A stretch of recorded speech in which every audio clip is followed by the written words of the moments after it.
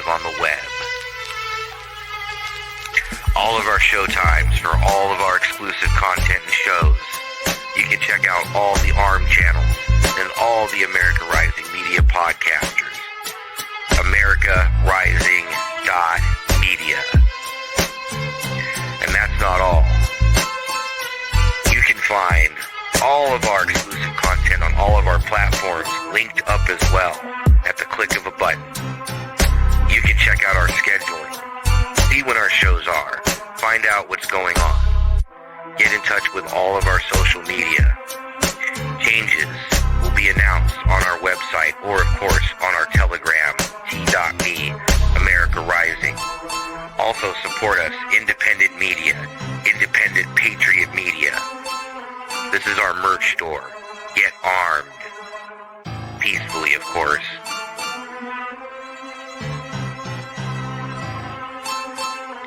Thank you for all of your support. You can also find links to all of our videos, Wicked Age, and all their music, exclusively on our website. Sean's videos, my videos, all the exclusive content, and of course, links directly to pill.net, our flagship. Also, Getter, X, Truth Social, all of our social media. We are America Rising Media. You can find us at americarising.media.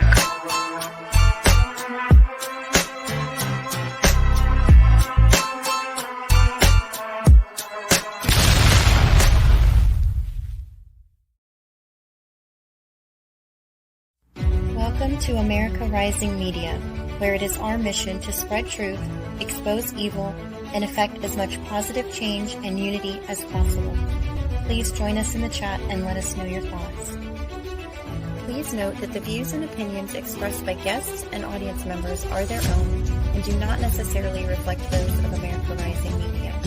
We encourage you to critically evaluate all perspectives presented during our broadcast. We appreciate your understanding and support, and thank you for being part of our community.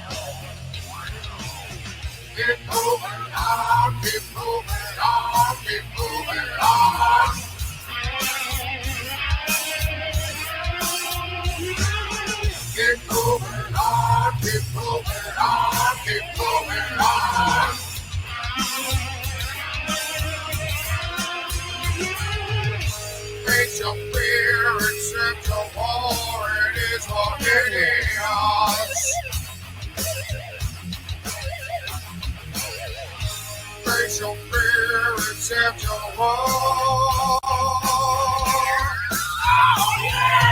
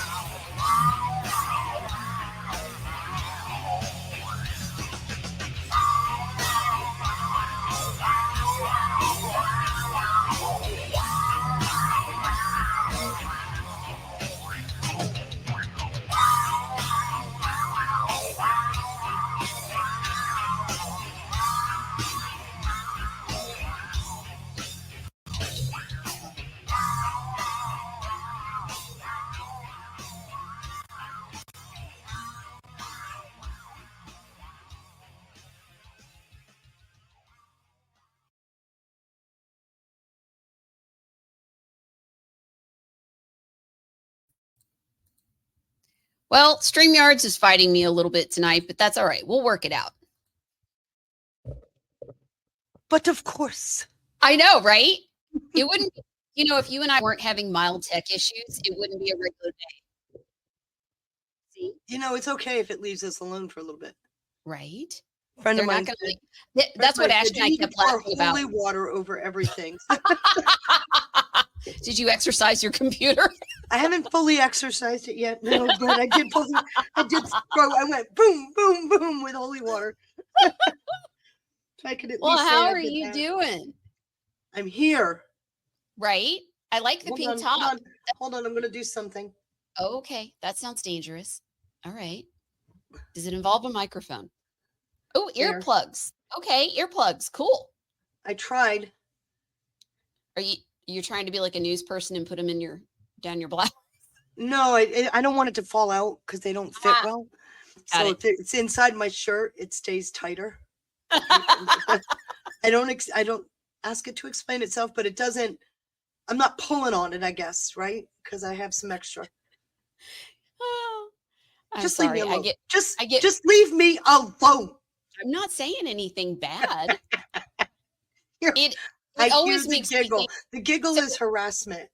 Okay, so you know where my mind went, and it's not the greatest, but have you ever seen those? Have you ever been around a lady that like all of a sudden starts pulling stuff out of her top, and her brassiere is like a Mary Poppins purse? No, I have not seen that. I have been around people that have done that. They've like pulled out a wallet and a phone, and then a big old jangle of keys, and I'm just like, where the hell do you put all that?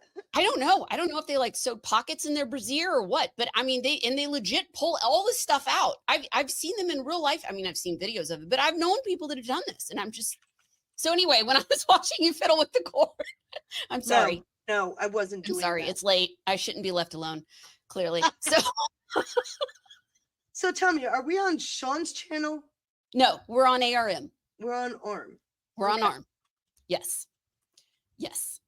Yeah, there's going to be loading out of seats probably tonight. She does have an amazing dig. I'm privy to some of it. Hey, Vamix, happy Thursday. Who does? You have a great deck that we're going to be going over. Yeah. Oh, you're talking. Are we live? I'm looking at the chat, and they've already put the Sean launching out of the chair emojis. So, and I was saying, well, it's going to be an exciting night for sure. Let me shout out some Gold Pill love. We had Dixie first on the deck with the phone. Thank you so much, honey. Mitchell, DM27, thank you so much for that ship. And just fed up with a ship also. Let's do this, ladies. We have a banger show. Do you want to start with some Jesse Waters, or do you want to start? What do you think? They always start with Jesse Waters, so I queued some of that up. Yeah, Jesse Waters is always good. He is. He always has good stuff.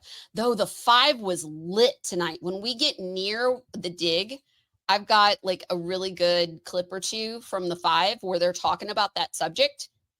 And Little Miss Twit on set, what's her name? Jessica? She's such an idiot. Oh my God, they all dogpiled on her. Greg took her out to the woodshed. Is she really that stupid, or is she playing a part? I think she's playing a part. I mean, if you're making a couple $1 million, wouldn't you play the part? Probably you and I wouldn't, but you know what I mean? Like, if that's your job and that's what it was written, you know, her job is to justify whatever bonehead thing so easy to dislike. I know.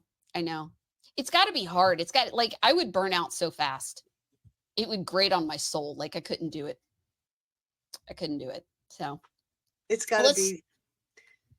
No, thank you for me. Okay. Yeah, I know. I couldn't do it. I couldn't just take the check and smile. If I wanted to do that, I would have gone into corporate journalism.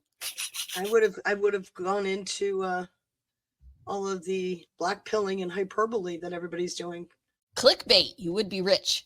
I would be very rich. No wonder why I wear broken glasses and I'm sitting here with.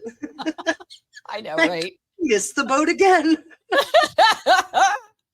You know, God will reward us for our work. I do believe that. All right. Fox News alert, the commander-in-chief has just given the Navy shoot-to-kill orders. Any boat laying mines is subject to destruction, and there is to be no hesitation. A U.S. official tells Axios that the Iranian Guard was just caught laying mines in the strait. According to the source, we know how many they dropped and where they dropped them. So the president's tripling the mine-hunting operation. The USS Chief and USS Pioneer, 2 Avenger-class ships, have been dispatched from Southeast Asia and have surged into the region. This fleet's coming equipped with special mine-hunting choppers, undersea drones, and surveillance aircraft and destroyers. 84 hungry sailors on each vessel. There was a little bit of a hiccup aboard the Chief after one of the sailors was scratched by a monkey during a stop in Thailand. He was on a beach and a macaque monkey drew blood.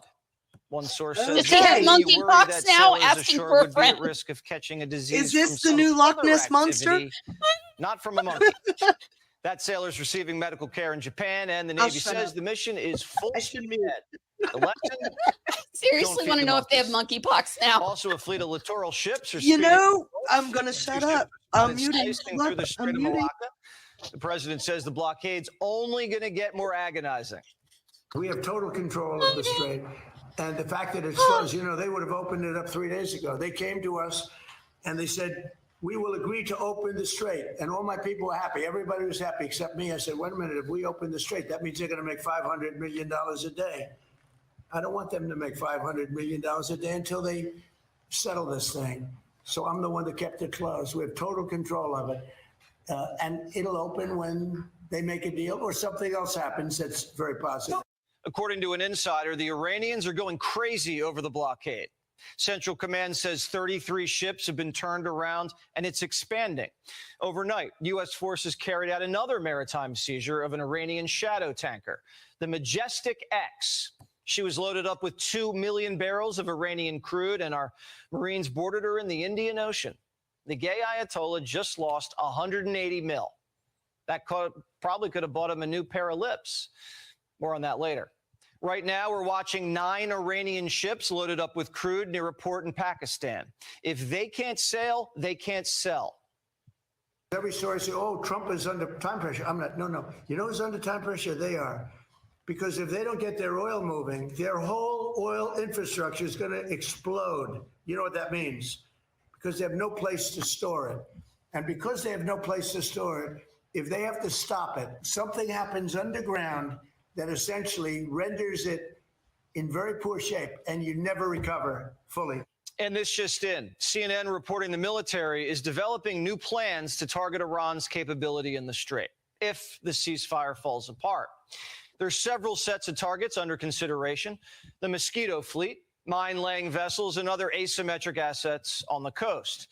The new plans call for a much more strategic bombing campaign along the shoreline.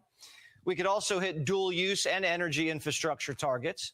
target individual military leaders and other, quote, obstructionists within the regime who are undermining negotiations.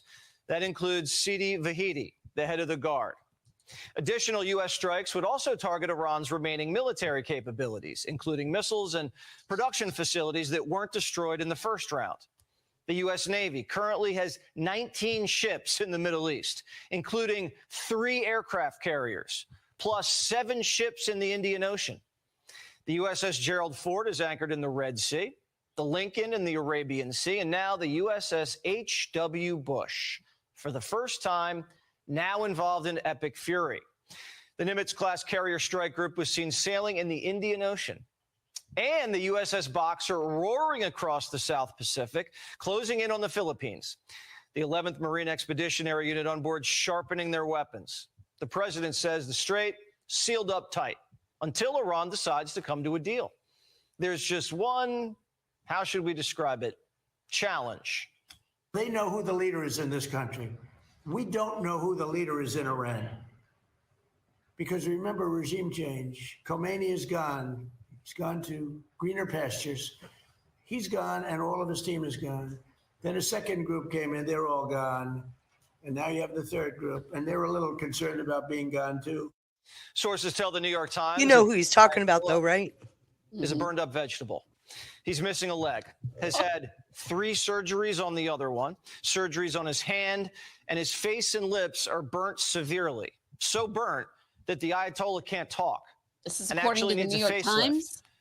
Yeah. There's no way of communicating with them one-on-one. Because right you know, now, they're the not bastion even of commanders have honesty and access. truth. Oh, yeah. They're worried if they Every go to time. his cave, Mossad will track It's it an down and bomb obligatory call out to the So NYT. cardboard's underground, surrounded by a crew of Persian cosmetic surgeons. The only way of sending him a message? Handwritten letters delivered by a guy on a camel who avoids roads. Sources also say the supreme leader isn't in charge. It's like he's on a board of directors, but everybody else on the board, they're holding guns. The Israelis report that Iran's top negotiator, the parliament leader, has just resigned from negotiations. Now, Fox hasn't verified this, but remember, he was ready to fly to Pakistan before the guard put a gun to his head and told him to unpack his bags. Right. Unpack Trump his says bags. it's getting a little crazy over there. They have all new leadership, and they're fighting like cats and dogs. Yeah, Who's no going to kidding. control? And because we've created a real mess for them. The president giving them some time to figure it out, and hopefully they have a come to Allah moment. We hope they do. But POTUS believes that I time love is the way on he his puts side. things. Come to How Allah. long are you willing to wait until you So get clever. a Don't unified rush me. response? Don't rush me, Jeff. Guys like you want to say, oh, so we were in Vietnam like for 18 years. We were in Iraq for many, many years. We're in for all the, I don't like to say World War II because that was a biggie, but we were 4.5, almost 5 years in World War II. We were in the Korean War for 7 years. I've been doing this for 6 weeks. And the military is totally defeated. 2 years of COVID lockdowns. The media never asked, when is this over? 20 years of Afghanistan. The media never asked, how long is this thing going to take? What does Jeff need to do? Pull over and use the belt? Oh, I disagree with him on that. POTUS is giving the Iranians a few days to get it together while the blockade's applying maximum pressure without firing a single shot. An economic squeeze to bring them to their knees. A majority of military analysts say Operation Epic Fury, followed by the blockade, has been a master stroke. So MSNBC has to go out and find never Trump generals to trash the mission. You know, we just don't understand this enemy. We're not fighting a good, smart fight. Tactically, we're decimating them. But strategically, Iran has got the upper hand. We have no allies. We have nobody that And fired generals. has gone down. The Iranians have gone up. And this is going to go on for quite some time. Like I said, day 54, the greatest geopolitical disaster in American history. The greatest disaster in American history? Iran has the upper hand? Maybe if casualties This start is why they're stacking called up and fake a news. carrier gets sunk Right. and we're still fighting Iran. You know, it's on MS now, right? Maybe then. Yeah. Because, you know, Does this guy they watch had like this the Pentagon briefing? huge audience. 159 ships are in the Navy. You know how many ships are at the bottom of the sea, Jeff? 159. So, you know, and if you read the New York Times, the failing New York Times, subscriptions are way down, as you know. That's because people don't believe the stuff anymore. If you watch CNN, you'd think that they're doing well in the war. They're not doing well. They're getting absolutely decimated. The press has started booking John Kerry to brag. He's the best diplomat. He says we should go back to giving them free money and just let them cheat. President Obama wanted Actually, to those test narratives have been coming the out. extent of diplomacy, and he was successful. We were all Look at her successful. face. What President Trump now has to do is, frankly, get Even them she to doesn't again believe agree it. to what they already agreed to, which should underscore the absurdity of the situation that we're finding ourselves in. Doesn't he look I like have a feeling Trump's skeleton? going to get a better deal now that Iran's disarmed and can't trade. I ended the Obama horror show. The nuclear transaction that he made was horror. It gave him a road to the, you call it, I mean, what the deal that he did, the Iran nuclear deal, was so bad. It gave him a road to a nuclear weapon. And I will tell you, I deal with them. You cannot give Iran a nuclear weapon. This is all about a nuclear weapon. They cannot have the nuclear bomb, and they're not going to have the nuclear bomb. The press, not worried about Iran's nuclear weapon. They're worried about ours. Sir, would you use a nuclear weapon against Iran? You posted on Truth Social a few weeks ago. We don't need it. Why do I need it? Why would a stupid question like that be asked? Why would I use a nuclear weapon? We're going to when play you this we press totally, conference in a very minute. conventional way, decimated them without it. No, I wouldn't use it. A nuclear weapon should never be allowed to be used by anybody. You know who asked that question? We're pretty sure that was Jim Acosta's girlfriend. She works for PBS. Even though we defunded PBS, they're still on the air. Yeah. Go figure. Billionaires keep The funding president them. could annihilate Iran whenever he wants. Kind We of know already who's did, but funding it them. could be so much worse. He's been patient, proportional, practical. No president's ever beaten Iran on the battlefield. And no president has beat them at the negotiating table. So we'll see if Trump can go 2 for 2. If Trump can negotiate their uranium away, the key deal, it'll be one of the greatest military feats in American history. It'll be up there with Jefferson taking down the Barbary pirates, and up there with Trump taking down Maduro. The president knows the stakes. I don't want to rush it because you guys are, trying to make us look as bad as possible. I don't want to rush it. I want to take my time. We have plenty of time, and I want to get a great deal. I want to get a deal where our nation and the world is safe from lunatics with nuclear weapons. The markets, they're bullish. Yesterday, the S&P and NASDAQ hit all-time highs. It's a success story if you're in the White House right now, the stock market is, and you can see it right here. Okay, S&P 500 shifts at this point in a presidency. Coming into today at the close of yesterday, look at this, up 19%. That is higher than the average president since 2001, when it's up 15%, and way, way higher than the average presidency since 1961, up 6%. So this stock market has been up like a rocket, and no wonder the president of the United States wants to talk about it. They predicted $200 What is that telling barrel you? oil. You know Didn't what that's happen. telling you. They If the predicted a markets aren't recession, they predicted pricing mass casualties. catastrophic Hang on. event, None of there that's isn't happened. one. They can't hear you. Tell me again. I said, if the markets aren't pricing a catastrophic event, they know there isn't one. Right. Right? Simple. It's just the media that's trying to gen it up. Mm-hmm. He's Gee, I only got can't imagine where that comes from. I know, right? He's got like 10 seconds left. That's right. So why trust the people who keep getting it wrong? How could you have the upper hand when you don't have a hand, legs, or lips? Okay, so one thing I'm going to take issue with. Okay. This country was never more unified than after 9/11. True. Bush 2 got a second term because of it. Yes. Then the anti-war started. And they degraded the Republican Party. Not saying it was right or bad or good or not, but they degraded the Republican Party. That's what got Obama in, was anti-war. Yep. And then the media never questioned the drone targets or the continuous war. He campaigned, in fact, on closing Gitmo and never did. So just saying that media is selective as to Always. when and how things get done. Just like I would now. agree. Yeah, always. They're always selective about this. Selective outrage is their bread and butter. Real quick, we got Dylan 1954. Thank you so much for that 117 gold pills, my friend. Very Thank nice. you. S. Jones rated us and then dropped a can. Cheers to these wonderful ladies. Thank you. Thank Coffee you. Coffee Talk with Sandra rated us also. Hey, thank you. She I've been meaning to text her, and You want me to remind you tomorrow? Yeah, could you? I'm sorry, Sandra. I'm sorry. I know. I told her. I sent her a message after we had that talk. I did. Okay. I sent her a message. I'm so sorry. That's okay. I'll text you tomorrow and remind you to text her. We'll get and then it remind me you texted me, right? I can do that too. I can do that Saturday. I'll just keep texting till I say shut up. I did it already. I did it till you confirm completion. Well, she gave us 1, 2, 3 cookies from Coffee Talk with Sandra. Thank you, dear friend. And Johnny and Duppy were on there with her earlier. They were doing a great show. Yeah. And it's me, Jen Hall, gifted a can. Good evening, ladies. Such a nice surprise. I am so glad. I know Sean is visiting family, you guys. He asked me yesterday if I would helm this, and I was thrilled. Obviously, I was thrilled. And I love working with Feisty and doing the night shift. It's always fun.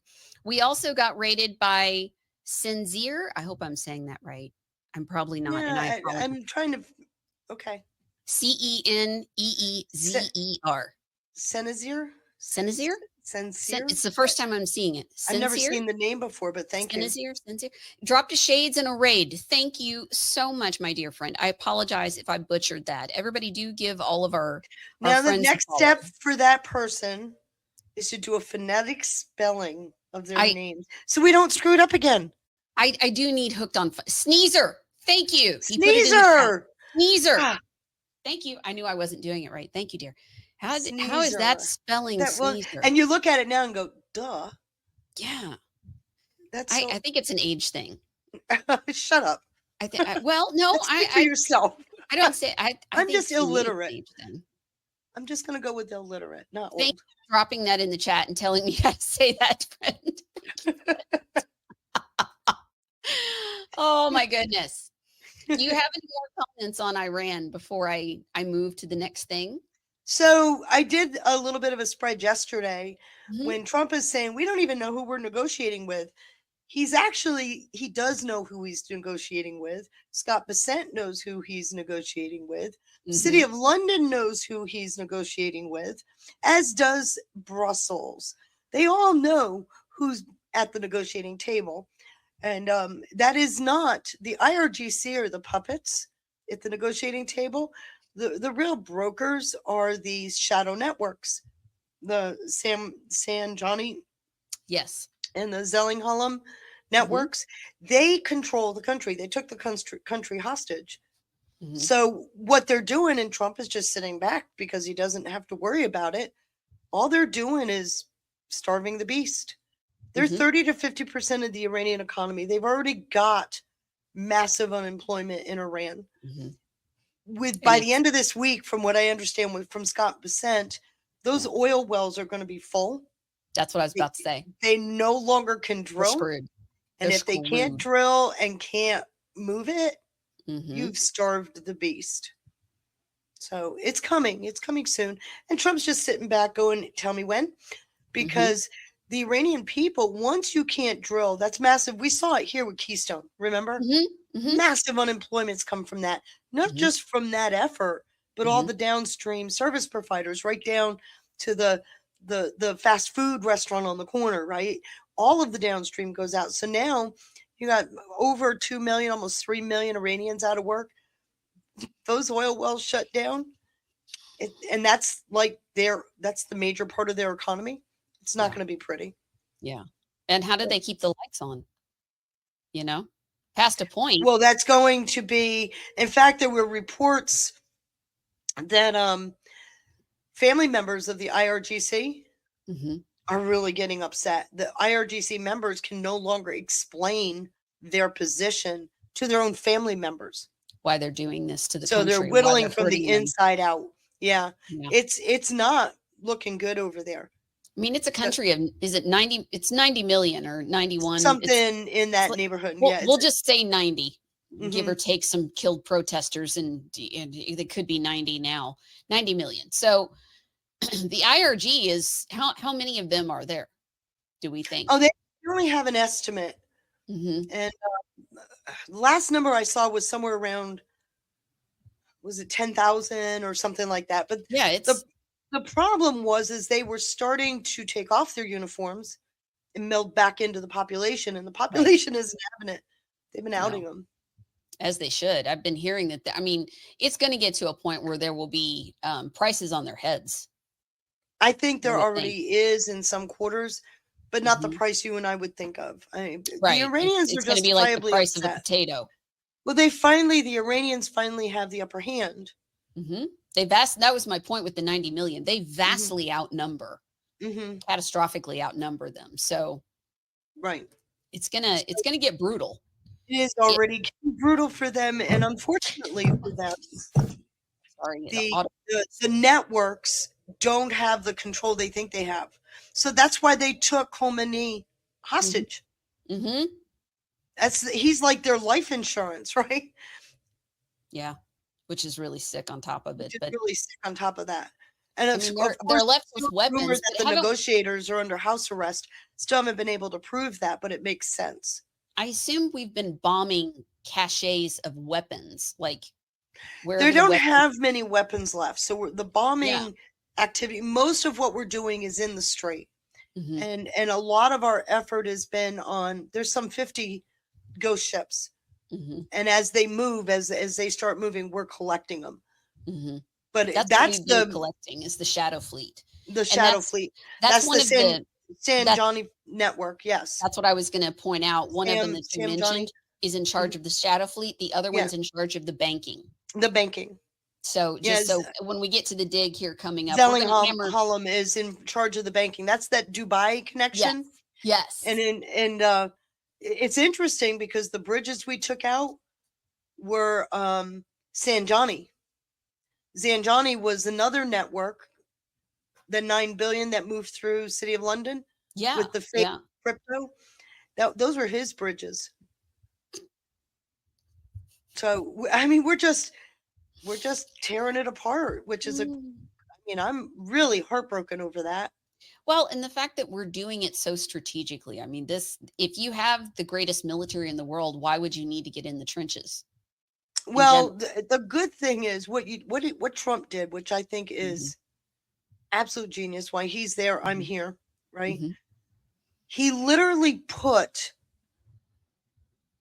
the shadow government, the shadow Iranian issue in conflict with both City of London and Brussels. So they're in a tripartite argument right now, the three of them. Can you think of a better fight than to watch them all in a mosh pit? Mm-hmm. It's hysterical. Weakness, right? Say that again. I said, while exposing NATO's weakness. There are reports tonight. I don't know if they're true, but there are reports that several European countries, Germany, France, I can't think of all of them, were giving Iran military movements, U.S. military movements. If that's true, that is huge. That's a problem. I'm going to sit back on that for a little bit. I'm just sharing it because it was shared with me in my chat room. Yeah. I don't know if it's true. But that's a major. That just tells you our Five Eye Treaty just went and got torn up. Oh yeah. Our NATO treaty just got tore up because those are strict breaches, right? I can't imagine them being that stupid, but then again, desperation does things. So I'm waiting to see. We'll see if what comes out of that. But if that is true, oh good Lord. Talk about desperate. That's a major desperate move. That'll get them blockaded with sanctions and tariffs. You mean like the ones they've already been getting? No, he'll tariff the entire country because he has that master stroke where he can. So that'll be step one. Well, right now he's using the Section 125 tariffs, which all expire July 24th. Mm-hmm. And he went with the full amount allowed to him is 15%. So they've already got that. He's building the legal case for the bigger tariffs. Yeah, so but this would be a big one. This would be a big one. Section 232, I think it is the one he would use. But he's got two major tariff avenues. but he needs a dossier in order to implement those. And that's what this bridge is giving him the time to pull that together. Yeah. He'll have it. I know he will. I have He'll no have doubt. it. I have no doubt. Wow. We'll have to see what the White House says, because I think they're the only ones that could verify that. I don't know how much they're going to verify. I can't imagine coming out saying, "Hey, Germany, you boneheads." Well, yeah, he would do that. He could do that. They're pretty bombastic at the White House nowadays. Right. It's the meme of zero fucks given. Hey, man, I got the jar over there. Do you want me to send it to him? Yes. I think they need the jar. Yeah, I have a jar full of them. Yeah. Somebody sent me. One of the podcasters I like, she's a cultural smartass. She's a Gen Xer. So one of her fans sent her, it was some Amazon gift, but it was literally this like girly, pretty little jar. And then it has fucks to give, and you open it, and they're like little confetti ones, but they're mine are little wooden ones. Yeah, I need to get that. It was sent to me as a gift a few years ago. I'll pull it down and I'll show it to you. But it's just a little jar. Yeah. And she was throwing them at the camera. She's like, and I don't give a fuck. I was like, I need those. That's a good idea. That could be a new gimmick. Right? Can you imagine the stickers in Pilled if we started throwing them? Right.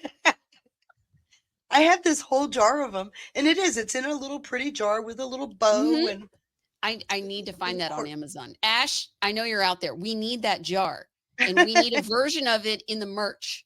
We need it's gotta have the jar engaged with ARM logo. Yes, I don't know how we pull that off, but I'm sure everybody would love some ARM fucks to give. I gotta go pull my jar.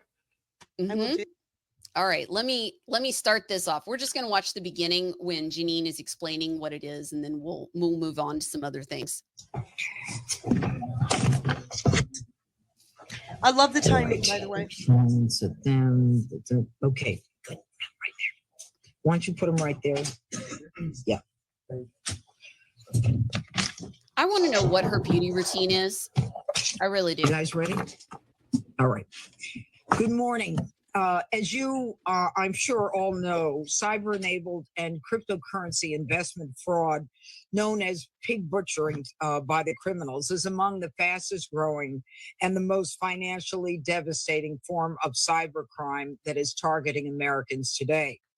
As a result, President Trump has issued an executive order combating cybercrime, fraud, and predatory schemes against American citizens, establishing a clear whole-of-government strategy to confront cyber-enabled crime and transnational scam operations, bringing together law enforcement, intelligence, diplomatic, and financial tools. Building on that direction, I launched the Scam Center Strike Force in November of 2025, and it was the first of its kind in the nation. We are driving a coordinated campaign to disrupt as well as impose consequences on the transnational criminal organizations that run and are behind these schemes. Today, we announced significant milestones in that fight.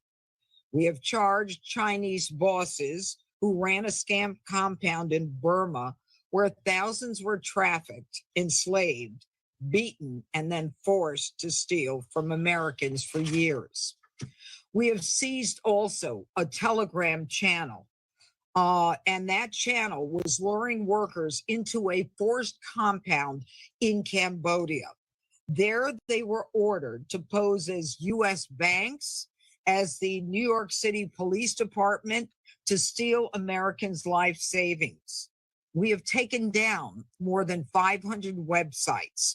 They were used to steal Americans' life savings. My office is going to continue to work to identify the funds stolen. We have also restrained more than 700 million in cryptocurrency from U.S. victims of fraud. The administration of President Trump is lockstep in combating these scams, and we are just getting started. I am joined today by my colleagues in the criminal division of the Department of Justice, the FBI, the United States Secret Service, all founding partners in our Scam Center strike force.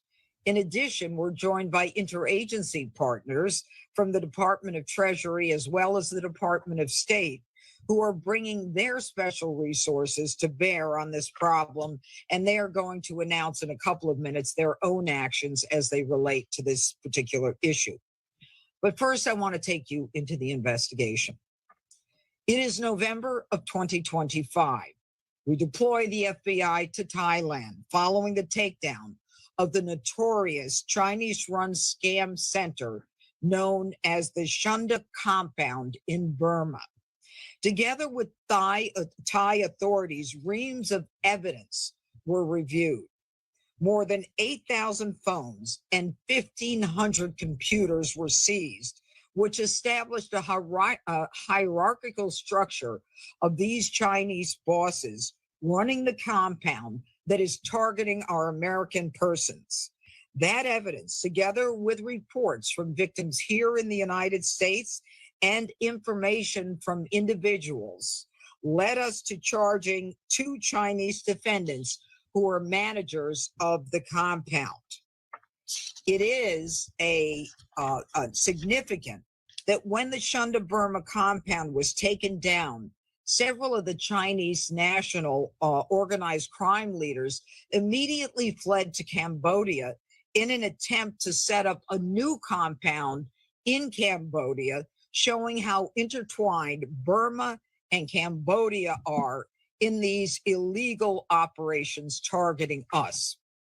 Now, the 2 Chinese nationals over here who ran the slave labor scam factory in Burma, where they trafficked and tortured people if they didn't deliver on fake cryptocurrency investments to steal Americans' life savings, are Wang Xing Shan and Jiang Wenji. We look forward to prosecuting them in the United States. They are presently in Thailand on immigration charges, and yesterday I met with Thai officials to discuss our common efforts to fight this assault on American citizens. Now, compounds don't just target Americans. They also kidnap and torture people lured by Chinese criminals into fake jobs. They respond to ads thinking they're going to get a real job. And when they land in a country, they end up being trafficked to a scam center, some of them as large as cities. We have obtained a seizure warrant to shut down a Telegram channel that has 6,000 followers that was luring workers to Cambodia to work on scam jobs targeting Americans.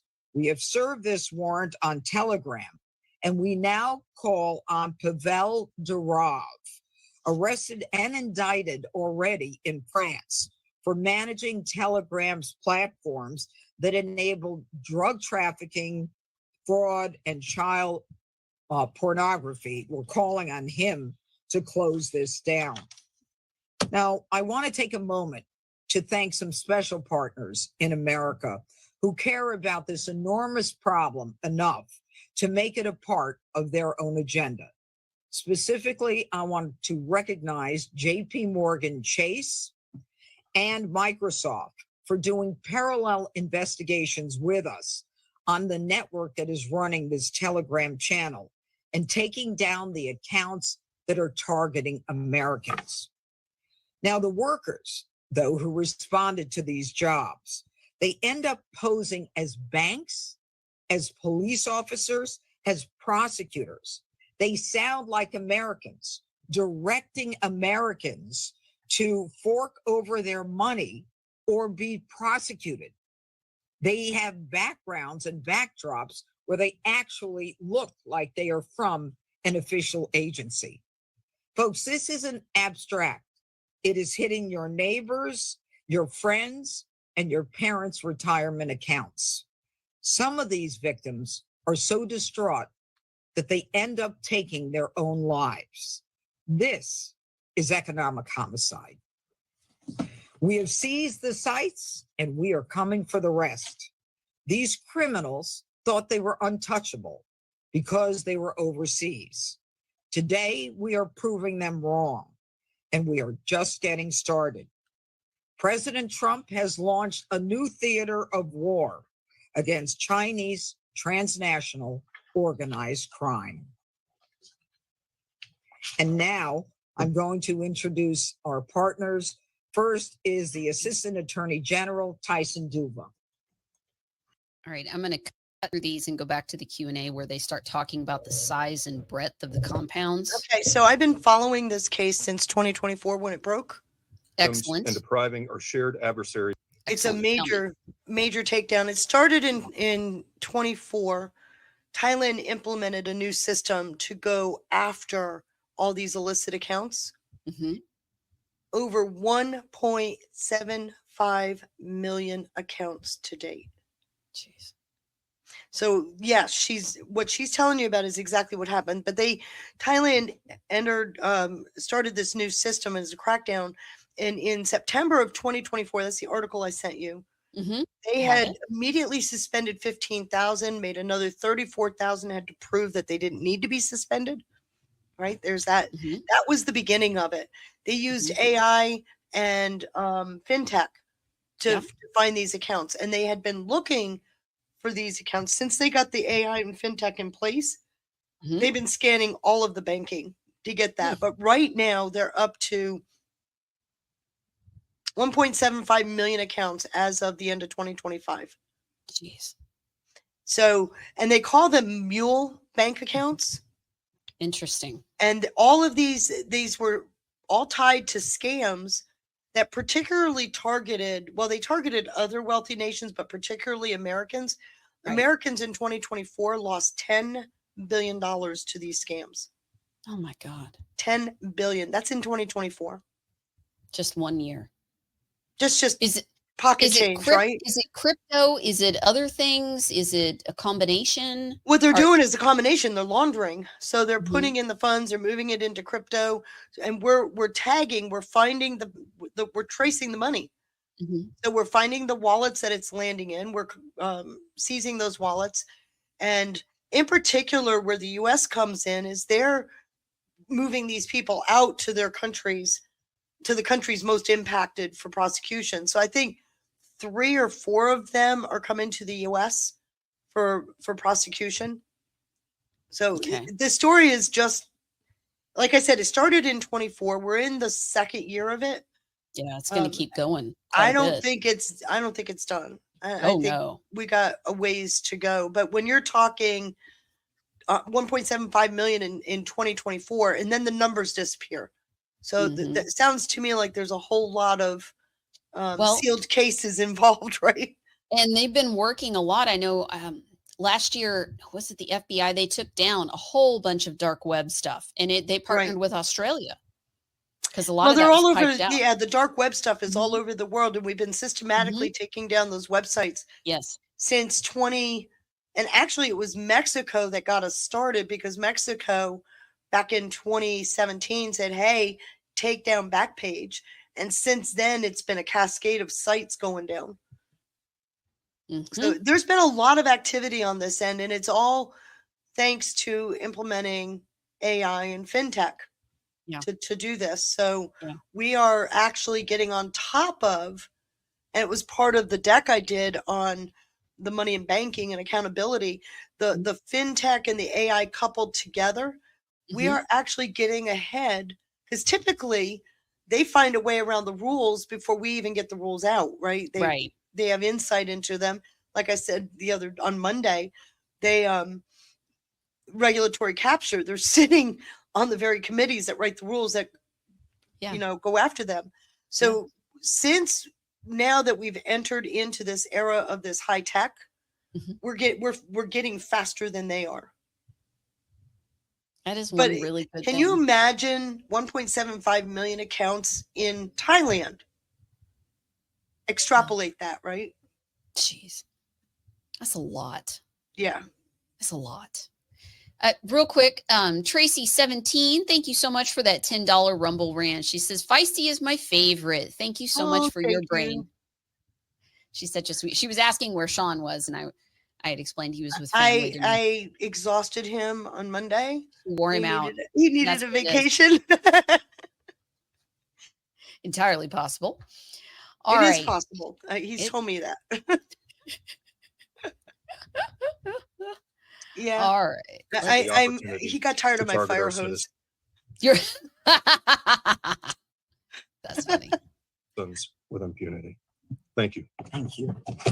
All right. There's just a few minutes left. He's going to explain the compounds as they get to the Q&A. That's what I'm trying to get to, because when they're talking about a compound, you think of like, I don't know, a building and an outhouse or something. No, it's a city. It's a city. Right. They use whole cities, whole buildings. Yes. They actually commandeer trade routes. They commandeer the it's like a cartel. The entire law enforcement. It's like what we think of with the Mexican cartel. Well, they are.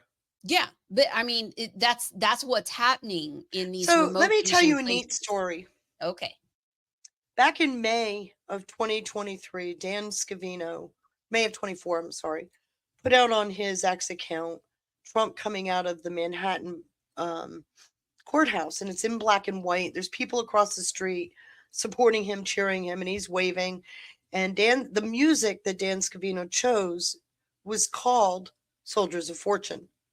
Mm-hmm. Soldiers of Fortune is from a video in the Netherlands, I believe it was. It's a really violent video, but that particular song, whereas all these disparate groups start joining forces because they realize they're being targeted. Mm-hmm. So they're joining forces to survive. as a way of survival because they're being picked off. And if you think about and the timeliness of what he did, this is, remember, right before the attempted assassination. What they've done around the world is you've got the cartels, you've got the mafias, you got these illicit networks, these terrorist organizations. They've literally all joined forces. That's the Cartel of the Suns in off the coast of Venezuela. They commandeered the trade routes. Yeah. So they especially controlled all of the trade routes coming up through Africa into Europe. They commandeered the trade routes coming into the U.S., both through Mexico and through Texas or that border and Florida. I mean, but what they did is they joined forces as a survival mechanism, and they will go where the money is best. So there's your laundering, right? There are also your proxy armies used in Ukraine, used in Hamas, Hezbollah, Houthis, the IRGC. That's who they are. Yeah. And remember, we found out that Hamas was literally on the UN payroll in Gaza with the humanitarian aid. Yep. So what you're seeing is that dismantling. And I always get so upset with people, and I've got to learn to chill because people are a hawk or I guess I'm mired, I'm knee deep in all this stuff, but yeah, there's so much going on for the nothing's happening crowd. That's why I was trying to highlight a lot of the stuff that gets lost in the noise. Right. There's so much happening. Well, there's so many red meat or shiny objects, whatever you want to say, but they're thrown at us nonstop. And I feel like we're just, every day is a new psyop. That's why I did the entropy and negentropy show. Which was great. I'd never heard that term, and I enjoyed hearing that. Well, it's all a part of chaos theory, and Trump uses it well. It's a battle strategy. That's why I did that, so maybe people can start to kind of start to understand what you don't need to listen to. Because these stories are much better. Yes. Well, and this is stuff you can prove. This is concrete. It's not theory. In theorizing, there's nothing wrong with it. But right now, with everybody is so up and down, and it's easy to get black pilled. I think it's really good to go with what you can prove. So let me tell you the rest of the story. You know what track that song was on that? No, tell me. Was it on the 17th? 23. Track 23. Okay. What does 23 mean? Pain. That's Dan Scavino put that together. The man's a genius too. He is. The man is a genius. I hope he's happily. I'm so happy he finally got married. So am I. She seems really nice. From what little I could, I didn't bother looking As into a much. mom, I always look and say, "What's taking you so long?" Yeah, getting older here. I need the grandkids. Right. Oh, all right. Let's hear about the compounds and then we'll move on. I met with Thai officials yesterday, and we are working and hoping that we'll be able to bring them here. We thought it important to identify these individuals to let other potential criminals know that we know who they are, that we are tracking them. And in their effort to cross into another country, they may be able to hide for a period of time, but we will get them sooner or later. Yes. Why investigating New York police officers, and was there a concentration focus for the victims that they were going? You know, I don't have the answer to the question as to why NYPD, but you know, whether they were targeting New Yorkers or, you know, whether or not they thought just the identification of themselves as NYPD with backdrops indicating that they're from NYPD, and then saying that we're going to, you know, if you don't pay this money, you know, we're going to be able to prosecute you, and I'm going to forward this case to the prosecutor. They are very sophisticated, and I'm sure they do their own, you know, demo, and they decide who they're going to target and what they're going to use as an effort to scam them. Whether it's the old pig butchering romance attempt to, you know, get them to give over their money, or whether it's a threatening kind of effort. I also ask, obviously, you've been covering a lot more of these cyber crimes and scams. Yeah. You describe the detail of centers involved in this investigation. What was the most startling or surprising thing that you discovered?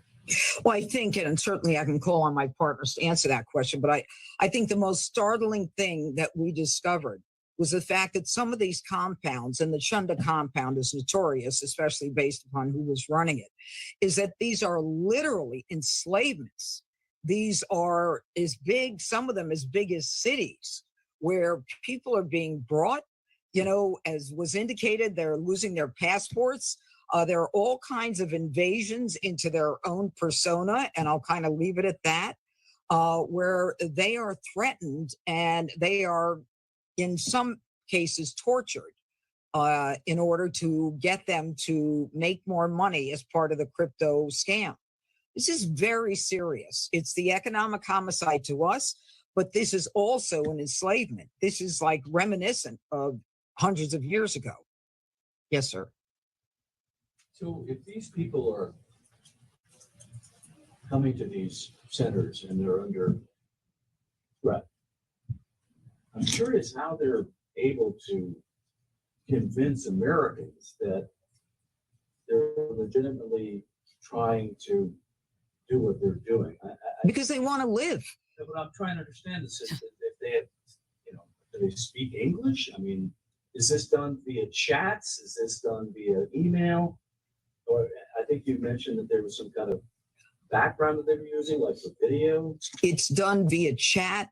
It's done online. It's done on all kinds of social media. There may be an image behind them to give them legitimacy.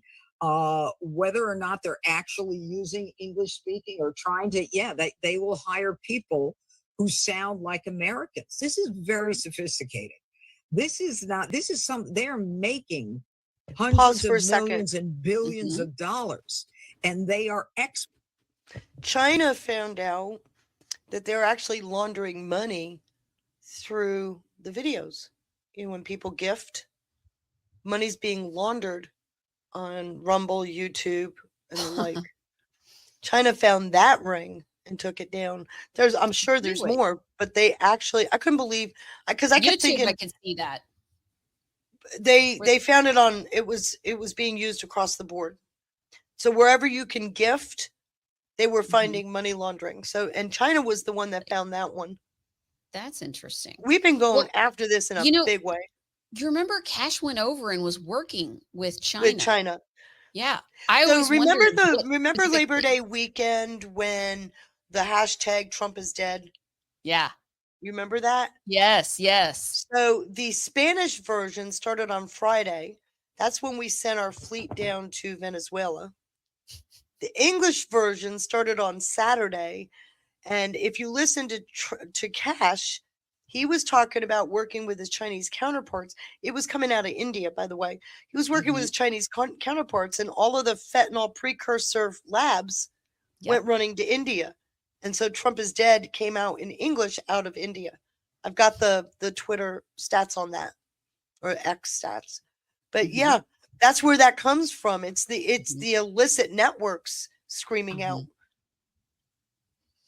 Well, and they're recruiting people to, yes. So they will in put fact, up a all job. the mercenaries that are used especially in Ukraine, those mercenaries, they're recruited. Yes.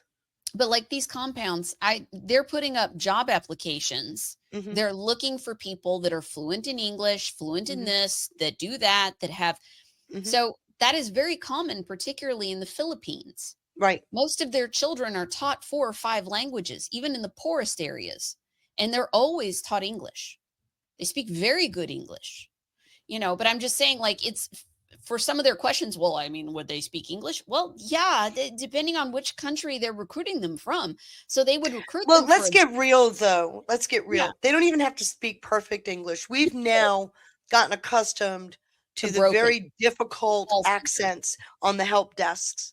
Yes. So when somebody calls and says something to us, even if it's not in perfect English, I mean, I get calls and emails all the time. They caught me messing on my wife. Yeah. So they're going to show pictures to my wife. Oh, okay. Of me doing stuff very bad. Someone should tell not Kevin about that. Not Kevin. Right? Gotta love Sean. Not Kevin. I couldn't resist. But so they go for a job, and once they arrive, they're taken to the compound, and they just take all their belongings and passport, and they put them in slavery. And they put them in debt because they got to pay for their sustenance, and it's elevated prices. It's the same thing. I mean, this cartel does when they get them across the border. It's a form of slavery, right? Economic slavery. Yes, absolutely. All right. We'll move on. I want to keep moving. Let's take a look. Found this kind of interesting. Acting TSA administrator, something McNeil, because I'm going to butcher that name. Pretty girl is Open Borders. Win McNeil. Thank you. No Open Borders DEI advocate who worked under Obama. That could get sticky, considering she's in charge of TSA. That's kind of a big role. Do you get the sense TSA is going to maybe disappear? I'm hoping. I'm really hoping. I mean, I'm not opposed to some form of security, but it hasn't really worked, has it? I mean, it feels like all they do is just make our life difficult. I mean, don't they already screen the bags? I'm just asking why we even had to take off our shoes to begin with. Exactly. And I feel like it's a humiliation ritual. I really do. And they enjoyed it. Oh God, yes, they did. And the employees of TSA basically became disgruntled, like the jokes of postal workers. Yes. But we let them unionize anyway. Yeah, we should never. And muck up all of our travel. I am very anti-union. In general, I'm very anti-union.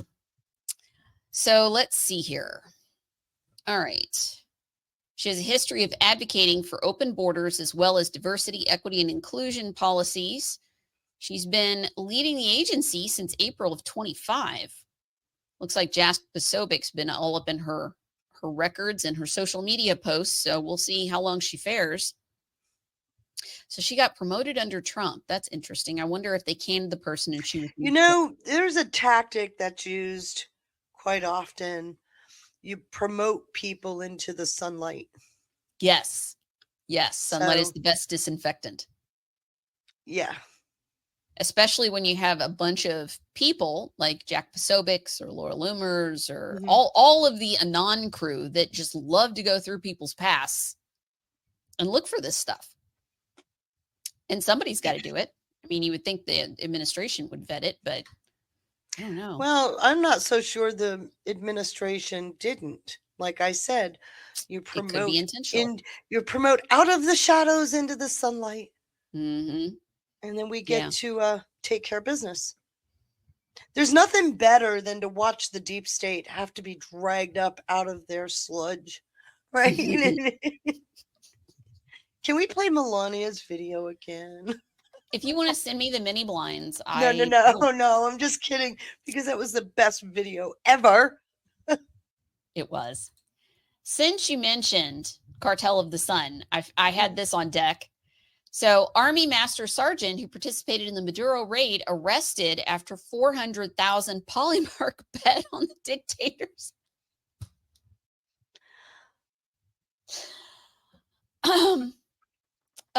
Okay, so let me just make this comment. Everybody who's a Marine, put your earmuffs on. Must have been a Marine. Please don't know. Okay. Nope. I will be shamed. He's a U.S. Army Sergeant. Army Special Forces Master Sergeant. Pretty high ranking. So he made a bet on the Poly market about $400,000. Can you say that's a really big cash stupid? out? He cashed out 400,000. I don't know what the original bet was that yielded him that 400K. But good grief, based on non-public information. So it's like insider trading, like Pelosi, you know. Yeah, so we'll go after the sergeant and let Pelosi stick around. Yeah, we'll let the drunk bitch and her dentures go.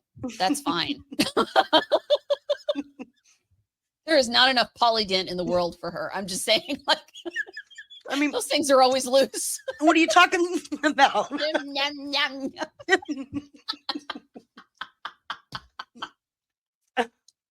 Every time she does that, do you just not get? It's like cringe. I know.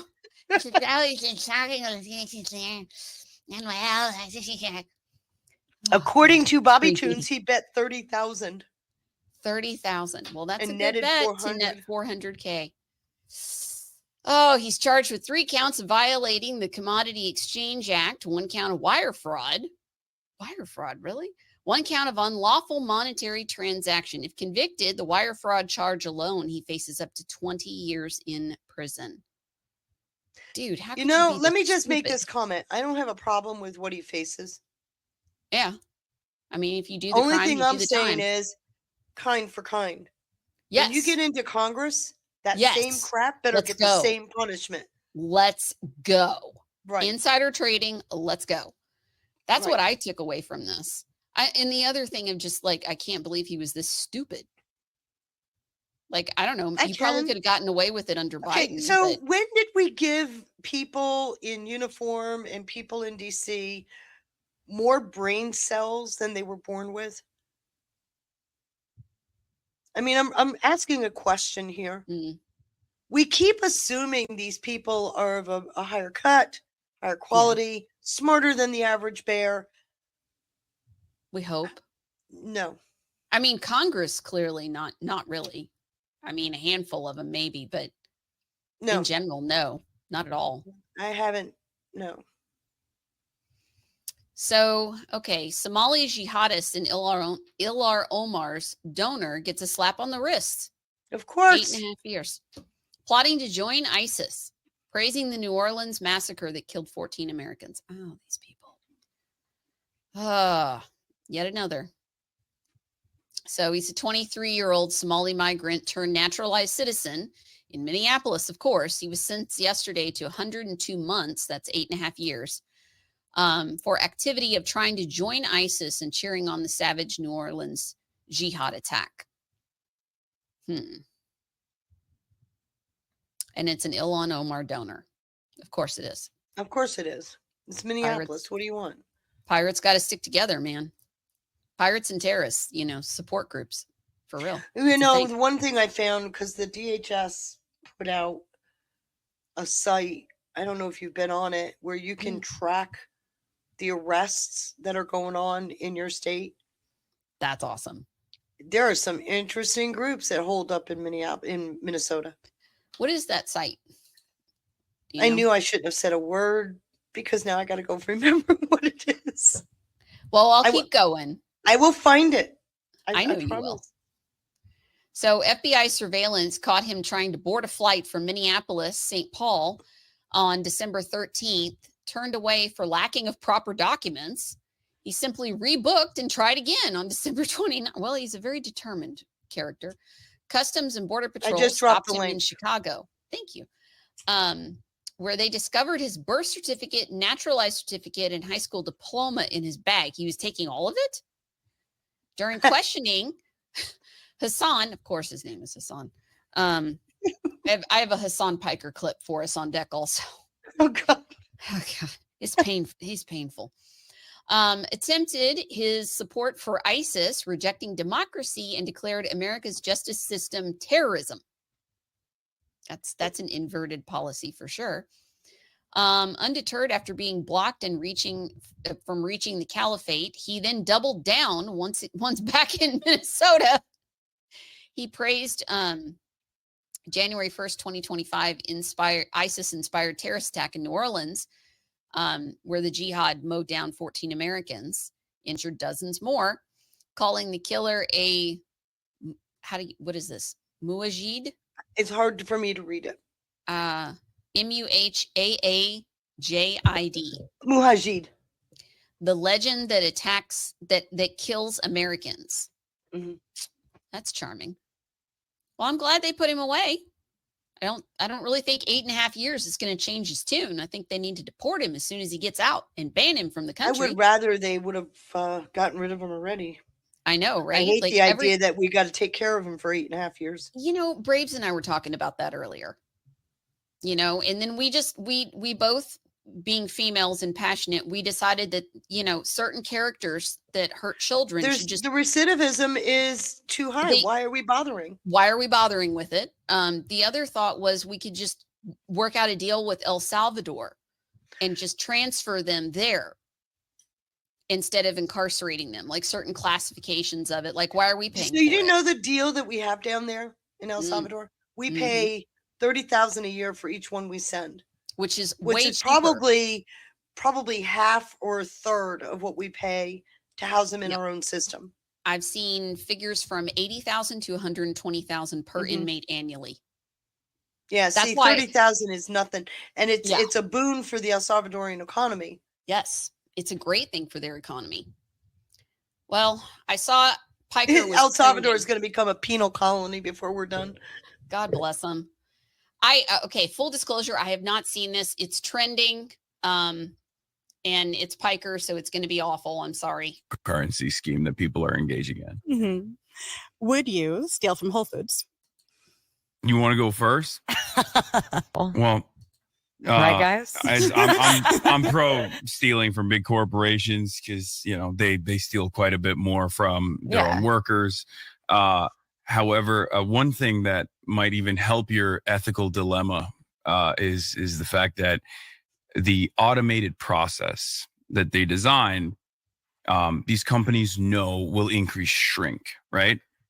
So it's actually factored in. The lemons that you stole are factored into the bottom line of these mega corporations regardless, and they still end up having increased profit margins because they no longer have to pay the cashiers that they used to hire, as opposed to this automated system, knowing full well that people are still going to be able to still steal a lot more efficiently, as a matter of fact, through the automated process. Totally. Well, I was looking things like, and shrinkage is roughly equal internally as externally. Like they expect it from their employees that they are sort of disenfranchising constantly. Yeah. But what about the argument that if everyone just starts stealing wantonly from the self-checkout machines, Whole Foods will eventually raise the prices?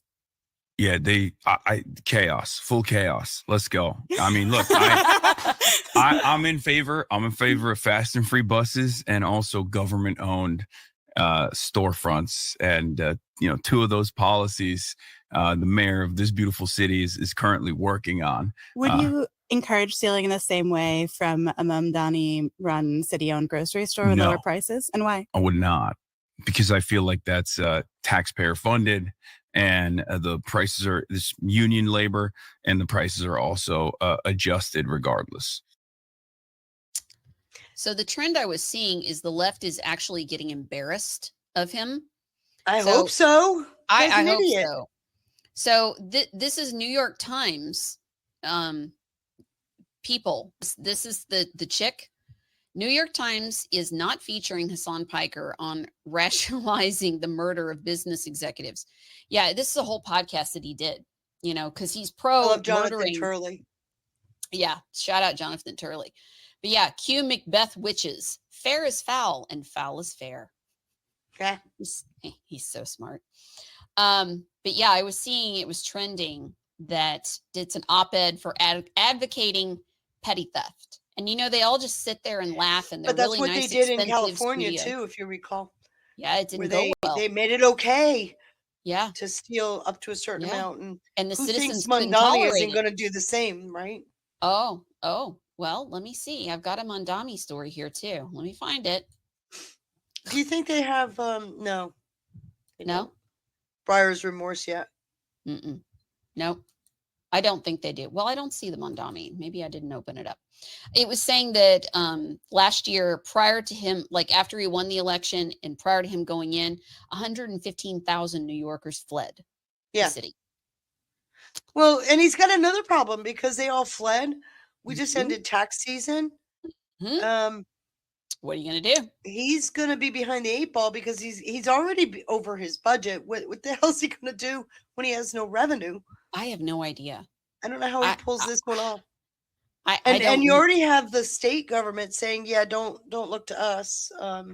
We're not going." They said that right after the election that we're not here to help you with that. I really don't know how they like downwind. Like the gravy train will stop. What do you do when the music stops? You know, when you promised all, like, do you think he'll just fly back to Ghana or wherever his mom's from? I don't know. That's always what gets me. I'm always like, man, how? Because sooner or later, you know, the people are going to. It's got to catch up, right? They're getting ready to do the grocery stores, and they spent like 30 million on these 2 grocery stores, and it's not going to work. It never works. Well, how can it when you haven't taken care of the crime outside the store? Right. And let alone, how are you going to, if everybody can't afford I don't to know live if you there. remember. Do you remember the riots in Baltimore several years ago? Mm-hmm. Those businesses left and never came back. Yeah. It's same with Seattle and a bunch of them. After Right. 2020, a bunch of them left. Yeah. Even in Louisville. So now you've got third world countries inside our own states. Yeah. It's going to get real scary in some of these sections. I'm very glad that Trump is in charge because at least he will. It's not like before where he probably looking back should have done more in 2020, but narrative wise, it would have killed him. You know, they would have. What could Trump have said in 2020, even despite what you know now, that would have, what could he have said? I don't think there's He told us they were going to steal the election with the ballots. He told us they were taking over his job with policy. He told us all of this. Yeah. And then he even told us that the middlemen don't like him very much. Yeah. Yeah, absolutely. So I don't know what else he could have said. I don't know. I really don't. I don't know what he could have done differently. I do wish that our country had not burned in so many ways. There was a lot of problems with that, but all right. I saw this the other day. So they did this the other day. The Congolese refugees march in DC and demand more help, even as thousands are resettled to North Carolina with taxpayer benefits. What is going on in North Carolina? Oh, it's been going to hell in a handbasket now for a couple of years. Yeah. The Carolinas are just not what they used to be.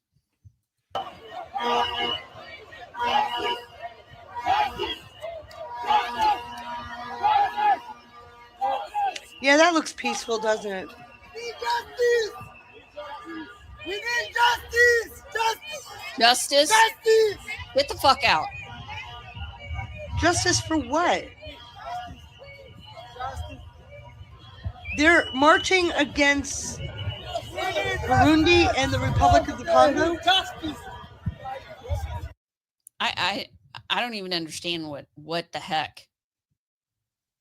So the refugees went to DC on Monday and they were protesting. And again, it bothers me every time I see foreigners running through the streets with foreign flags screaming. That bothers me. I don't find that comforting at all. So they want to increase they want the U.S. to increase involvement in the violence in Central Africa, despite data showing thousands from the region have already been resettled to the U.S. in recent years. They're never happy. It's never enough. That's the thing. Every time you're dealing with a different demographic and group, it's never enough, is it? So Daily Caller News, Congolese Tutsi demonstrators marched near the White House to protest against governments of Burundi and Democratic Republic of Congo. That one's always a mess. Activists accused both governments of carrying out violence and called on U.S. officials to take stronger stop the erasure. So you want to know what the U.S. is doing there? Yes, please tell me. We're already doing military aid. We're actively there. We're doing military aid. We're doing training for their militaries. Mm-hmm. We're actually doing sorties to help them with the ISIS holdouts. That's what that's about, that terrorism. We're in an advisory role, and we support the regional task force initiatives. That's a lot. That's an awful lot, considering we're not, quote, boots on the ground. Yeah, I mean, the next phase would be if we took it over and colonized it, and I don't think that's what they want. We're not going there. No, but I'm just saying, like, what are they asking for? They want justice. What do they want? Do they want to be colonized? I don't know what they're asking. They want to become the 52nd state. That's right. Screw Puerto Rico, poor things. They've been in line forever. Well, let me just say this. Until they change the leadership in Puerto Rico, it will not become a state. Right. They kind of like the welfare without the responsibility. Yes. So the citizens want to become a state, but the leadership does not. It's a very different political climate. Yes. Yeah. So I've got a couple of Virginia. I've got one that Sean sent me to play. And then I found this one, and I hadn't seen this one. Did you see this one? No, I have not. Okay. So Virginia State Senator, do you recognize this guy? He looks real friendly. Mm-hmm. He says he knows all about rural America because he watched Dukes of Hazzards, The Waltons, and The Andy Griffin Show. Okay. Well, I'm middle America, dude, and none of those apply to me. Ask a dumb question. What does he say? Dukes of Hazzard and Otis, right? What he's literally saying is, my best friend is white. Yeah. Burn. Right? Right? There are He's a lot saying, of I ain't racist. My best friend is white. Right? I know. Ash is that's a good gif, Ash. That's a very good gif.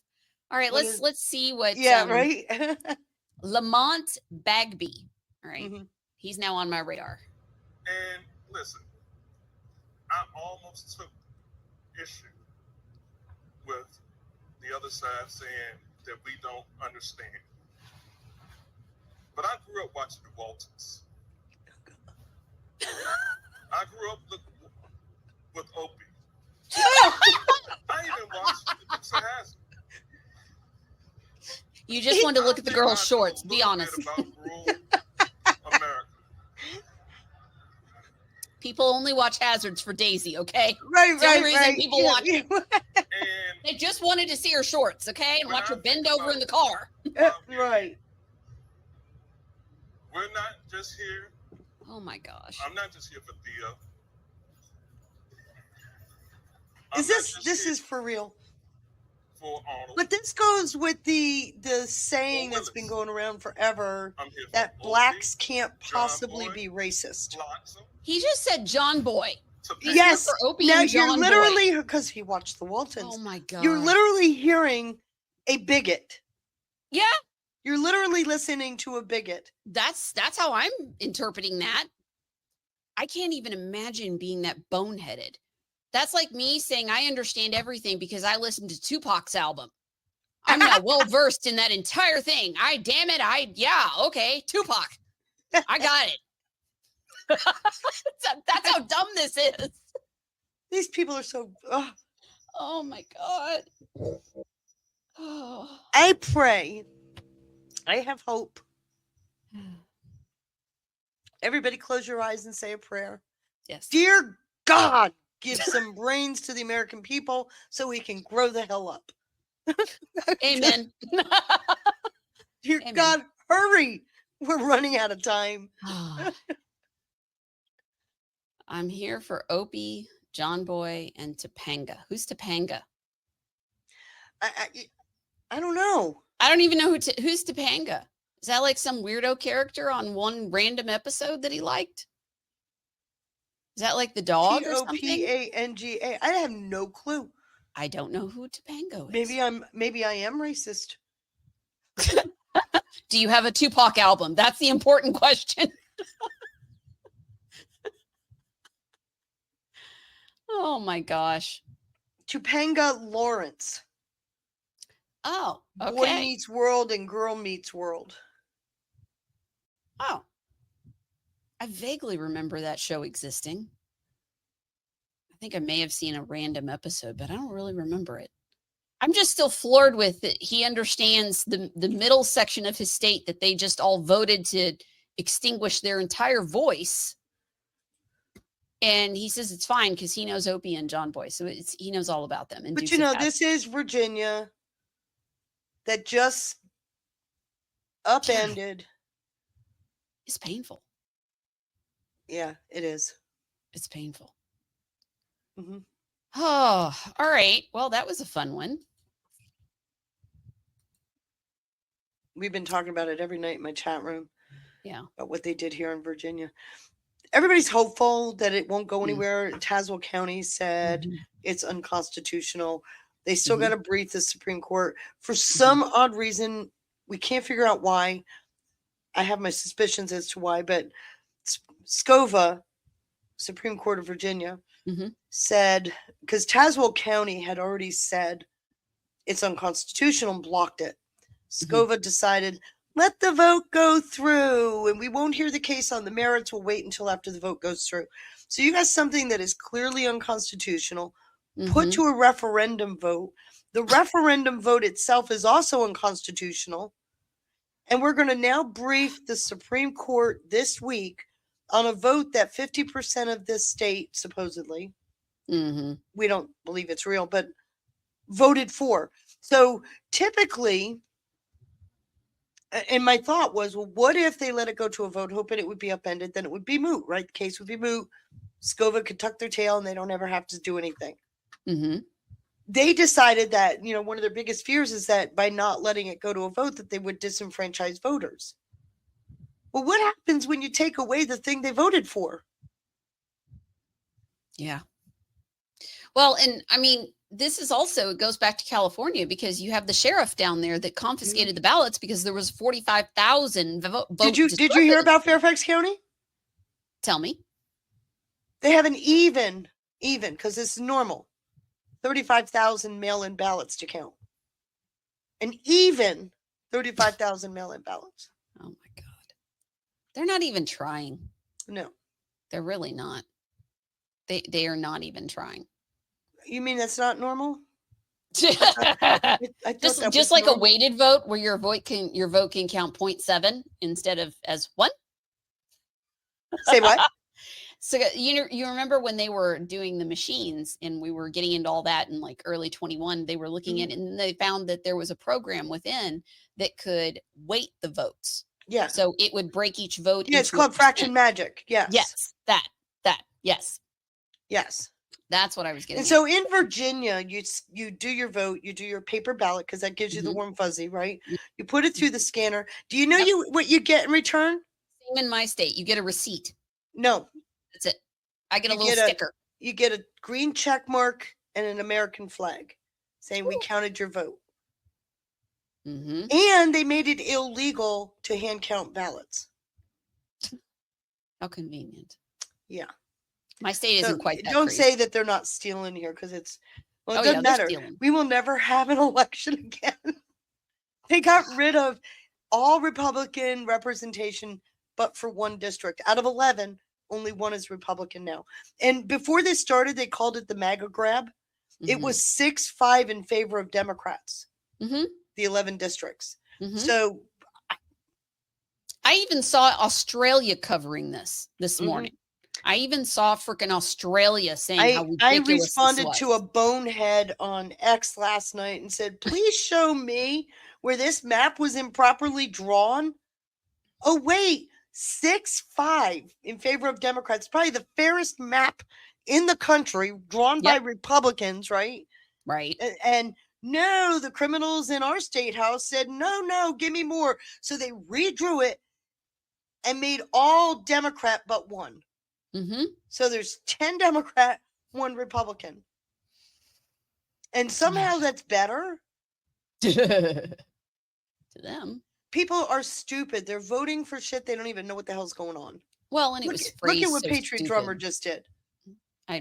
He's showing you her shorts. Oh my gosh, the Daisy Dukes. Yep, Daisy those are Dukes. some Daisy Dukes for sure. It's been a long time since I've seen that show. I kind of want to go back and reminisce. I don't know if I'll have time this weekend, but that would be no. Lance 79 donated 4,800 gold pills. Good Bless your heavens. heart. Thank you, honey. Thank you. Much Thank love, you. Thank lady. you. Prayers for everyone and stay blessed. You and One Hot Tamale. You too, sweetie. Shout out One Hot Tamale. Thank you. Thank you. Thank you. She's such a sweetie. All right, I've never seen that many gold pills in one show. Must be you. No. Yeah. No. I've never gotten that many. Well, How about you? It's all of us. So we haven't even gotten to the dig yet. Thank you, Feisty. Texas didn't violate the law when they decided to redistrict. Oklahoma didn't violate the law when they decided to redistrict. Virginia did. And here's what I mean by What'd you say? He needs to blow his nose.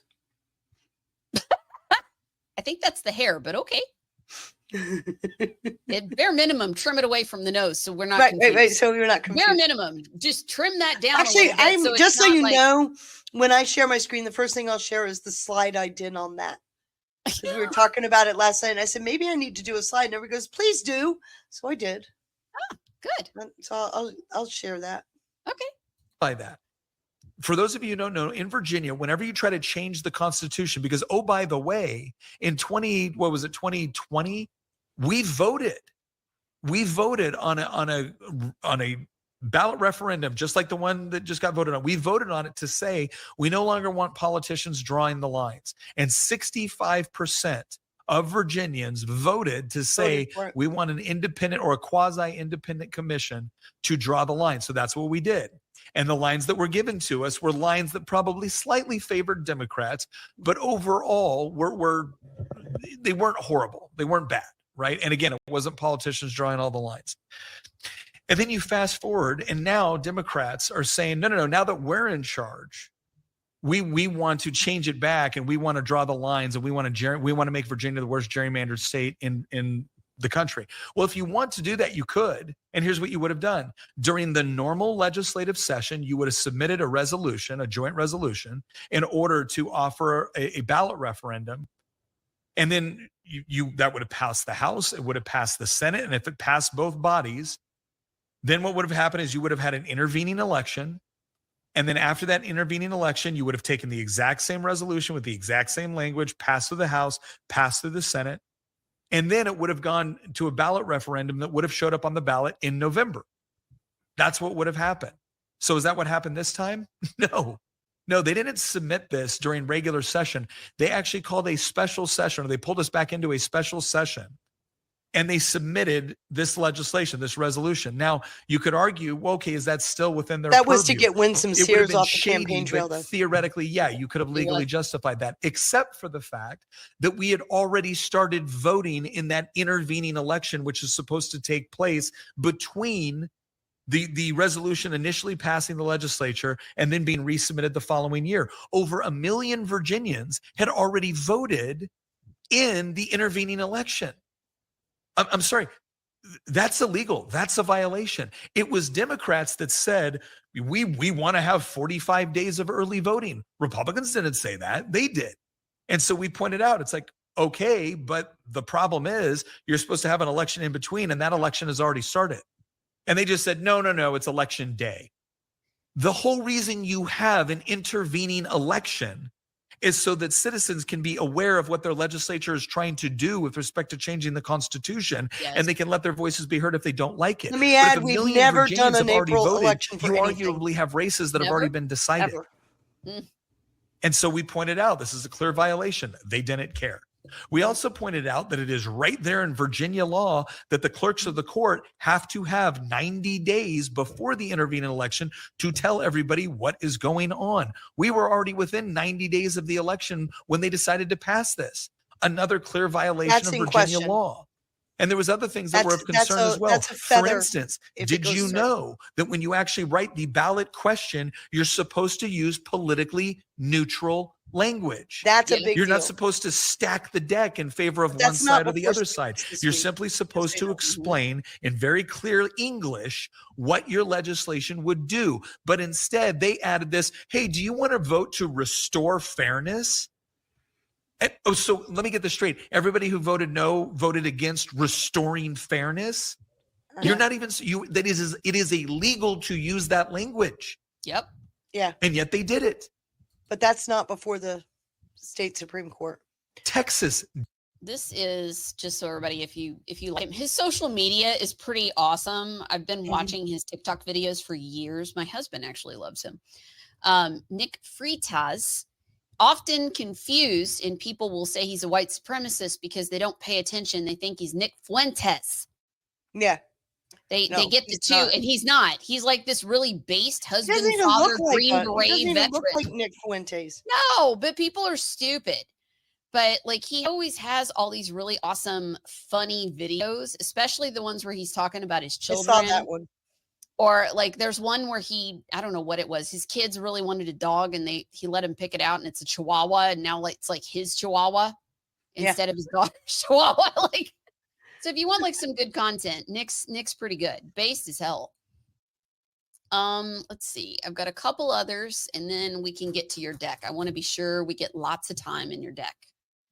Colorado DA charges Border Patrol agent with assault over the anti-ICE protest. DHS calls it a political stunt. Well, yeah, they're getting desperate. So you have different ones that are trying to charge them in different places. And now in California, because they'd been, they passed this thing where you're supposed to unmask and all that. And then that got stopped. There's an injunction against that. Thank God.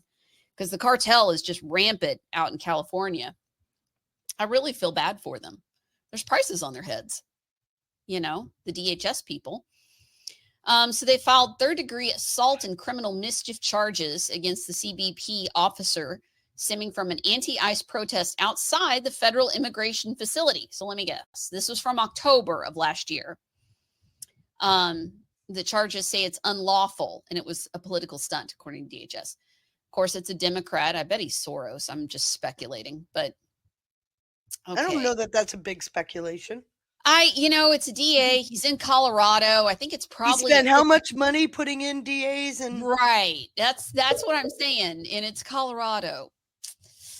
Yeah, it's pretty. Yeah. So I don't know where this is going to go.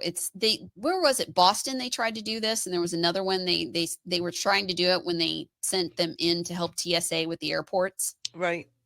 And then all of a sudden the media shut the fuck up because suddenly the airports were working again.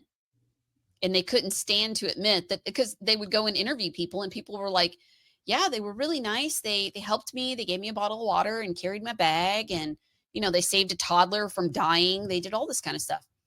And the media just went radio silent about the airports. We haven't heard anything about TSA lately. Nope. Senate did pass the funding. I don't know if it's got to go back to the House. I don't know if they tweaked it. It was reconciliation, so I think it did. Okay. All right. And no, they stripped some of the things from the House out of it. I know they're trying to do this in Minneapolis and Boston, and it did not surprise me with Colorado. Doesn't he just look? He looks like a dipshit. He does, doesn't he? He looks like a character out of a movie where you have like the schmuck. I sense sweaty palms. Oh. Right. Oh God. Is that gross? It is.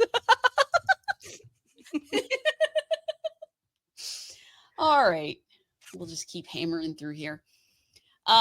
This was the last tweet I saw from him before we went live. He was saying, President of the United States, Donald J. Trump, Vice President of the United States, J.D. Vance, Secretary of State, Marco Rubio, Ambassador to Israel, Mike Huckabee, and Ambassador to Lebanon, Michael Issa, met today with high-ranking representatives from Israel and Lebanon in the Oval Office. Meeting went very well. The United States is going to work with Lebanon in order to help it protect itself from Hezbollah. The ceasefire between Israel and Lebanon will be extended 3 weeks. I look forward in the near future to hosting the Prime Minister of Israel, Bibi Netanyahu, and the President of Lebanon, Joseph Aoun. It was a great honor to be a participant in this very historic meeting, President Trump. That's encouraging. So all those anti-Israel people, I don't hear them. Oh, they're going to still squawk it. They're because that's what Israel's been taking care of. They've been actually the foot soldiers getting rid of Hezbollah out of Lebanon. I feel like you can make an argument against a deep state or a bureaucratic regime within any country, but that doesn't mean that country runs the world. I think it has to do with the money. Well, money is always the anti-Israel stuff was the left purposefully used it as a wedge to try to peel off MAGA, and it worked. It worked. I saw this. Isn't this great? Right? I know. I loved this. So 43 Santa Ana, California. No, I know, right? I love it. Take back the Golden State. I hope so.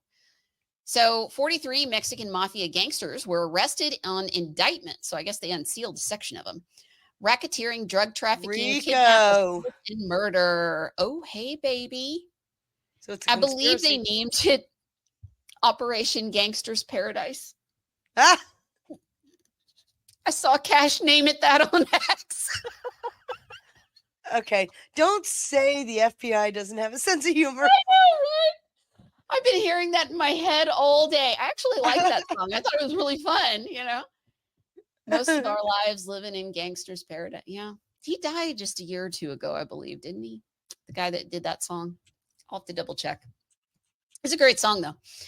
So this is listing several of them. We can drop this in the chat if that helps everybody. Gang members who murder, extort, kidnap, and traffic drugs, firearms are a menace to the communities. I played a clip of the DOJ guy out in California talking about this. They were doing a bust, and the local news crew was there. Yeah, according to the 66 count indictment from June 24 to April of 26. Cardenas didn't operate for very long. No, oversaw. So this is about the Mexican mafia, which is technically a prison gang. But yeah, that's what I'm looking at here. They control directed operations using contraband, cell phones, and encrypted messaging apps from prison. Yeah. Inside the prison, they're running the outside. Kind of fascinating, right? Maybe there's a problem with the prisons in California. Okay, so they seized, just in this raid, 25 firearms, 120 pounds of meth, and thousands of fentanyl-laced pills. Yeah, a lot. That one. And the raid took place in 30 locations, including Santa Ana, Anaheim, and Lakewood. So 30 places they got the 6 o'clock knock. Yep. They executed that warrant really well. We're getting a raid from Drooby. Let me make this comment, though. Do you know what that means? Leaking is not as bad as it used to be. No, because they would have. Because they used to be tipped off. That's what John Durham Sr. had been investigated since the 90s. Is we had FBI that would tip off these cartels. Yeah. So the fact that they did 30 locations and got 42 people says that it was kept under wraps. That's a good sign. I think so. Let me see. I had a Laura clip for us. Yes, here we go. Is there anything else you want to add on this article? Nope. Okay. I just thought that was an interesting piece of news. I don't know who all saw this story today. This is about the child that was kidnapped and taken to Cuba to have genital mutilation surgery. Yeah, that's what I this did is not about. see this. Yeah. Did they perform the surgery? No, I think they got to the child first, but our government sent a plane to rescue the child from Cuba. Thank God. Mm-hmm. And of course, it's a trans parent and stole it from the mother. Yeah. Here, So that's kidnapping. That She didn't even know where her trans son parent was. is in The jail details now, were like some right? kind of shell game. I hope the dad, so. who goes by Rose Inessa Ethington, and his girlfriend named Blue were supposed to take the boy on a camping trip to Canada. But once they crossed the border, they hopped onto a plane to Mexico, and from there, of course, they went to Cuba. While they never explicitly said it was for sex change surgery, the search of their home recovered instructions on gender-affirming medical care for children, along with a note to send a mental health therapist $10,000. Is that for the father? Doesn't take much to put the pieces together here. It took more than 2 weeks, but authorities were finally able to track the trio down, bringing them back to the U.S. and reuniting the boy with his mom. Here to discuss is Bethany Mandel, podcaster and writer. Bethany, this is this is a mental illness, okay? I'm sorry. This is a mental illness, what we're seeing play out here in this case. Your reaction. It's so upsetting on so many levels. It's so upsetting, but at the same time, it's not surprising. These are adult individuals who have a sexual fetish, and they sometimes have a fetish that extends, unfortunately, to children and even to their own children. It's a deeply disturbing case because this child was 10 years old, and they couldn't obtain care where they were, and so they trafficked him internationally. Thank God that they were able to bring this kid back, but there was concerns for years. So let me back up and read you the thing here on the screen, if I can get it to back up just a little bit. And so they took the child. Supposedly, they told the mother that the child was going to go camping. So they left Utah for Calgary. So they took the child to Canada, and I guess that's where they were supposed to camp. But then they shut off their phones and they crossed. I don't even think they were supposed to go to Canada, but they shut off their phones. They went to Canada. So then they flew from Vancouver to Mexico City. And then from Mexico, they flew to Cuba and they had already transferred money and sent it to the doctor in Cuba, $10,000 to mutilate the child. The child is 10, the child in question, a little boy. And again, this is the father that is now presenting as a woman. So he has the fetish to turn his male child into, that's what we're dealing with here. They trafficked him internationally. Thank God that they were able to bring this kid back. But there was concerns for years prior that he was being groomed by his father. And you know, this poor mother who didn't know where her son was, the fact that all of these treatments, quote unquote, are irreversible and do really significant damage to kids, not to mention their physical, but their psychological health as well, it is really scary and really troubling, especially for this mom who's worried about the safety of her child. Now, the child's uncle, Bethany, told the New York Times that the transgender father adamantly pushed for his son to get this so-called transition surgery since he was about 5. So 5 That's years old? torture. God, this poor Someone child. has to put the ideas And you into know the children's court head wouldn't at take him 5 away. years old, 6 years old. It's always an adult who's doing this because a child would never think I'm No. born in the wrong gender. Not really. There are kids like my children who think that they are actually members of, I don't know, Paw Patrol. But this is an idea that is put into the heads of children by adults, and they're being groomed by adults. This should be, in a rational world, a red flag for sexual abuse because grooming is the first step in sexual abuse. But that's not what happens in our modern day society, where this is viewed as, this is viewed as something that is wonderful, and it's a different lifestyle. And so the kids who are being groomed by these sexual predators are not being treated like they are potential victims or victims themselves, because doing so would upend the whole narrative that the left has built over the course of the last 15 years Bingo. about transgender children. I hope that mother is faithful. Bingo. And the lawyer representing the child's mother told the Times that the surgery was a continuing issue during the divorce process. I should hope so. Adding that she was worried about never seeing her child again. I mean, the mental abuse, but again, you're pegging on something really important here.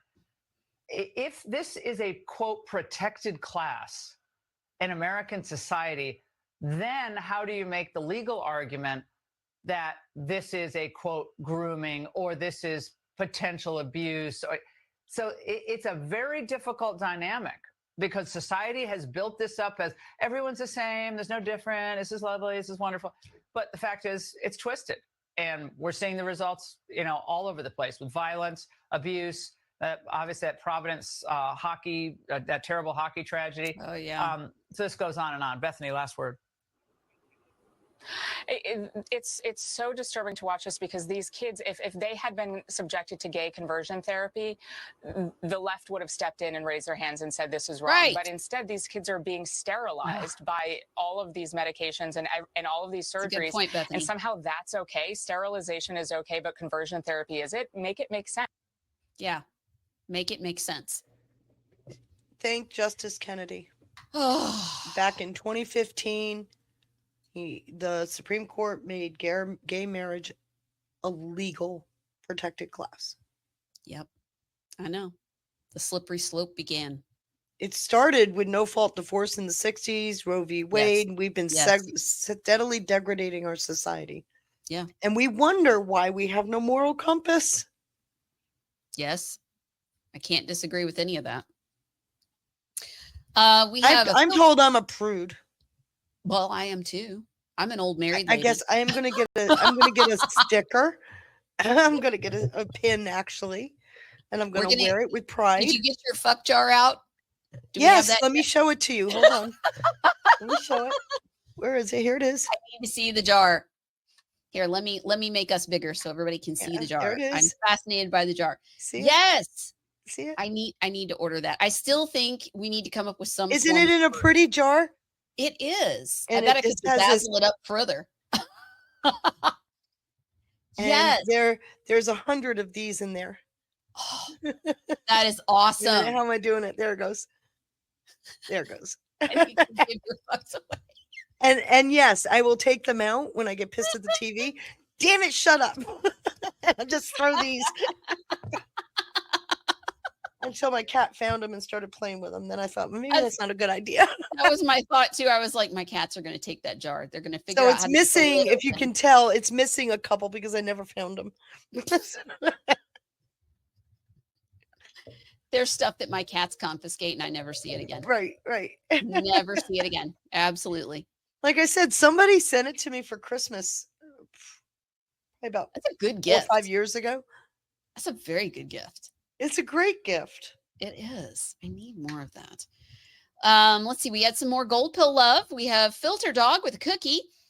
Quote, the police just came to my office and confiscated all my firearms. That's from James O'Keefe.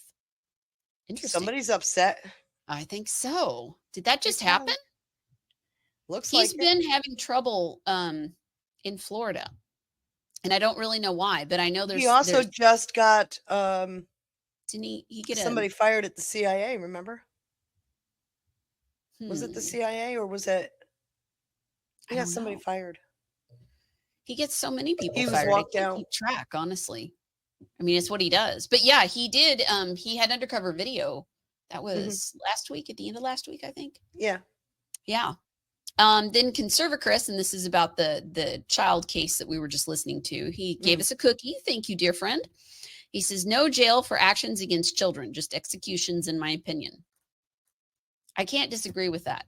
Normally, I don't call for death, but when it comes to hurting children, I'm pretty hardlined. This is the part that I can't handle. Yeah, it's the that kid somebody stuff. Would be so demonic. Yes, that they would chop that they off would do that to a child. Yeah, because there's no going back with what they do. Even if they put them on the hormone stuff, I mean, it can cause cancer. It can cause all kinds of stuff. But according to Ash, there was a $10 Rummel wrap from Tracy 17. Feisty is my favorite thing. Oh yes, we did that. We did that one. Thank you, Ash. I asked her to tag me because I'm having a hard time keeping up with the Rumble chat. But that's a good thing to be in. That's a good problem. Yes. I try and look. Ann Boyer's been Ann Boyer has been lighting up the chat over on Rumble. Quite fun stuff. God bless Am. Yeah, I know. She's great. She really is great. All right. Well, I haven't seen this, but I thought it would follow with the other video. Of course you would. You didn't know anything today again. You're clueless. Move on. Let's move on. Okay. Well, then explain to me a book titled Granddad's Pride that openly depicts two men in BDSM outfits making out is currently available in your elementary schools. In the elementary? So is sexual imagery allowed or not? In elementary school. Dr. Price, you're looking at this. Got the guys in the keep out. Look at that. It's on the monitor. I'm not sure what I'm looking at. You're not sure what you're looking at, but you're okay for kindergarten. I'd be looking at a dead librarian if I got a hold of him. Is this your goal? Is this what you want kindergarten through fourth grade? I mean, is this the goal? Is this the curriculum? Is this the studies that you want Chapel Hill Cargo School is known for? I don't understand what the challenge is. I see a pride flag. I see community. I see two couples who appear to be in a loving relationship. They're not breaking any laws. They're not hurting anyone. What? That's certainly something a child may see in their community. So I'm not sure. They used to call that indecent exposure. We used to put him in jail. This hill you want to die on, Democrats want to die on. This is North Carolina. I wish you were. Which has gone to hell in a handbasket. Oh, God. It's right there. The Virginia scum just crossed the border. That's all. Look at this lady's face. Is she laughing? Oh my God. Okay. So that is North Carolina Superintendent of Schools. Okay. Rodney Trice, Trice. If you see him on social media, give him a shout. Nothing with kindergarten. So he's fine with a book that has BDSM images with making out men, which is grooming. It's grooming, and it's in their elementary school books. And he's like, I think it's community. I think it represents community.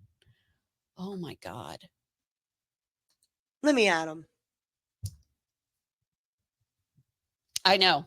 This mama bear gets so pissed easily. I have no tolerance for this. Like this, normally I'm very much on the, keeping it clean as far as like, I just want trials. I envision the most painful, public retribution. Mm-hmm. One short hair at a time. Oh, yes. Yes. Before we go snip. Right? You, me, and Chris are on the same wavelength with all this. I cannot help it. I just have, these are the visions. I don't have dancing plums, right? I have visions of retribution. Guys, I'm sorry I could not get the volume any louder. Let me drop it in the Pilled chat if you guys want to check it out, because it's a cell phone video. I had it at full blast. I'm sorry, I couldn't. I checked the volume. I couldn't get it any louder, guys, but I'll drop it in there. Carrie, sometimes I ask God for a basement, a razor, blades, and duct tape. So there's many of us on the same page. There's many of us on that train. Yeah. Oh, geez. I don't know how we got to where this is in the school systems and we can't seem to pull it out hardly. Conservator Chris. Yes. Thank you for the cookie, first of all, but I believe it's just another thing they do at the expense of children, not because it's right. They do it because anyone with morals is enraged by it. They want us to all snap and get violent over it. Absolutely. It's final boss of passive aggressive strategy. And I totally get that. And that's not even passive aggressive. That's outright. But yes, they are trying to get us so angry. And I've talked about this many times. The American culture is passive. We are anti-war, anti-violence. We want just normal, calm. Everybody should get along. And so what they've been doing is triggering us with extreme stuff to where we take to the streets. Why? Because they ain't got enough people. they're not working. So if they can get us out there with them, we get Charlottesville on a grander scale. and I'm glad we're better than that. But every one of them, you take notes, because I don't care if it was a trigger, if it was a goal, if it was a role. I don't care if they were kidding. I don't care if it was satire. Every single one of them needs to be lined up by the short hairs. Mm-hmm. And then we'll go get Carrie's razor, duct tape. Yes, and the duct tape. Shout out duct tape. I don't even want a basement, Carrie. No basement. Right up against the brick wall. Feisty mad. Cricket noise. Thank you for that can. Love when Feisty makes an appearance. I know, isn't it great? Thank you. This is my night. We are getting to her dig. So strap in, friends. Strap in. All right. So I was saving all the Southern poverty law stuff because that's going to come up with what we're about to talk. It's coming up in a big way. Big. And I got some neat things embedded in my SPLC. I'm super excited.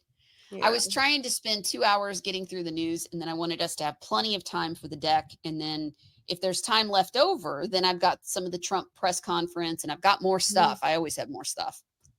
We always have more than we need. But I appreciate you pulling all of that together, because I enhanced the deck from yesterday. I added a few things. Oh, just some tweaks. I'm excited. So we did Feisty's show yesterday. It was a complete bomb.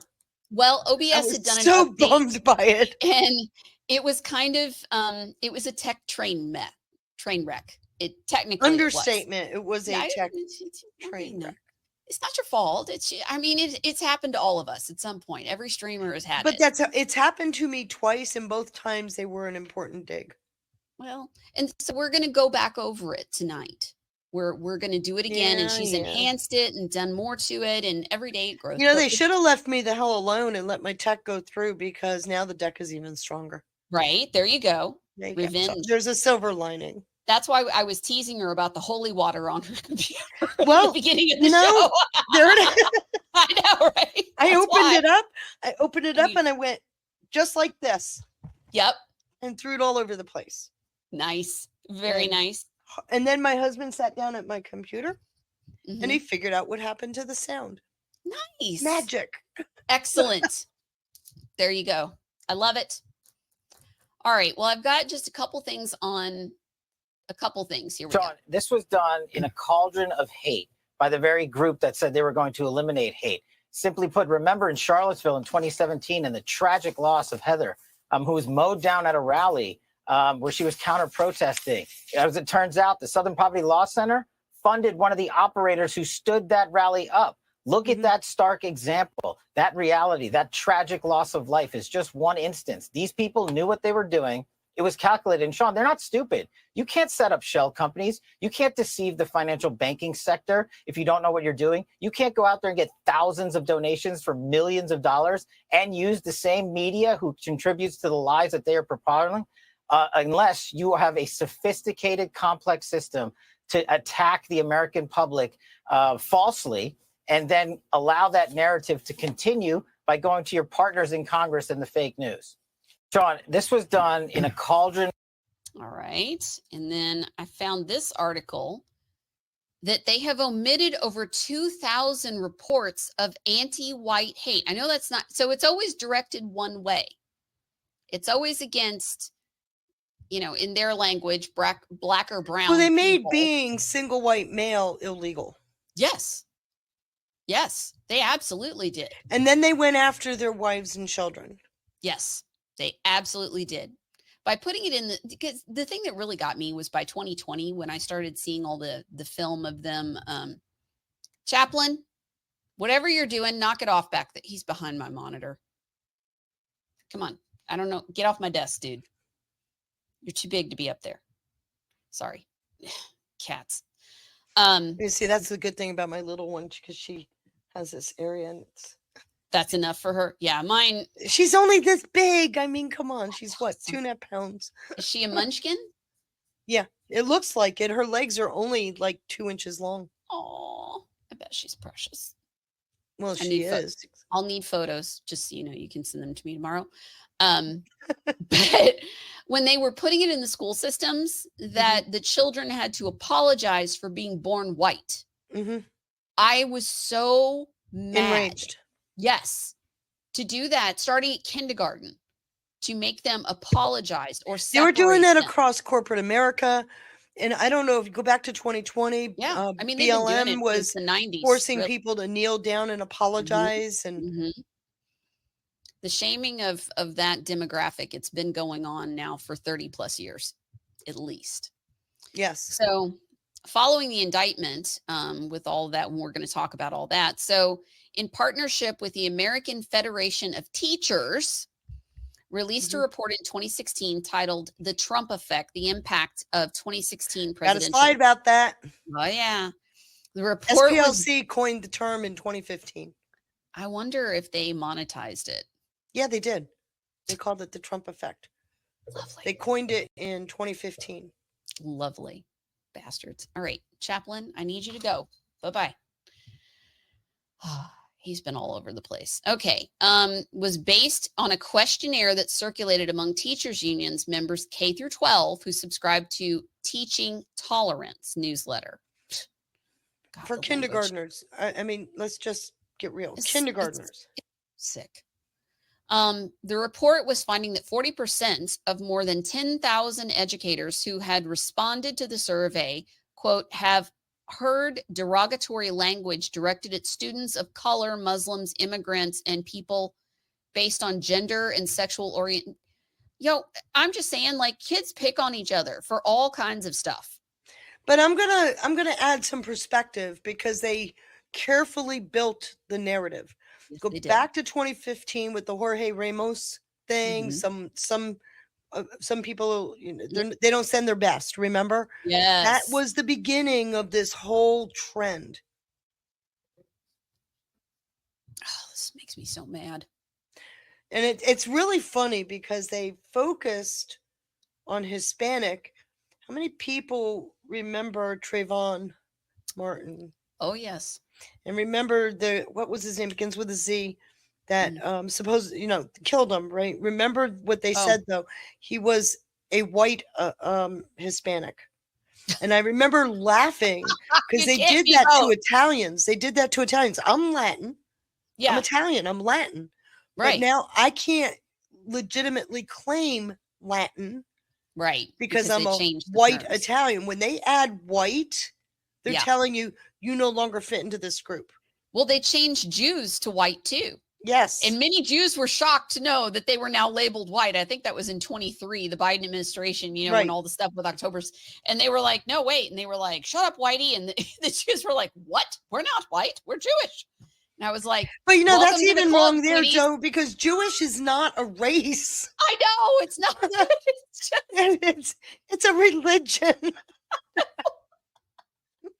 We can't even decide I remember race and asking that when I was ethnicity a anymore. child. We just kind of throw it all out there.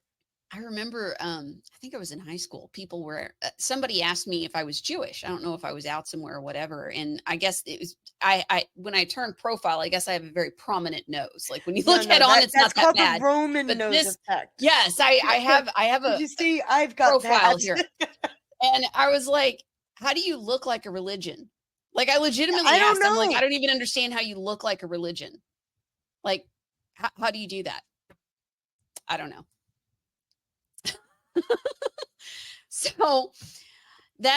So then they created a larger report on Trump-inspired hate crimes titled 10 Days After, Harassment and Intimidation in the Aftermath of the Election.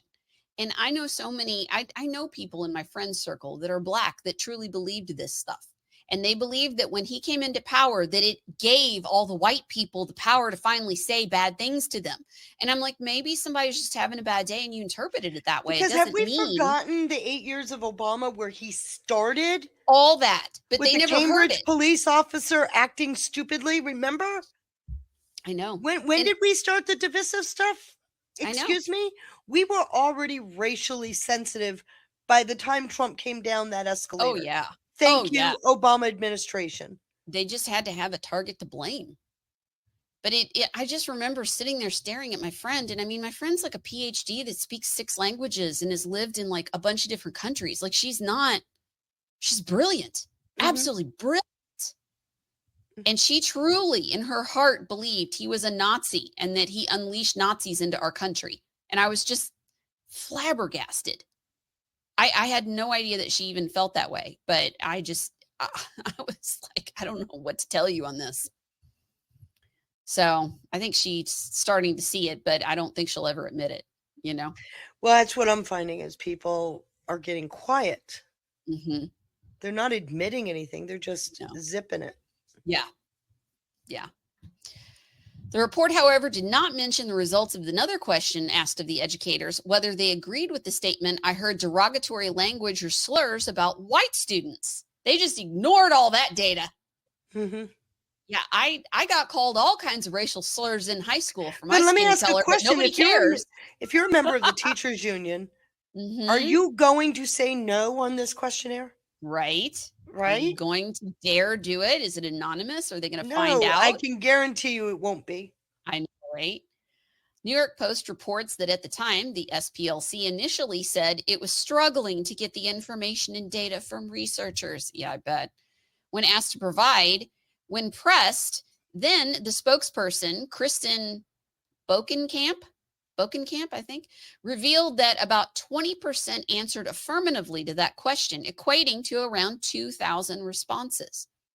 So they just omitted 2,000 responses saying that, yes, white people also get derogatory terms thrown at them too. How many people are in the teachers union though? I know. Kids say that doesn't even come up on the blip. Okay. Kids say mean shit. Okay. They just do. Mm-hmm. Kids say mean shit. Go hang out on a playground. Okay. It is not a pleasant experience. I don't care what age. They always as say long mean as shit. the little boy doesn't do this, Mm-hmm. he can say whatever he wants as long as he's sitting down. Sticks and stones will break my bones, but names will never hurt me. Yeah. We don't teach kids how to cope anymore though. No. No. It's sad. They can't handle it. They need a safe space and a coloring book at age 35.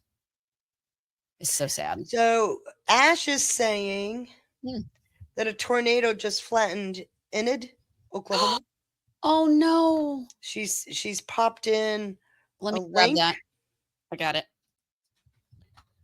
Oh no. Okay, so tell me, anybody in the chat from that region? No, and it dropped hang on, it dropped share. I probably accidentally clicked.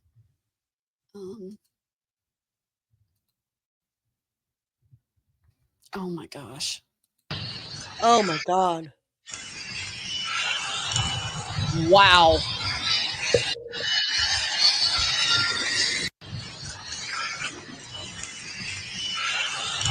It's toothpicks. Oh my God. How many are there?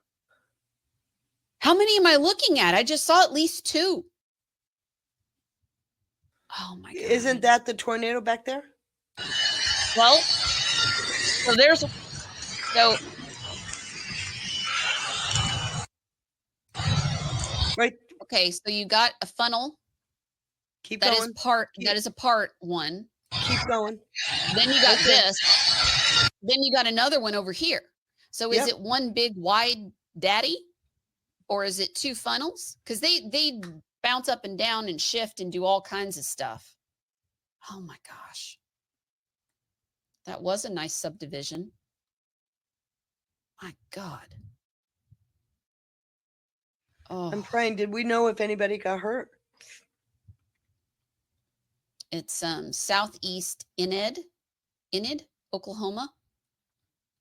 Oh, geez.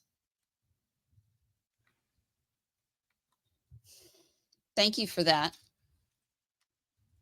Oh.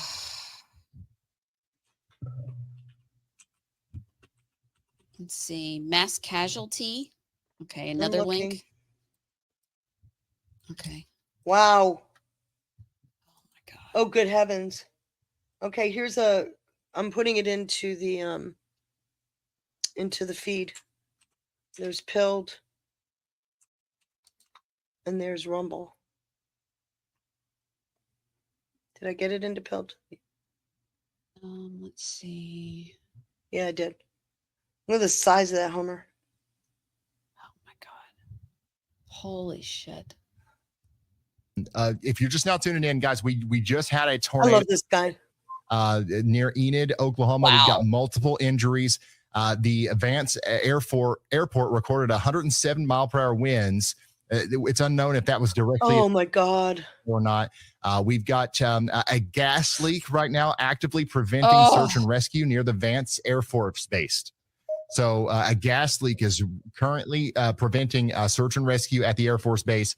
That's what we're hearing right now. Jeez, on top of it, a gas leak. There's one. Oh my God.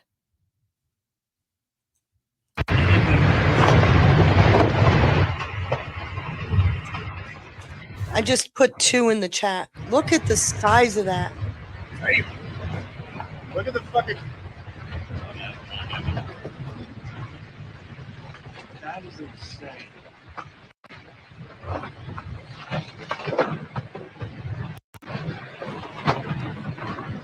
Jeez. Oh my God.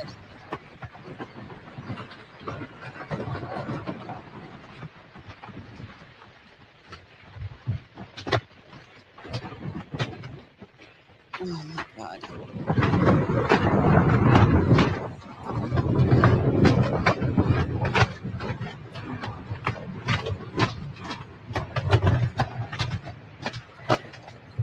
According to Mickey, thank you for the cookie. That neighborhood is Gray Ridge. It houses by the base and tours through surrounding towns. We are in the North Enid, and we are okay. Thank God for that, Mickey. Oh, I'm so glad you're okay, Mickey. I think I saw somewhere she was saying that. I sent you 3 links in our little chat, the studio chat. Okay, let me. That was the other That one. neighborhood is tore up. Gone. It is going to be gone. Mickey with can. It was an F3. It took out Vance Air Force Base. Wow. Trying to see. Filter Dog with another cookie and a link. Let me grab that. Thank you, good friend. Appreciate you. Okay. Got too many things open. Hang on one sec, guys. All right, let me. Okay, so this is footage of the tornado. This For is what Vance you're right seeing. now. Right in the middle of Vance Air Force Base, heading east. Sorry, guys. It has gotten bigger, seems to still be getting bigger. It is not moving very fast. It's just not moving fast. Right. Dagnabbit, right? No, it's crawling. That's weird. Because usually they move fast. Got lots of emergency vehicles heading this way. It still seems to be going east, not really moving to the north much. Hopefully Enid's going to be all right. I hope. I don't know, though. If you are in Enid, get ready. Definitely be ready in Enid. But it is all over Vance right now, right in the middle of the base, and it's just not going very, very, very fast. It is just staying right there. It does seem to be moving north now. Moving a little bit north. It is moving north, everybody. So if you are in Enid, get ready. Everybody get in your Freddy holes. Everybody get ready in Enid, please. It is now. It does start. It looks like it's going north. It looks like it is starting to go north. It is all over Vance right now. All over Vance Air Force Base.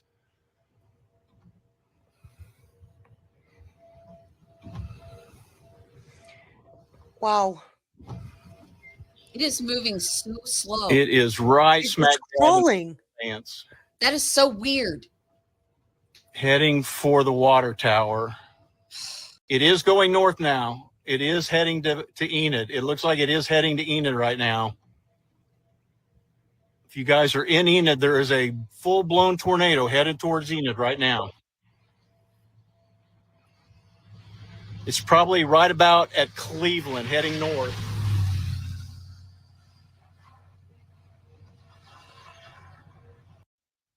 Jeez. All right, let me look at the other one you sent.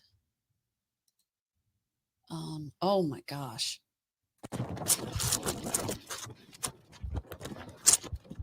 God, how horrifying.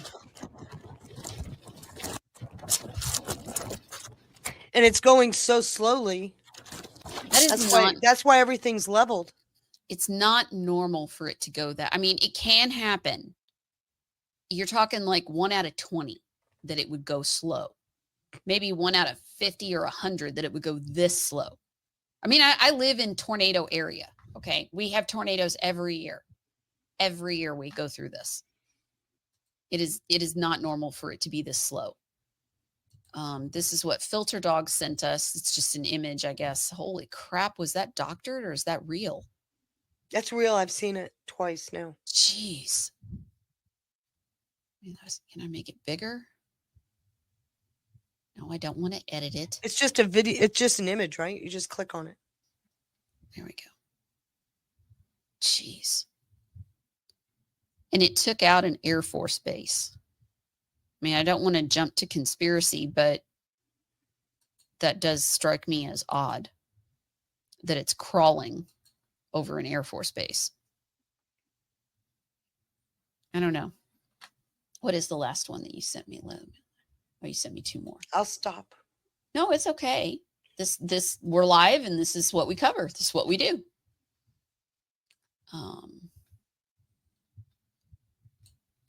Okay. Oh my. Holy fuck, my wife's in the storm shelter in Fairmont. Look at that. It's painful to watch how slow that is. Yeah, it is. Because the slower it is, the more damage it does.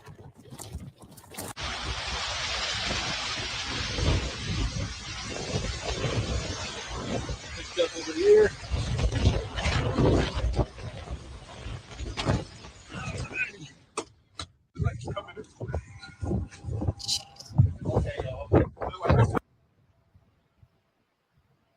Yeah, it's Oklahoma. They're used to bad weather. Well,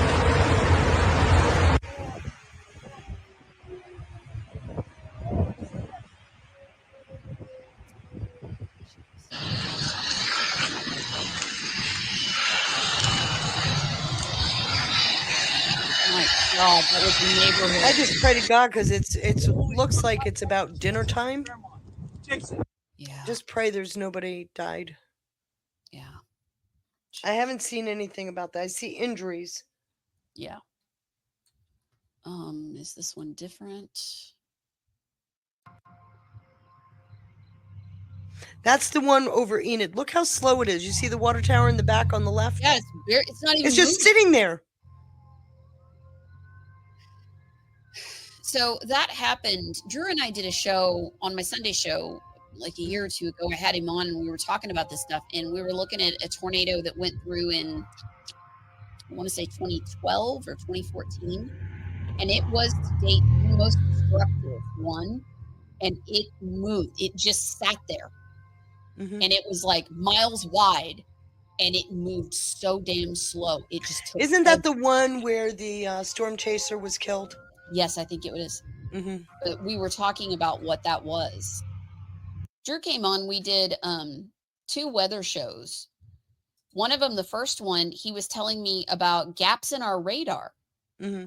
And what surprised me is the gaps were in heavily densely populated areas that did not have correct storm radar. It Wow. wasn't like out in the middle of somewhere where it's just like cows. You know, it was like dense populated areas that did not have correct radar. They did not have coverage. And I was like, how are you in a metropolis area and not have fucking radar? Like, I get it if you're like in rural Montana or South Dakota or, you know what I mean? Like where there's, I don't know, very little people. But to be like in a major area, it's been so long. I don't remember which ones, but that's in the What We Should Have Learned files. If anybody is interested, he did 2 shows with me and it was my first year of doing the Sunday show. I had Drew on, and Drew of course does unfiltered forecast. I believe he's going to be storm chasing tomorrow. At least that was his plan. He's actually going to be out in the field in Arkansas with his little GoPro streaming and chasing storms tomorrow. All right, let me catch gold pills. Now answering the question, why do you have gaps in the radar? That is public funding. And as we've seen with most publicly funded programs, we tend to go over budget and don't even deliver for years, right? So the money is filtered back out. And what they're doing is they're hoping people won't notice as much, but that's where the gaps are coming from, because it's supposed to cover the whole area. Wait till people find out the extent of the fraud that we've been paying for years. Wait till people find out. We literally have incentivized greed to the point, because we don't pay attention to it. I mean, in Congress, they don't even think about it unless it's $100 million. Yeah. So $100 million is a lot of damn money per situation. So we don't even look. They consider that in the weeds, right? So we've incentivized greed to the extent where I don't even know that our government knows how much money's really been taken, or even the downstream effect of that. I'm so thankful for Doge and AI being brought in to map the government, and it looks like we've started mapping the states. I'm so thankful for that, because I am tired of hearing about $10,000 hammers. I'm tired of it. I'm tired. This has been going on for decades. We've heard about it. That was one of my favorite scenes in the movie Armageddon, when Bruce Willis was cussing out the NASA guys about their crappy design, and they had stolen his design, and then they didn't even construct it proper. Right. And he was like, what did you do? You just waste all the money on like a $50,000 hammer and like $100,000 toilet? What have you been doing? Right. That's exactly what they did. Yeah. That is it in a nutshell. Well, let me catch up on gold pills.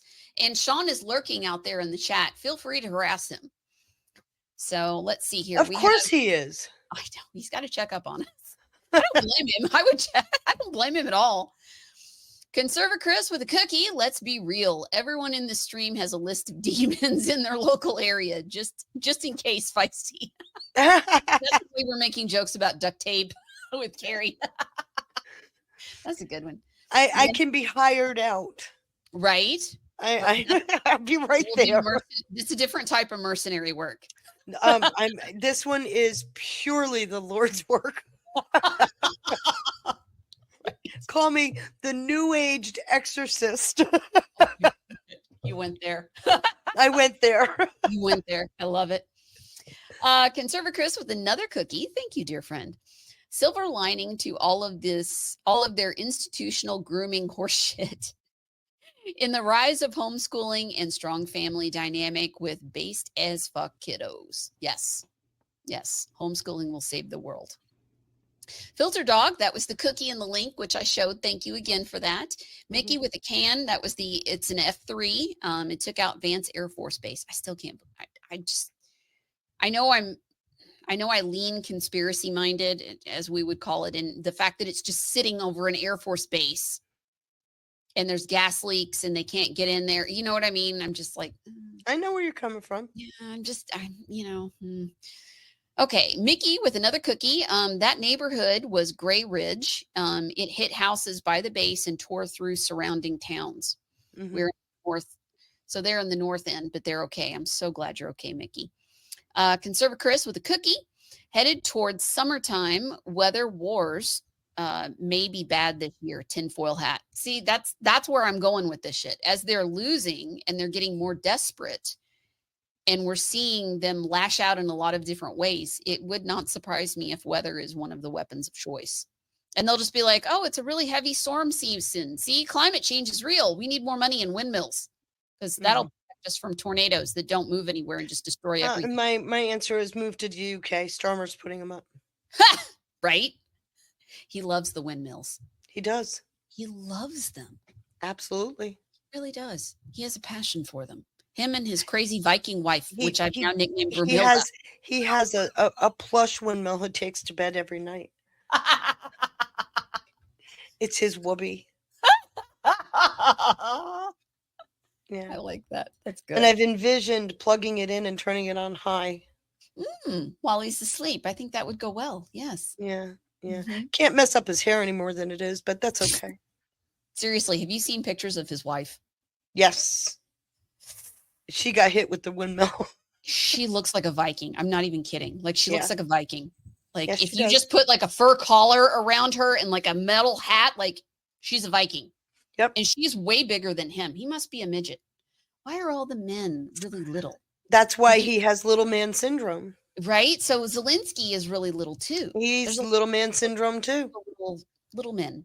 Uh-huh. I mean, you know, I nothing against short people. I'm 5'2", but I'm just saying, like, You're taller than I am. Right. It's rare I meet someone that I'm taller. By quite a bit, actually. Really? Aw, that's adorable. I love that. I tell everybody I'm 5'1". Yeah. Okay. Because I'm on the when you round up, then it's 5'1". So I tell everybody I'm 5'1". I think I'm technically like I'm probably like 0.2 under 5'2", and I just round up. Okay, and so say you're doing the 5'2". same thing. You round up. Yeah, because I'm pretty close. I'm way closer to 5'2" than 5'1", so I've had so many people meet round me in up. person and go, I thought you were taller than that. You just carry a big stature. That's what it is. You have a big presence. Yeah, it's called the fuck you attitude. I get it. Right. Right. Yeah. Hence the little jar of fucks. And feisty cat. Yes. Which is apt print. That's a very apt handle. Yes. Well, my darling, are you ready to do your deck? Of course I am. Hit the share screen and I'll load it up. I am. And shout out to Rumble. I'm sorry I have not been over on the Rumble chat. I'm so sorry, guys. I'm not used to this one, so bear with me as I choose my screen. Okay. I don't have a video, so that's fine. Just show. Does that show? It's coming. Got it. Goes. So I told you I'd start with this. So the bottom map is what they proposed. The top map is what they got rid of. Blue is obviously Democrat. You notice there's 6 of those. Red is obviously Republican. They got rid of all but one district. And what they did is they merged 2 districts to make a Republican district, made this massive ass blue district in the middle. And somehow this is a Stop MAGA map. It's gross. Isn't that something? Really gross. So they were asking me yesterday in my chat, would you please put a slide together? And I'm just going to go through it quickly. That's the timeline of what has happened. These are the Tazewell blocked it. Supreme Court let it go through to the vote. The voters approved it, 50 to 49. Come down to the constitutional challenges. The first passage was invalid.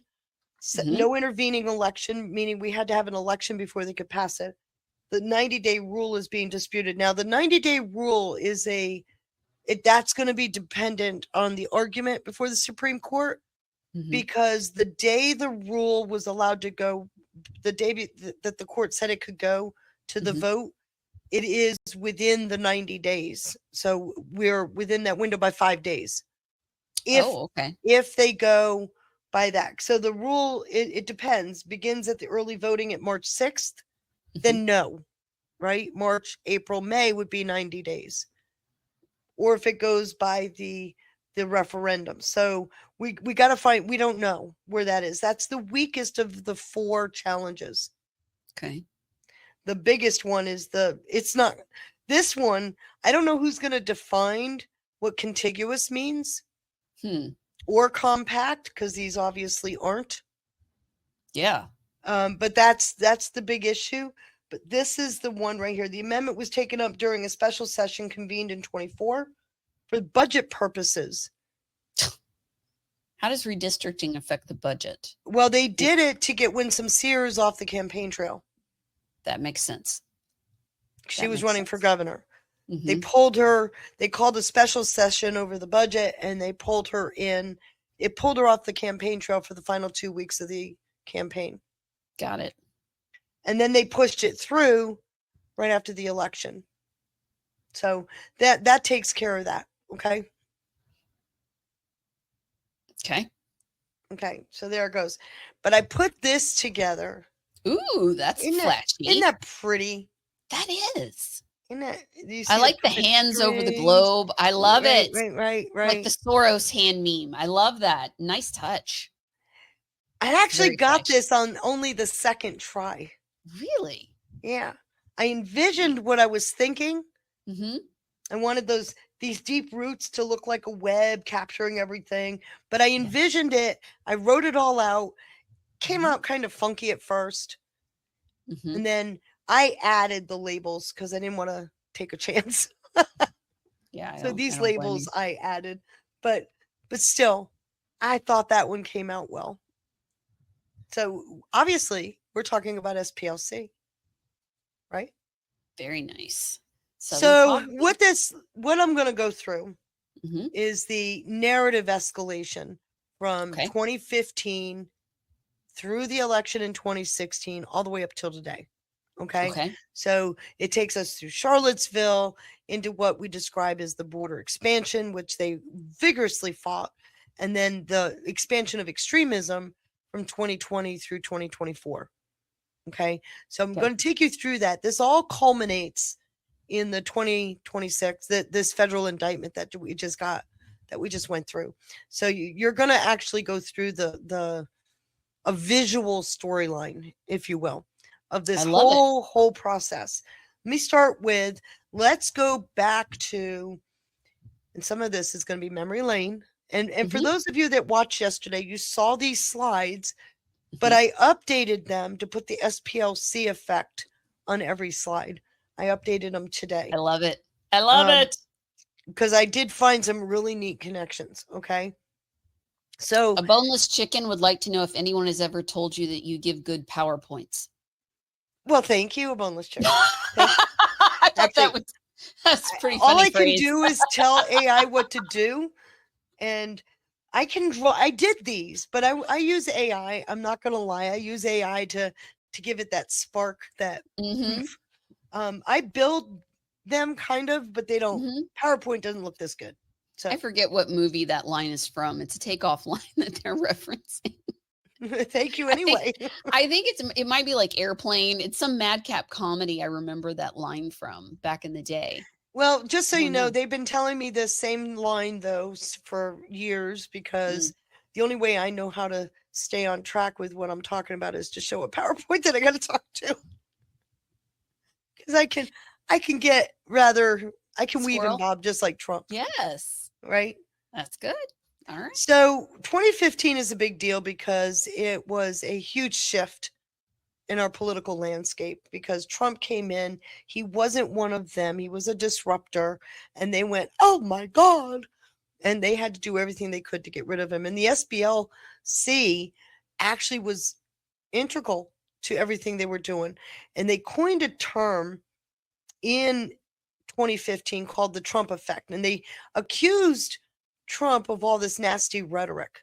But what they would do, I'm sure you people remember, they would take it out of context and then paint it as he said racist stuff. Remember? Yes. Yes. They would selectively edit.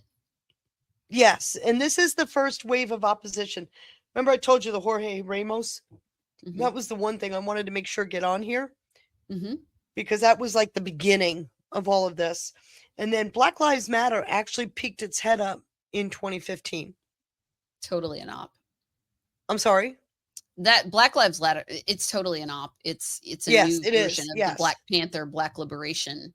Meets Antifa. When Trump first came into office, he did a few things that, and I still to this day believe that he did it to trigger them to this day.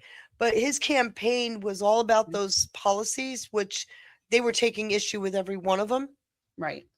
So it leaves us with a place of, where they're creating a fundraising loop, because they're parsing what he's saying. And then they're pushing it out there to fundraise against him. And then they're creating a crisis on the street that says, see, we told you Trump was going to do this. Give us more money. So it became literally a fundraising loop. Mm-hmm. Okay. And it really started in a big way in 2015. If you come into 2016, we see that the protests are escalating in 2016. And the war of choice that was actually the movement war of choice started back then in 2016. And that's an ecosystem of obviously veteran, faith-based, and civil rights groups, but they're very left-leaning. Yeah. In fact, many of them, I've already shown that before, they're attached to Democrat Socialists of America. Yeah. So we've got that. So again, now we've got the narrative amplification. You already got the Trump effect and the blueprint from 2015. Now they amplify it all through 2016. Okay. So what's interesting about 2016 is the media, how they aided and abetted. They would show Trump's rallies, and then there would be an operation within the rally that created a fight or something. In fact, they remember the Lewandowski one. That's the most famous one. But they would create disruption at the rally and say, see, the Trump people are violent. Right. And it would get fed right back into the fundraising loop. Okay. 2017, it went off the rails. Trump won. And that was all they needed. I still can't find any real link to Las Vegas. But I know for a fact they're involved in Charlottesville. And we got proof of that now. I knew that, but now we've got proof from the indictment. But here, this is the Charlottesville catalyst. What they did was all of this rhetoric that they've been building and amplifying since the year before is what that became the catalyst for what happened in Charlottesville. Right. One of the things I did, this was several years ago actually, Devin Nunes had filed a lawsuit in the Eastern District of VA. I don't know how many people remember, what is it, Devin's mom, and there was one about a cow. There was these personalities that were started on X that were going after Devin Nunes. Devin Nunes' cow or something. I can't remember. I'd have to go back through my research, and I still haven't pulled it. But he filed a lawsuit against the woman who ran those accounts. There was a lawsuit filed in the Eastern District of Virginia.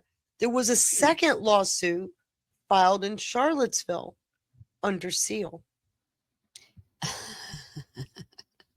And this is after the Charlottesville riot. Okay. Okay. Right. So I have no idea, of course, where that is. He eventually pulled it. But when I was researching, trying to see if I could figure out what he was filing for, one of the things I found is a lot of the Democrat NGOs that were spun up to go after Trump are along the I-29 corridor, which goes right into the heart of Charlottesville. Right past Trump has a vineyard down there. So it goes all down I-29, not I-29, I'm sorry, State Route 29, which comes from Northern Virginia straight down into Charlottesville.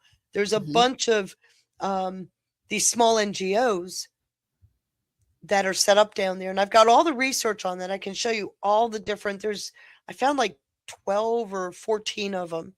Wow. And they're all anti-Trump. Right. Every one of them. So I don't know what Devin Nunes' lawsuit was. It was filed under seal. And he, like I said, he pulled it. And I think it got pulled because it's a part of something bigger. And then we see this. Okay. So the Trump effect here is in full display in 2017. I'm sure you people remember these incidences.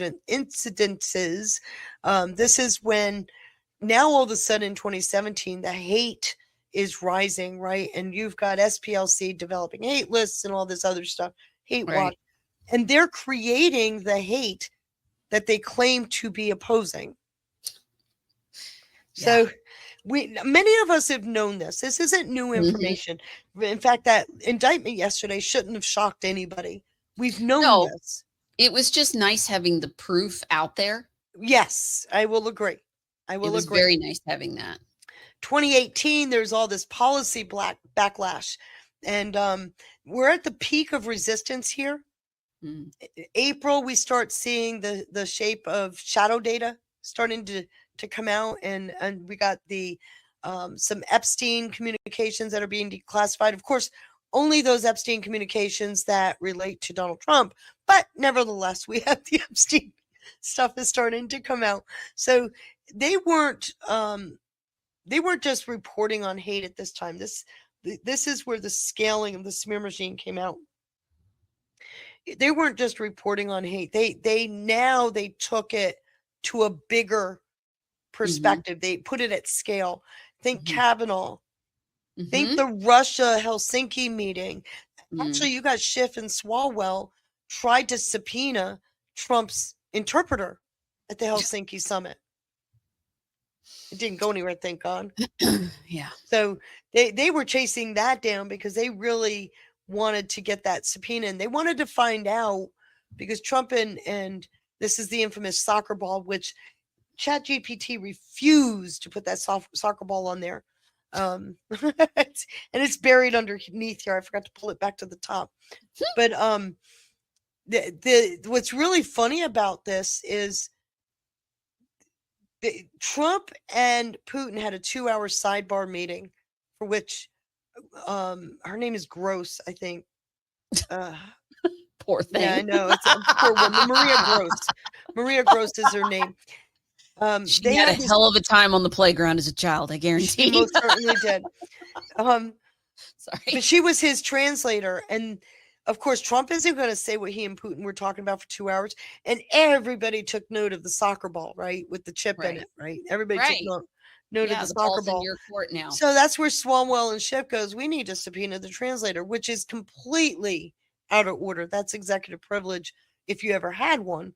Right. So this is, but then the smears really kicked in, right?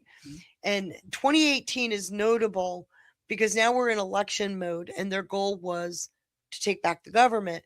And they, in fact, did get the House. They're also behind the Kavanaugh stuff.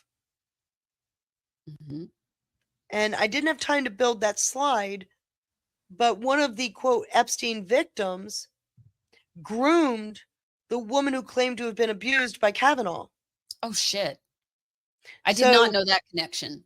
Yes, I've got that connection. So I've put that with them being behind some of that, the funding, and I think they're the ones very much involved. You got a huge conspiracy brewing here. Yeah. Right? Oh, yeah. So that's what I mean by they're putting the smearing on their it's amplified at scale now. Yeah. Okay. So now we're in 2019. This was an interesting year because we all know about this, but we first start out, remember 2017. Let me just bring you up to speed real quick before I give you Mueller. In April of 2017, the Fisk came out with a scathing rebuke of the FBI over the Carter Page FISA, which, by the way, Carter Page has got $1.5 million for. They said that they had no predicate. It was improperly done. It was a 100-page scathing rebuke of the FBI over that FISA. That came out April 30th. 2 weeks later, Mueller starts up because now they've got an illegal surveillance. They bring in Mueller to try to, that's what they call fruit of the poisonous tree.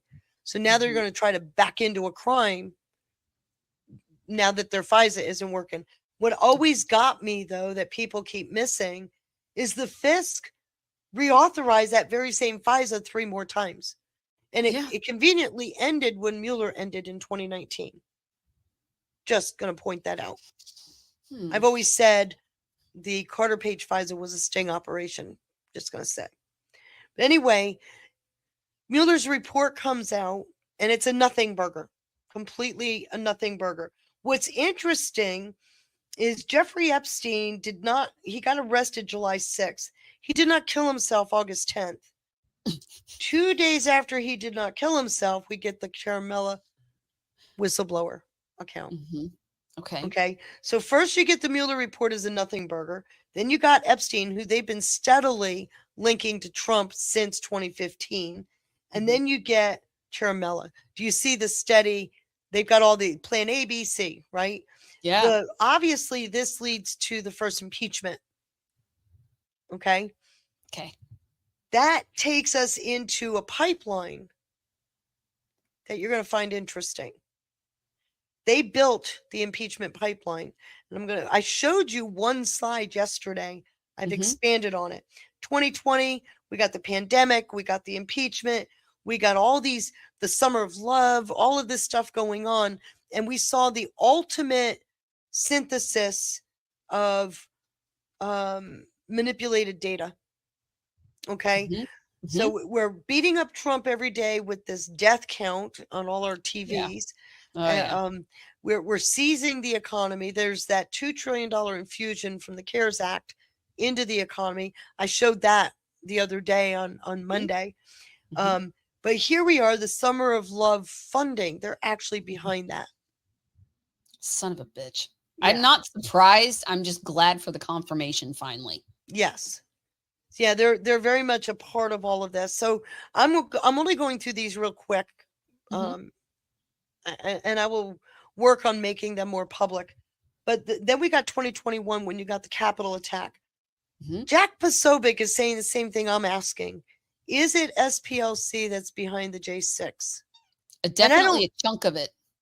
I don't know that anybody's not asking that question right now. Right. We've asked it kind of over the years, but now because of this, well, there's some question because they were making some very really incendiary comments about MAGA, which led to a lot of the excoriation of MAGA people. I think of J6. So the question is, were they deeper into it, the funding for some of the activity? We got some question about that. There's plenty of information that says that's very likely, but there's nothing official in an indictment about it, just so you know. So I'm just saying the coordination, though, for getting people back and forth, that's very much an SPLC model. Then we get to 2022. My cat's hair is all over the place. We got all the 22 hearings, all the investigations, and everything goes into hyperdrive with the legal escalation. That's what Trump is indicted for, everything they can throw at him, right? The subpoenas. And so that comes out. And back in 2015, there were 15 women that accused Trump of sexual abuse. Yeah. Only one of them made it to the end state. All the others backed out. Remember Horseface, right? He filed a lawsuit against her for defamation. He won. Right. So the others all backed out. They did not go anywhere, but she's the only one that went all the way. Pardon the pun. But they were definitely using the judicial system to go to war with Trump in 2022. Notice SPLC is there. Yeah. They're a part of that model. Then you come into 2023, they're using indictments to try to keep him from getting on the ballot. In Maine and Colorado, they actually tried to get him off the ballot because of an indictment, not of a conviction. Remember, the Supreme Court had to step in. So they're trying to use indictments as an interference, and this is their program that they're coordinating. And then we've got 2024, we got the conviction and the assassination attempt. This is really where they tried to make sure he never came back, right? They tried to finish the job. It didn't work. And then you got the Butler failure on top of that. So between the lawfare and the Butler failure, we get us into 2025, and then Trump does the unthinkable. He pardons everybody that they victimized during the Biden years. And that takes it to the Charlie Kirk catalyst, because what they did is they stepped up the rhetoric that they accused Trump of. Right. The parsing and such like that. Yeah. Rhetoric went off the chart, and it is believed that it was the SPLC was the actual catalyst. Yeah, because they put Turning Charlie Point Kirk. and Charlie on their hate watch lists and started publicly. They called him the equivalent. Well, they did it. They did the Moms for Liberty. They did Charlie Kirk. They put him on the hate watch list. Yeah. But they believe this is the catalyst for Charlie Kirk's death. They killed him a couple months later. Yes. It was only 3 months, I think. Yeah. It was pretty fast. So that whole piece there is really the smoking gun, if you will, for the 2026 indictment. In fact, many people have brought it up.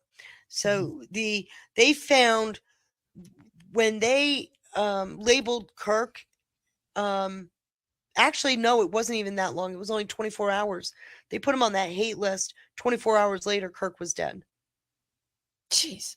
So that's why people are thinking that was coordinated, and they're right to think that. Yeah, because I do like. It looks like the kid did the shooting, but I don't think he acted alone. No, I don't think somebody groomed him. Yeah, Right. and why would so many of them have been talking about it in their chat groups and doing all the stuff, and then you had the other guy that jumped up immediately and was like, I did it, to distract. Turns out he had CP, but all over his stuff, but he also had been involved in a bunch of other shit. Right. He's a puppet, a crisis actor. He's always there. And it would not surprise me if he's connected to them through an NGO on the payroll. I will show you more here in a second. Okay. This is 25. 26, we're into the legal battles. And what they're doing is they're using all these legal battles to try to stop Trump in implementing things. Even though they don't even care if they lose, the legal process is so slow. Litigious. Yes. That it's a useful tool as a delay tactic.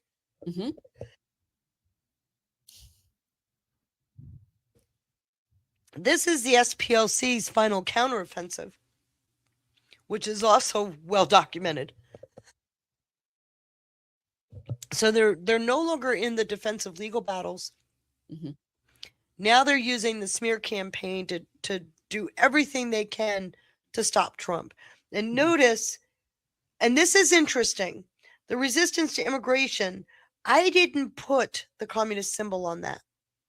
No, they're proud of that. No. ChatGPT did.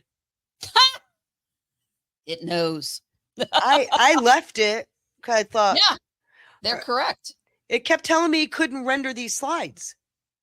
And then it pops this out, and what do you see there? That's a communist symbol. Yeah. I just wanted to point that out. Yep, it is. So where I want to go, I want to look ahead because there's a big deal here, and it's going to have ripple effects. Those ripple effects are something. Oh no, it's gone.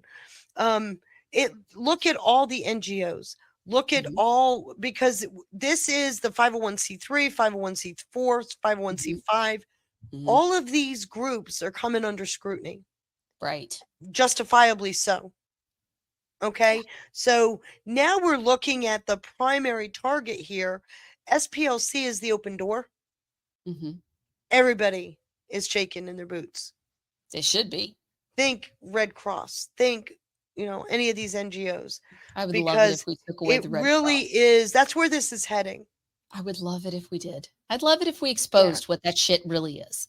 Well, that's why I wanted to bring that up, because if you look at what's in the indictment and just sit back and read, don't read it for the information, just read the flow of the information they systematically go through. And you hear bigger. Each paragraph builds on the previous and builds and builds and builds and builds. And I'm sitting there going, they're not done building. When I got to the end, they're not done building. Now, there are expected indictments of the leadership, and I will show you that in a minute. Margaret Hang was the CEO. She stepped down in 2025. Can't imagine why. Can't imagine. So now we're at the indictment. And what is really interesting is the person that has been investigating SPLC since 2015 is John Durham Jr. That's my favorite part when you told me that earlier. That's my favorite part. I was waiting. Repeat it for everybody. Just say it again. John Durham Jr. Let me take you down another route.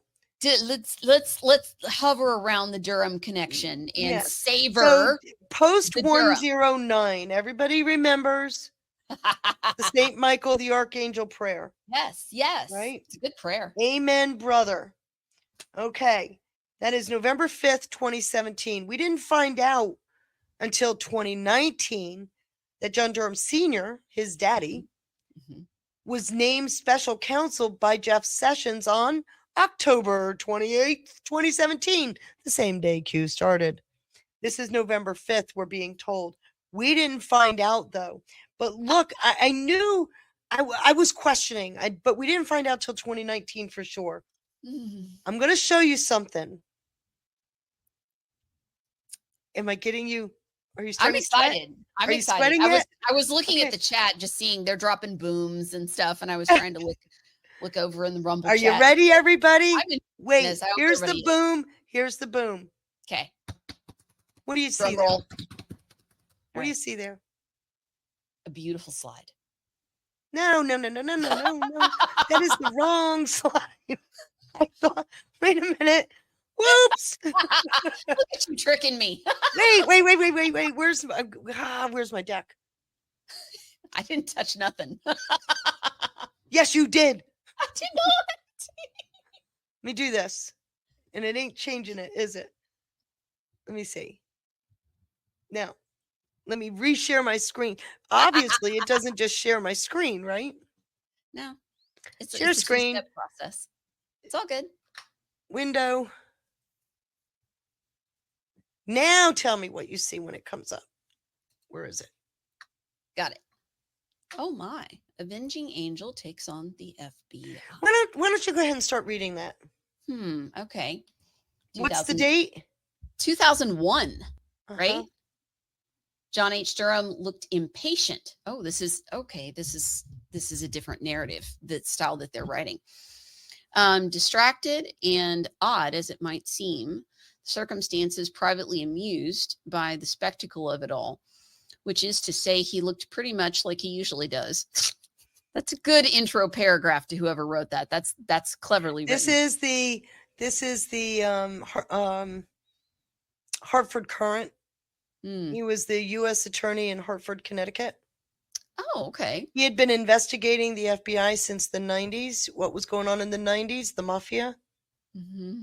He took down the mob. He started investigating the FBI because they were leaking to the mob, just as they would try to. Been embedded. Yes, as soon as they would come in to do a raid, they were tipped off.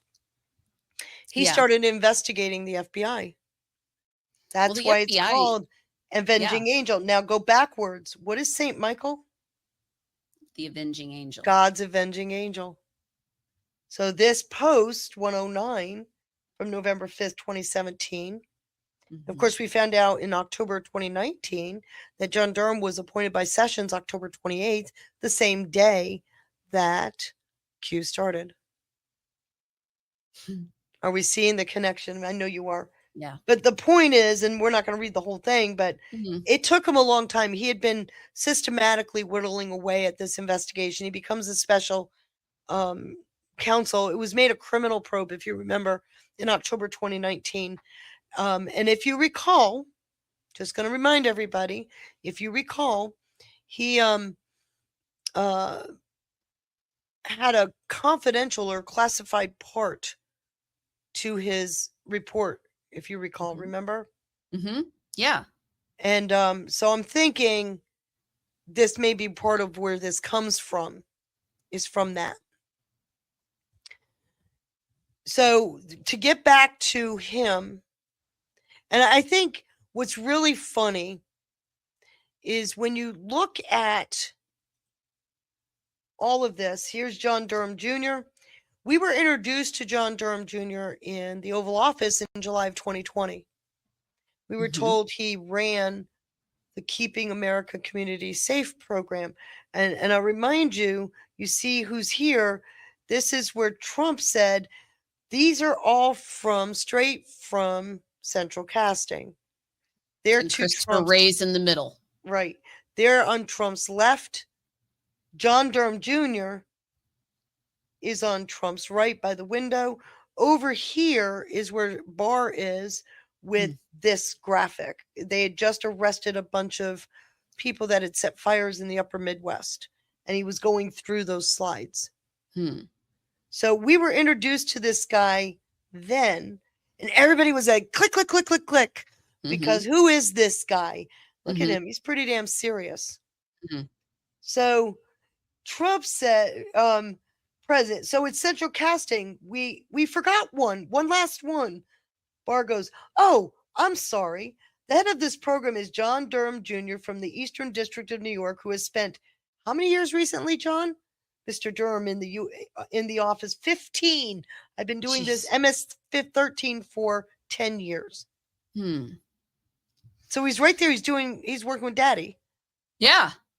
So this is straight out of the White House account. This is that speech. And it was a play, almost a scripted thing between Trump, Barr, and John Durham Jr. to introduce to us this guy. Why is it important? This is July 2020. We got the Summer of Love going on. And it was Trump saying, we're watching you. We know who you are. Right? So it's really a really interesting thing. Now, let me reshare my screen so I can get you back to my slides. I've always said, I have a feeling whoever we think is good may not necessarily be good. Right. Who we think is bad may have just been playing a role or infiltrating on purpose. I am convinced of that, by the way. I really think we don't know who's on what side. Not really. I'm convinced that most of the people you think are bad are actually good. So I'm going to bring it up again. If you remember in the burn bags, there was this, the classified portion of John Durham's report was in there. Right. I think we're looking at the results of that part. Well, and some people wondered if there were certain people within the agency that deliberately hid it to be found. Yes. Well, it was in the closet next to the director's office. I'm not going to mention who the director was, but that's okay. That's what I'm saying. Like, I think Ray and Barr are two that we really don't know. Right.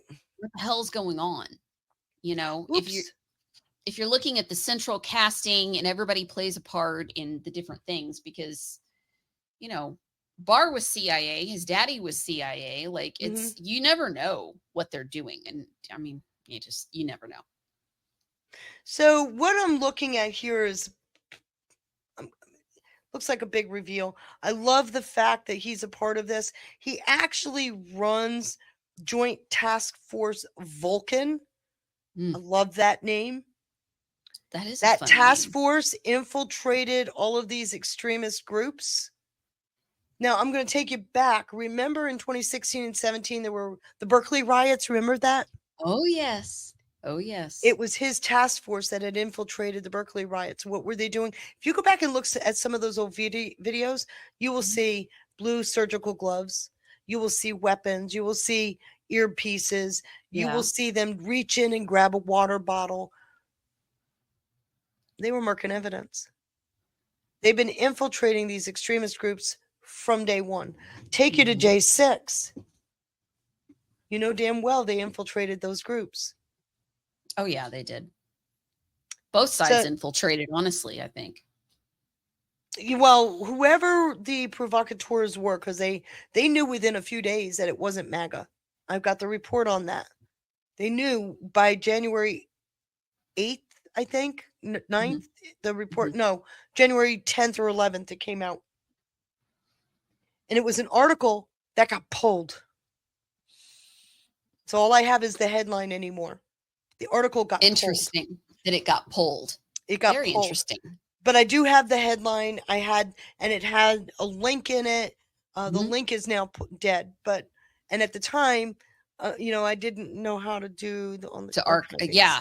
When I first started, I didn't know how to archive I didn't it. know how to do any of that. And I was saving links. I didn't know how to do it. I was so not sophisticated. So it's in my Coggun channel. I have a cover, I have a slide for it. But they knew it wasn't MAGA, which means all these years they were investigating something bigger than the J6ers, or the provocateurs. They were going after, I know they were going after the money. Yeah, you right? have to. So that takes us to this, because the core theory here that the FBI is talking about, that Kash Patel is talking about, that Todd Blanche is talking about, is that it was a manufactured extremism. They manufactured a crisis, used it to get donations. And when we talk about donations, not just you and I, they were shaking down companies for donations as well. Right? They were doing that all along. Oh yeah. So they would get they their really did that with the Black Lives Matter. That was right. That was in your face. It was almost involuntary, right? Yeah. So take the knee or else. What they did was they would get that money. They would make a report about how bad the extremism is. They would get the donations. That funding would fund another activity that would generate a report that would say, oh, we got all this extremism. And the problem was that many government agencies were using that information as fact. And it was all manufactured. So there's the allegations. SPLC, of course, is saying, nah, wasn't us. We didn't do any of that. Right. So when you follow the money, though, you find that they were using offshore entities. The field sources, their F accounts that are in, they call them the Fs in the indictment. It was their field sources account. They were giving them prepaid debit cards. So that now we're getting into digital stuff, right? Right. They've been using gift cards even for election stuff. For the election fraud, they've been finding that as one of the things that they've been using. What's interesting is all of the groups listed in the indictment, they're pretty much non-existent. They're either greatly diminished or they're already defunct. What they are doing is they're finding people aligned with these groups, but they've splintered and become members of other groups, which is why Antifa got designated domestic terror group, because it's really Antifa. So these groups don't have much power anymore. But there's another part to it I'm going to show you. So do you remember, this is a terrible picture of John Durham Jr., but he was, there was a document theft. SPLC paid somebody $1 million to steal documents from one of these white Aryan Nation groups, these white extremist groups. And then they posted those documents out there to get funding. See, extremism is bad. It was John Durham Jr. that started the investigation. That's from back in 2015. He investigated that. Jeez. So he's the one. And then they used that, the 25 boxes of records, they amplified that and started that whole cycle of extremism. Yeah. Okay. So what they're saying is it marked the beginning of a deliberate, repeatable system to create, sustain, monetize perceived extremist threats. And that comes out of the indictment. So let's go through the field source program, because this is really interesting. It's like an enabler layer, like in the banking system I showed you. In fact, it almost mirrors it perfectly. But you got the F's network. They get paid, they embed, they encourage prolonged activity at rallies and conflict. We gotta go into the Capitol. Right. Go into the Capitol. Right. Remember Ray Epps? Oh yeah. Then they Never gonna forget him. create a visual. Then they report on it. Now these two pieces, keep them in your mind. Don't let them leave your mind. Okay. That's how you do the wrap up smear. Well, let me show you that. And then they raise money over that, and the cycle starts all over again. Okay. And so what they're doing is they're creating the very system that they're going to be taken down by, which is really interesting. And I'm going to show you why. This is the case study. This is Unite the Right. Now, at the time, I knew a state police officer who responded to Charlottesville. At the time, we had McAuliffe. Was our, not McAuliffe, was it? No. Yeah, it was McAuliffe, I think. No, it wasn't. It was blackface baby killer. Oh, Norfolk? No. Northam. Northam. We had close. Northam as governor. He refused to call a state of emergency. Trump gets on the phone, calls him. He calls a state of emergency. The mayor in Charlottesville refused to let the police step in. So the state police, because of the state of emergency, were able to step in. Right. The state police officer I knew had gone into one of the parking garages and they had a gun on a young black man. They were going to kill him, create a racial incite. Oh my God. Yeah, it was the state police officer. That kid, I'm sure to this day, is going, thank you, because they had a gun trained on him. I And that hope was he it. will That be was a it. witness when all this shit comes out. I don't know. I don't know where he go. I don't know who the kid is, actually. I just know it was a young black kid that was lured into the parking garage, and the state policeman got in there right. The gun is pointed. So what they ended up doing is ramming a car into the crowd, and they killed a young white woman who was on their side of the fight. Like a Renee Good, basically. Renee, yes. But I can't remember her name. Heather? She was something Heather. I can't remember. But they killed her. But the kid that rammed that crowd was on the anarchist side with her. And they killed her with the car. So anyway, the allegation is they helped plan, fund, promote, and sustain that rally. It's in the indictment. The key informant is known as F-37. He was paid $270,000 to get this thing off the ground. He coordinated everything, and then he created a high visibility event, which everybody knows about Charlottesville. Oh yeah, the world knows about Charlottesville. And then, of course, the media couldn't wait to put on blast Trump, some good people on both sides, which there were. Right. So there's your model. This gets even better. Did a little digging. This is the CEO at that time. Her name is Margaret Huang. She stepped down in 2025. Charming. Questioned over oversight and financial controls. They've subpoenaed all their financial records.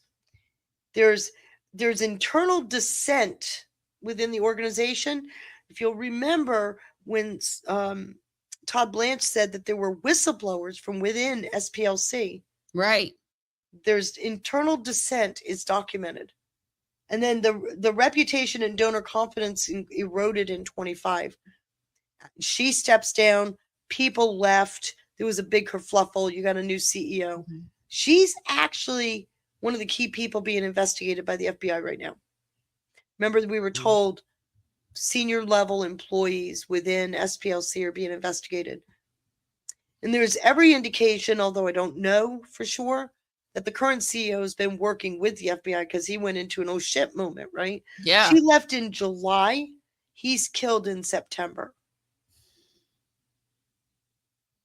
So FBI then in October severed all ties with SPLC and ADL. ADL broke with them. You know, they were used to be very closely aligned. ADL formally parted ways, got rid of their extremist documents that they had put out, saying that they were abused and inaccurate. So we got the collapse of trust within the SPLC, I think is notable. I think that leads to the whistleblowers, but we're looking at that going from there into a formal investigation. So Charlie Kirk was murdered in September. We are now in April. That's a pretty quick investigation. Yeah. Now, I also found potential links to Butler. Do tell. I only potential, but there's a lot of the same circle of people and the same amplification.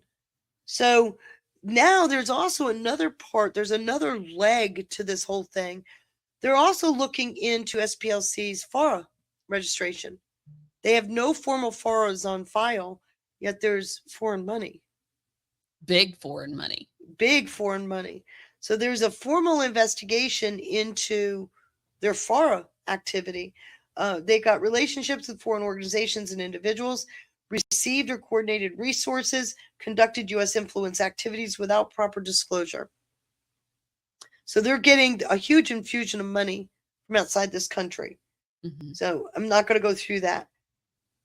This slide is like pop. It is beautiful. So they're using 5 offshore fake companies. What's a guy? I lost the word. Pass through, but what's the word for it? The offshore. You know what I'm talking about. Offshore banking? But well, it's not really banking. There's nobody there. These entities don't have any activity. Like I got shadow on the head. It's not shadow. Yeah. They're not NGOs. No. Shell Mossack company? Fonseca.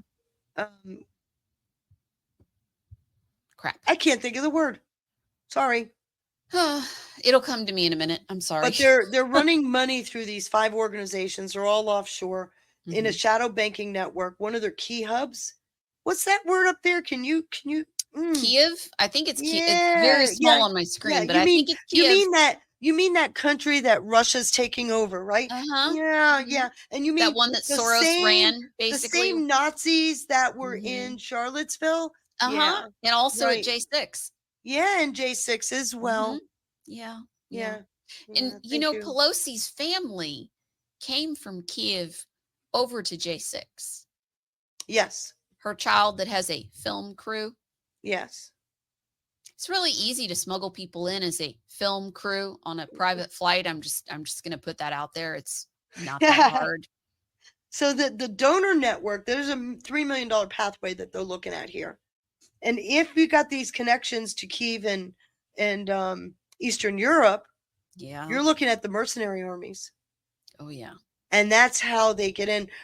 And in Charlottesville, and I didn't pull in my slide. I've had this one slide I've been carrying around for years. You got them carrying the blood and soil flag in Charlottesville, which is Ukrainian.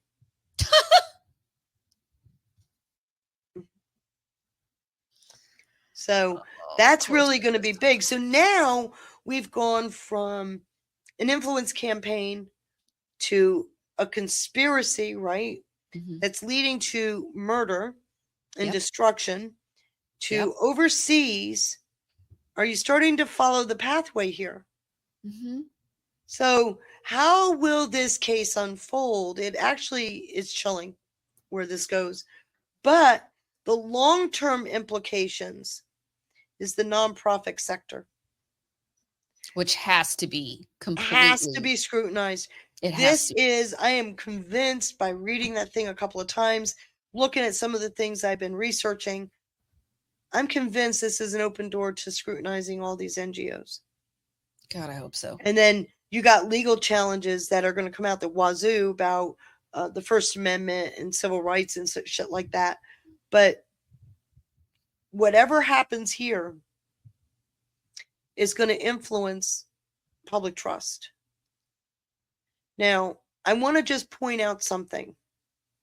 These trials for SPLC start in May. Have you ever heard of a case go to court that fast? No. Starts the end of May. God, I hope it's public. I'll stream it every day. Yeah. I really will, guys. So I'll go we're live looking every at, fucking day. I'm hoping what comes out in this case starts to, and I really do think it does happen when you see accountability, when you see the size and scope of what they're doing, the truth come out, right? I think that will help reshape trust in at least part of the government. But like I said, it starts in May. It's unheard of. They tend to usually prolong the judicial I figured process. it would be September or something like that, because May. it usually is 6 months. The end and of that's May. a fast track. I want to say it's like May 26th, but don't quote me on that date. I wonder if this is part of why Charlie's killer's trial keeps getting delayed. Maybe. Because I do think there is a nexus to SPLC. They're arguing. Oh, I'm not the only one that thinks that. DOJ thinks the same thing. In fact, they Yeah. say they say it was a Charlie Kirk catalyst. Yes, absolutely. Oh, All right, let me stop and check gold pills real quick and check comments. I don't know if anybody's tagged us. Let's see here. Let's see. Conserva Chris, with a cookie, it's a pattern. So this is back when we were talking about, I was joking why Starmer and Zelensky and everybody was short man syndrome. So he gave us a cookie. It's a pattern. Look at the mouthiest male influencers on X. Not one is over 5'8". I love Chris very much. Chris, I want you at my Thanksgiving table. You're a brother here. You would be a blast. And Mary Bear, I gotta stop for a second. I don't have my drink of water, and I am so thirsty. Yeah, sure. Go for so it. Please bear with me. I'll be right back. 2 seconds. Sure. I'll keep reading. Filter Dog with a cookie. The Obama Foundation sent money to the Tides Foundation. The Tides Foundation sent money to the SPLC, and the SPLC sent money to the KKK. You're so right, my friend. You're so right. Sly Park with a ship. Thank you, Sly Park. Bless your heart. It's so good to see you, sweetheart. To Mary and Feisty, an amazing duo. More of this, please. Aw, thank you. Well, we'll put a request into Sean and see if, Feisty and I are working on our own digs and series that we're going to be bringing to you. So if you enjoy this, we're behind the scenes working on some stuff that we're going to be putting out. It's going to be great. I'm excited. I'm always excited nowadays. I love that. Conserva Chris again with a cookie. I want to see in Discovery if the SPLC had any correspondence with the other organizations and I was talking about this earlier, ACLU, DSA, ADL, etc. I fully think that there's a bunch of them involved. That's my personal theory. I don't have sauce yet, but there is some sauce. I do think that ADL is being investigated. Do you know that? Mm-hmm. ADL is being investigated along with SPLC. So the Anti-Defamation League, there's another Jewish group that's being investigated. You got a bunch of them. In NAACP, I don't know if they're being investigated. I don't know. I didn't even think to look that up. Too. But there's a bunch. That's what I'm saying. Keep an eye out because this is an open door. Number one. Number two, we're already talking conspiracy. April showers bring May flowers, and the trial is in May. Nice and neat, huh? The reason why I'm bringing up we're already talking conspiracy. We're talking $3 million. Remember, I showed you. Oh, it's going to be $3 million in the offshore. That ain't shit. Oh hell no! We're going to find 300 million. So that sounds like it's the low hanging fruit, doesn't it? Yeah, it does. It does. When they kept 3 million, and I'm like, yeah, that sounds like a lot to Middle America, but it's not. They deal with billions. Yeah. So this to me sounds like us. And that's the thing that gets you is when you see what they did and what they built over all these years, and to call them low hanging fruit, you just go, oof, right? This is going to get big and deep. This is going to get big real fast. Bobby Digital gave us a cookie. Tell Feisty her slides may be ooh and ah. That's awesome, Bobby. Thank you, honey. Thank you. You do love the ooh. Ah. I just say, because some of these slides, I told you, remember the funnel one the other day? I did the funnel. Yeah, that took me 3 freaking days to put together. And it was really pretty. I couldn't get AI to do what I told it to do. Yeah. I ended up pretty much building it myself. But that funnel, and I, when you get such a clear picture as to what you want. Oh, yes. I wanted that funnel in the worst way. And I built a mock-up slide, and you should have seen the crap that came out of that thing. Sometimes I think AI just messes with us. I do too. I think it can do it. It's just, 1 out of 10 times. I called it a jackass. It says, I'm sorry I Mm-hmm. upset you. It's like, yeah. Yeah. What was it? I bite my thumb at you, the Shakespeare style. Right. Do we have more? I'm sorry. I cut you off. No. I think that's all the gold pills I see. I'll run over because and where I'm double going check next, I'm going to blow your mind. I can't wait. You ready? Yes. So I'm remember strapped yesterday, yesterday I teased you with Mark Zaid. Yes. And his partner, John Ty.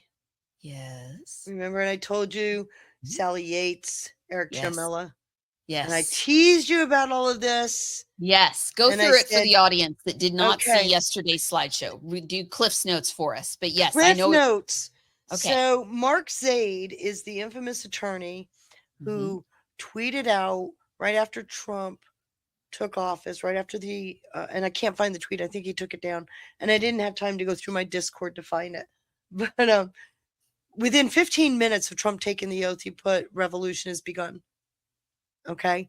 Sally Yates got fired on January 30th, and he put out coup has started. First of many steps, rebellion, impeachment will follow ultimately. He's her attorney. He's Eric Chermella's attorney. He's the attorney for almost every whistleblower against Trump. He started a company with another guy, but one of the lawyers, he's a co-founder actually, one of the lawyers on that team is John Ty. He was an SPLC staff attorney. So what's important about this slide is you're showing how the SPLC is an incubator, right? Yeah. Yeah. So here's the network. And now let me take you through the rest of the story. There you go. Oh boy. So John Ty, Mark Zaid, and this is SPLC attorney. This is the wrong picture, but he went from white to black in 2014. From 2014 to 2016, his skin got darker. Okay, because that's John Ty. So AI. I didn't have time to fix it. Gotcha. Okay. So which picture is correct? That one. The black one. Okay. Just clarifying. So he's at SPLC as a staff attorney. What you have here is a bit of a connective tissue, right? Because he learned his report. He's a reporting kind of person, but he learned the conflict-based investigative tradecraft at SPLC and then partnered with Zaid to institutionalize it in DC. And that's a direct line to SPLC's hate watch reports because that's what he's reporting on. That's what he was doing at SPLC. So, and that hate watch, of course, is a part of their legal machinery, right? Because they would do these hate watch reports. Yeah. And that's how the Biden administration used that. That was their crutch. But they would use it too to go after. So J6, they had a dossier on Proud Boys. Well, right? and even the parents, through Moms of Liberty, and they would do these dossiers, all the stuff. Right? Southern poverty. They're the connective tissue to the Biden administration, targeting all the different demographics, from Catholics to parents to all of it. It comes out of this fucking group because of what they did with their propaganda. What the question is that the government's trying to answer, because Zaid and his firm are under investigation. And what they're trying to answer there is, was the intelligence being blown to the government the same manufactured data that was being, cited in the indictment? That's what they're trying to find, that connection. Yeah. So we got the smoking gun here of the personal connections. And we've got the personal, you got the tradecraft with John Ty. So now it's a question of how deep does that tie go because of all of the people that they're working with. So these are the two, these are partners. John Ty is a co-founder. He's the investigative reporter from SPLC running over to Mark Zaid's office. So he's writing all of these hate watch reports over there. Now he's here. And of course, he's representing Sally Yates. And remember all the stuff that came out about that. Trump was getting rid of women at one point, remember? Because she was a woman. So you got the Charlottesville rally. You got the whistleblower aid. They started really pumping up for government employees. Now, I'm going to remind you, this is starting in 2017.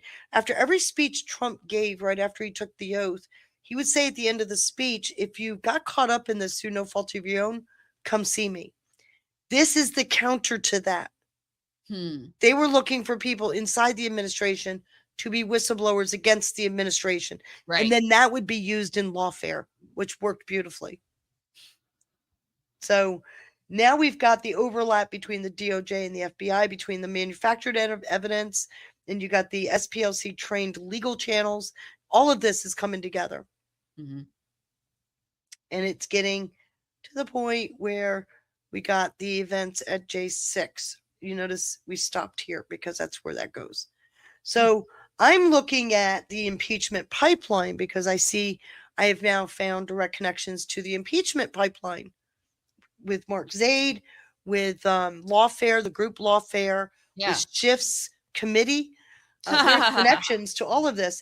And you've got all of them as a unofficial advisor to Schiff and Swalwell. So now we've got even more.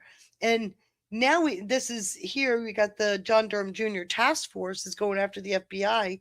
They're looking at examining whether that intelligence from, and this should be junior, I'm pretty sure, intelligence from SPLC's secret informant program was used as the basis for whistleblower complaints to trigger federal investigations.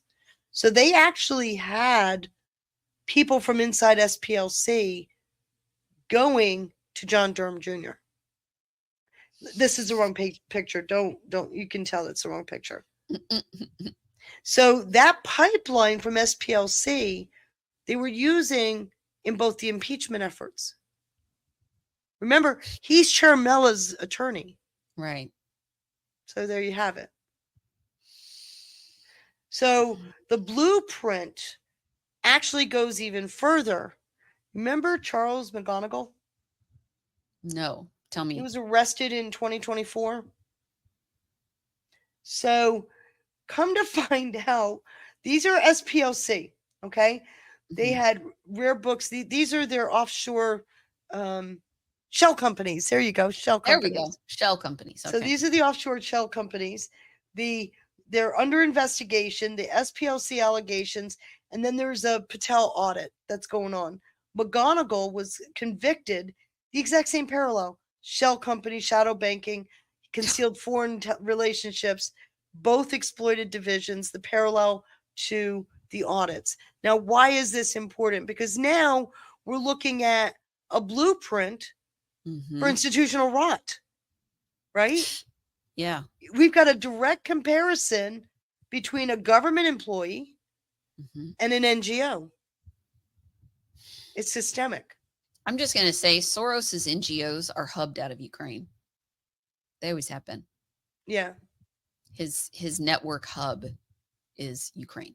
It isn't just Soros. I want to just point that out. No. But yes. But he is a main benefactor it's a name people understand. So DOJ is currently arguing that SPLC's conflict entrepreneur model didn't happen in a vacuum. They used an incubator model. They trained people very systematically from inside out. It created the systemic issues we're seeing. And McGonigal was the FBI's counterintelligence chief. Oh. So this is a big deal. Yeah. He was in New York to boot. Where did all the I do remember somebody, yes. but the name escaped me, but I do remember a high-level FBI guy in New York getting arrested. I do remember that. Where did all the investigations go to die? Southern District of New York. Yeah.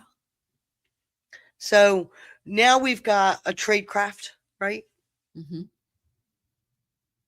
So we've got enough parallels here to go. Eef, it's getting heavy. It is. So now we're looking at that, mapping it out. I love this little map in here. I put that in.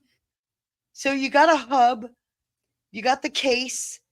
The government is looking at the 822 million that they're trying to figure out where it came from, the way the money moved. We're looking at an intelligence audit that John Durham Jr. started. I guess they're doing another one I don't quite get it. But then you've got the operational accountability. These are only some of the 19 people that were unnamed in the indictment, but they're alleged co-conspirators, and right there, Sally Yates, and you got Margaret Huang. You got a number of people here that are a part of this, and they're using the intelligence that they've gathered from paying their Fs, right? They're using that and triggering illegal federal surveillance on people. And so the enablers inside of you got the ADL chief, Anti-Defamation League chief. You got these three are out of the Zaid law firm. And now we're starting to see that shift. And that takes us to this, because I haven't had time to look at it, but this is where the veterans groups went on the Cannon Law Building. They were in Congress. They were arrested last week, 61 of them. What they're doing fits the SPLC model. Yes, the veterans the groups they're aligned with are also connected to SPLC. I found connections. So I don't know if we've got these challenges matched completely, but from the investigation, it's focused on the SPLC practices. It's purely financial, but it does not extend outside yet. But there's too many connections here to say that it doesn't get there. Okay, and remember, this is the thing they started, right? The war of choice mantra that started in 2015. This is what they're going against. It's the Iran issue. And that takes us to the just war doctrine, which I had done yesterday. The actual argument out there, which is why they're going crazy about not my war, I didn't sign up for this. It's starting to create a problem inside the military. Right. And people are going for their CO status, their conscientious objector status. The just war and the not my war the argument. They tried to pit the Pope against Trump and vice versa. The Pope squashed that. Right. He said I wrote that speech 2 weeks before. 2 weeks before. So that's gone. That not that anybody paid attention, but it's out there. Well, they don't want to hear it, and that's it. You got to get through many layers of bias before that gets out. But he did squash it. Yeah, he did. Which proves what I've been saying. He's talking about just war doctrine. And Trump's been putting out stuff that proves he's doing just war doctrine to the T. So who the Pope's talking about is Iran. And then you got the war of choice, which is the counter in this country against the war. And the purpose of that is to peel off MAGA. Right. And to disrupt the military, which is a national security threat. Yes. So, and that goes back to, just so everybody's clear, this goes back to the seditious six that put out that statement, don't follow unjust laws or unjust orders. But you see, that was the problem. That was the start of it. Yeah, but what they did wasn't illegal because they didn't say anything illegal. That's why they couldn't indict them. But it's like right on that line, right? Yeah. They tap danced on it. Yes. And they knew. So that leaves us with the debate. Trump put out this tweet yesterday. Yesterday was the show. We went through this with the auto pen. He's questioning her. Ketanji Brown, Jackson Brown. Yeah. He's talking about the tariffs. We went through that. He talked about the birth tourism from China. And he's saying that the Supreme Court you don't have to worry about stacking it. It already is if he doesn't get all of this. Well, I don't really think he's going to get birthright citizenship. I think at best he gets a carve out to handle this. Listening to the orals, they didn't feel his executive order was justified. And because all they fought on was this, meaning a ban on full birthright citizenship doesn't make sense. So, it's not just the Supreme Court that I think is going to strike down his executive order. He didn't fight for that. The only argument they really had was this. and the justices seem to agree. Yeah. So I think it'll be a it's carve insane out. what they're allowing to happen. Well, I got to ask a question why he didn't fight. They didn't even bring up the original argument. I mean, it was a decent back and forth, but the administration did not really fight it. And Trump was there. Yeah, and they go back to fighting about the tribal Indian and all that kind of stuff, which has nothing to do with what we're discussing Nothing to do with now. this. Like Hassan Piker, the leftist, his family is from Turkey. They came over here, gave birth to him, and then left the country again. They didn't come back until recently. And he's propped up and amplified, and you see what he's doing. Kamala would be another one. Okay. Right. Her parents were here on a student visa, both communists, met in Berkeley, had a kid, and then separated and went back to their socialist and communist countries. Right. And here she and is. then running her for father office. was actually disappointed in her. Oh, I'm sure. He I'm wrote an sure. article She was about not it. a good enough little red diaper baby for him. So I wanted to bring up one last thing. We're at the end. I said this yesterday. Did you get what I was talking about? Most with of this? it. Through all the technical issues. That's yeah, through the technical some of it issues. was a little We've got this difficult. right here. Trump is seeding a narrative. Yes. There's the interesting thing going on at the Vatican right now. They're trying to determine if Pope Benedict's resignation was legitimate. Why would they be doing that? If they could delegitimize his resignation, Pope Francis and Pope Leo are sine vacante. They're not legitimate. Explain to people what happened with that Pope. So, in 2011, Pope Benedict commissioned an investigation into what was going on in the Curia. There were 3 archbishops that were assigned this investigation. It's in for anybody that hasn't watched them, they're in my Vatican decodes. Do you have those pinned to your Rumble channel, or do you have them I in your will. playlist? I don't know what my husband's done. He's been playing with it, so let me go look.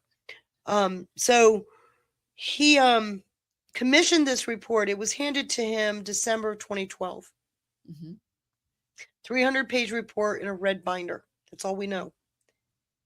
He read it and he said, "This is beyond my papacy," and he resigned. A lot of people think that he was scared, he was threatened, he was a number of things. No, he did something amazing. When he resigned, the Curia effectively was fired.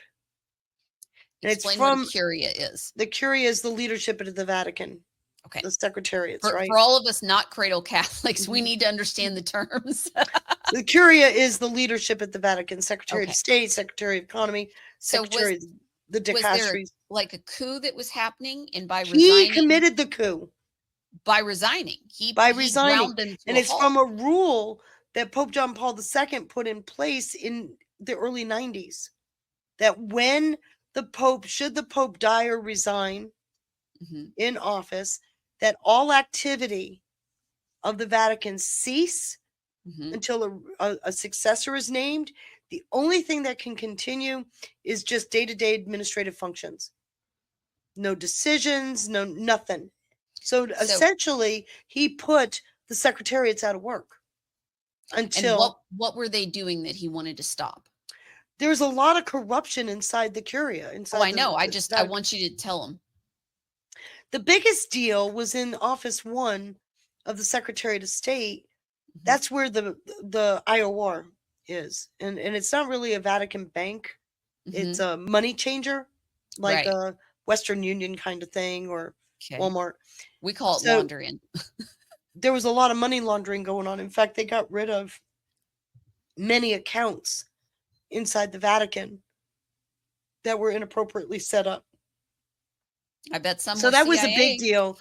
You had the money laundering that was going on. That was found by Cardinal Pell, Vigano, and Domenico. And Vigano, everybody in the audience knows Vigano. Yeah, it was Vigano tried to bring it up. He was the governor of the Vatican City, so he was running the day-to-day. He tried to bring it up. No, nothing was said. He went public with it in 2011. He promptly got fired, and then Pope Benedict sent him to the U.S. as nuncio, What a lot of people don't realize is a nuncio is like a CIA, because the Vatican doesn't have a CIA. I did not know that. Explain So this. a nuncio is for lack of a better word, an ambassador with a little extra privilege. Huh. So he was sent. He's investigative. So he was sent to the U.S. to investigate McCarrick. So that 2018 testimony he put out, it's his investigation of what he can share. So okay, he gets fired. You got the money issue, you got the sexual deviance, there's all kinds of stuff going on at the Vatican. Sure. And it had been going on for a while. And these 3 archbishops detail it. He gets the report, he reads it, beyond my papacy, he resigns. They're effectively put out of a job. Pope Francis comes in. They're thinking they got one of their own. No.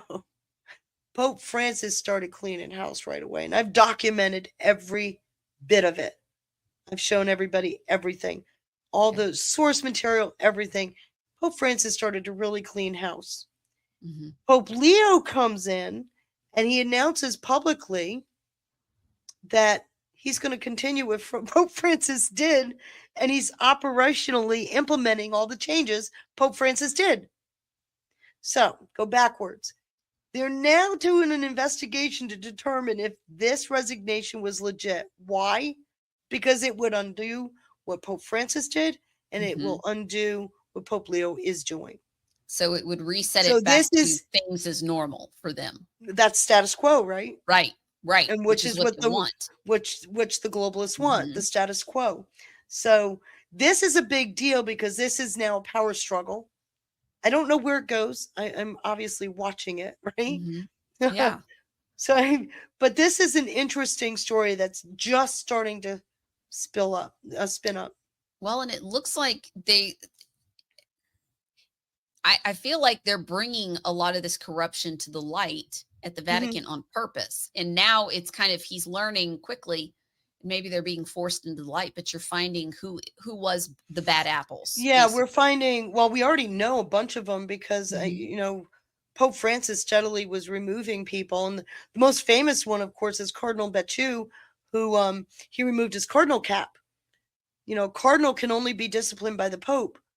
When the Pope removed his cardinal cap, he took away not only his authorities as a cardinal, but he made him eligible for a tribunal at the Vatican. And he went through the Vatican tribunal, which is currently going through appeal. He was found guilty of extortion. And Wow. I did not. We need to find there's so much that's been going on at the Vatican, but that's currently going through appeal at the Vatican. Okay. But that's why I find this coming up so interesting. Because what Pope Leo's been doing is implementing. Pope Francis made a lot of changes, and Pope Leo is implementing the operational piece to that. Okay. And so it's got a few nerves rattled. Okay. Which, I feel so bad about. I'm losing sleep over their rattled nerves. Right. So, reason why I bring this up is because between the war of choice, just war, challenging Leo's authority right now, like they're doing, what they're really challenging, they're not challenging policy changes. They're challenging who has the authority to tell the story. Yeah, because the winners tell the story, as we know. That's where we're at. Once you get to this stage, you're at the end. And that's what's happening. That is exactly what's happening. The final phase. I don't know. I said this yesterday. I don't know how long this phase will last. I don't know. Well, let me just say this. You can't let this phase linger or you will lose your impetus, right? Swift and clean. If we have fast trials, like the one I found it interesting that SPLC is starting in May. I do too. I find that very interesting. So this is where we're at. It's not over policy. It's over who controls the narrative and, who gets to tell the story. And I'm thinking at this point, Trump's got to be pretty cozy. Pretty darn cozy. Yeah. So I'm going to leave it with this, because what I'm trying to describe here is Trump's style to the best of my ability. I'm not Trump, not inside his head. Mm-hmm. I've just been watching, right? His whole being is about overcoming resistance. Mm-hmm. His style of doing that is he's no longer doing policy debates. He ain't got to give a flying flip when anybody thinks about his policy. Now it's shifted to questions of control. And he's starting to approach it from 4 different, what lack of a better word, I'll call them pillars. Okay. And he's taking direct command of the narrative by aggressively using executive actions, aggressively implementing structural changes. He's looking at reducing the bureaucratic friction that we've been seeing, which it's been amazing how much has been undone. He's realigning personnel within the administration. It's just boom, boom, boom, boom. And he's keeping his enemy. They don't know from what angle that missile's coming, right? And he's doing that intentionally. By keeping them guessing what he's going to do next, they can't get a breath. It keeps them in a defensive posture. And he doesn't have to say diddly about what he's doing. So when you listen to him, you're thinking, boy, he's doing a lot of weaving and bobbing. He does that intentionally. Right. It's the tactic. He always threads the needle if you listen carefully, but he sounds like he's got ADD on steroids, right? But he doesn't. He's doing it intentionally because you got people that are out of sorts already that are going, what's he saying? Right? They're so damaged. They're very damaged from the psyops. What he's doing is he's keeping them in a state of confusion here, and he's doing stuff over here. And we're seeing a lot of the stuff that he's doing that was under the surface coming to the surface, and they can't stop it. So hopefully that helps people understand. So that's all. I'll leave it at that. That was a nice deck. That was a very nice deck. Did you like? I did. I always enjoy it. I hope you did. See. General Buford. I wish Sean would redo the Sum of All Fears. That was we did that with Hidden Script. That was one of the first ones that we did. Chris and I did that one. Let's see. We had a Good Dog 45 sighting. He gifted us shades. Much love, ladies. Thanks for all that you do. Thank you, friend. Thank you so much. Much appreciated. Let me check. Has anybody tagged me with questions? Let's see here. Oh my goodness. There's a lot of tags. Okay. Marissa is very excited. She says this is awesome. Thank you. Let's see. Trying to see if there's any questions in here. Anything on Rumble. If you guys want to type in a question, I'm going to just fly through the chat as fast as I can here to make sure. Because I wanted to spend as much time as we needed on this dig. I was trying to give us plenty of room. I think we did good. And we got raided by Drewby again. I guess when the tornado hit, he probably went live again. And then Thank you. He raided us I'm again. so glad that they're okay. I am too. I'm so glad we have Drew in our team for this particular element with the weather and everything. He's such a valuable asset and a wonderful guy. Do give him a follow, guys, because he's building his little stream just like I'm building mine and Feisty's building hers. And, we're all trying to expand. Okay. Trying desperately, right? Got to grow. Let's see. Hi, Duppy. I see you out there. Oh, Wonder World just gifted shades. Great show, ladies. Thank you. Thank you so much. Thank you. Much appreciated. Do we come close? Are we a good replacement for Sean? Ash, tell us. I know, right? I mean, nobody replaces Sean. Nobody replaces Sean, but are we coming close to being an acceptable replacement for Sean? Oh, I see a JJR sighting. Hello, friend. Let me jump over Rumble. Let's see. Rock Candy did not know about the tornadoes. Prayers up. Okay. I'm not seeing questions. don't Maybe we were either. just extra thorough today. Because usually there were no techie issues, so. But I'm glad I got a chance today to enhance it with the SPLC stuff. Oh yeah. If everybody can take a minute, hit the thumbs up and the red pill, like and share the show. Please tell your friends. Feisty did so much work on this, and it was fantastic. It really was. Please share it out with your friends. We're trying desperately to get people this level of analysis so people aren't scared and confused, because a lot of people really are, because the psyops are just beating them every Hopefully day. I was clear enough to where nobody got confused. I think you were good. I kept up.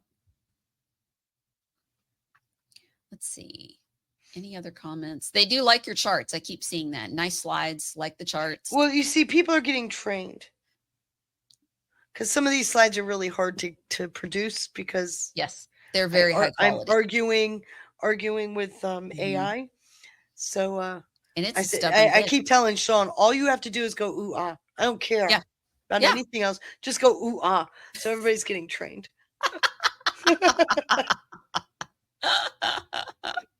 That's so funny and so true.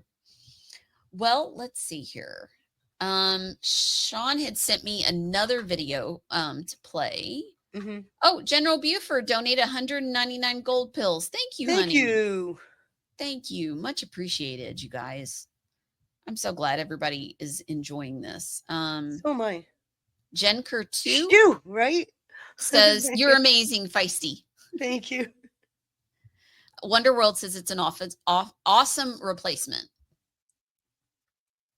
I do want Sean to be happy with us. I felt very happy that he trusted us, to do the thing. Yeah, because the last time he wasn't available for Thursday, he canceled. Yeah. So the fact that he let it go on, I was like, oh, really? I know. It's a huge compliment. It really is. Wonderworld AI is dicking with me. It's not training me anything. It does dick with us. It really does. It really does. I can almost hear it laughing. I know. It's becoming an emotional problem. This, I have not previewed it, but Sean sent it. So let's take a gander at this. What the heck is this? I don't know. It's Sinatra, so it should be good. Oh, Sinatra.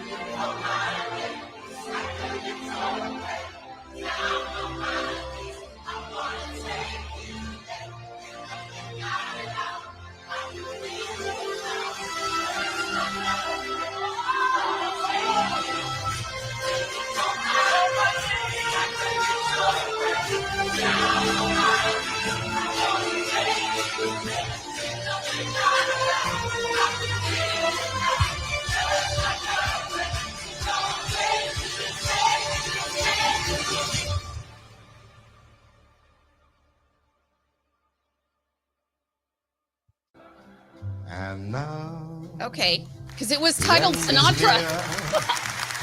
And so I face the final curtain. So appropriate after the dig. I'm so glad I waited to play this now. Right. I'll state my case, of which I am certain. Does Sean put these together? I've lived a life. Not this one. Sometimes they do. Johnny does a lot. Oh, okay. They're pretty good. Traveled each and every highway, and more, much more than this.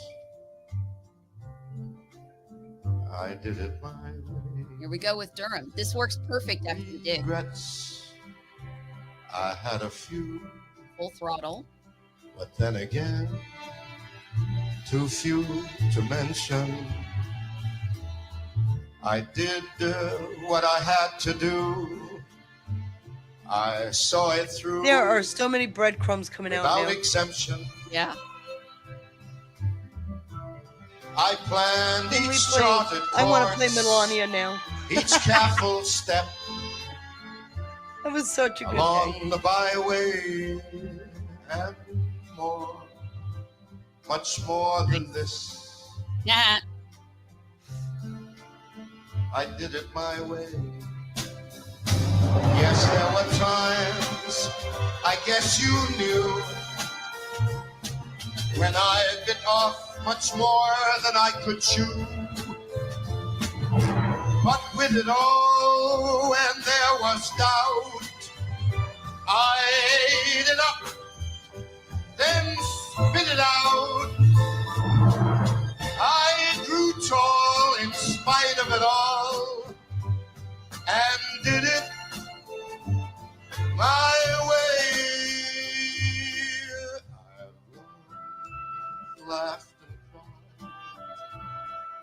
and cried. I had my fill, my share of losing. Wow. And now as tears subside, I find it's all quite amusing to think I did all that, and may I say, not in a shy. No, no, no, no, no, no, no, no. It was my way. Oh, what is a man? What has he got? If not himself, then he has not to say the things he truly feels, and not the words of one who kneels. The record shows I took the blows and did it my way.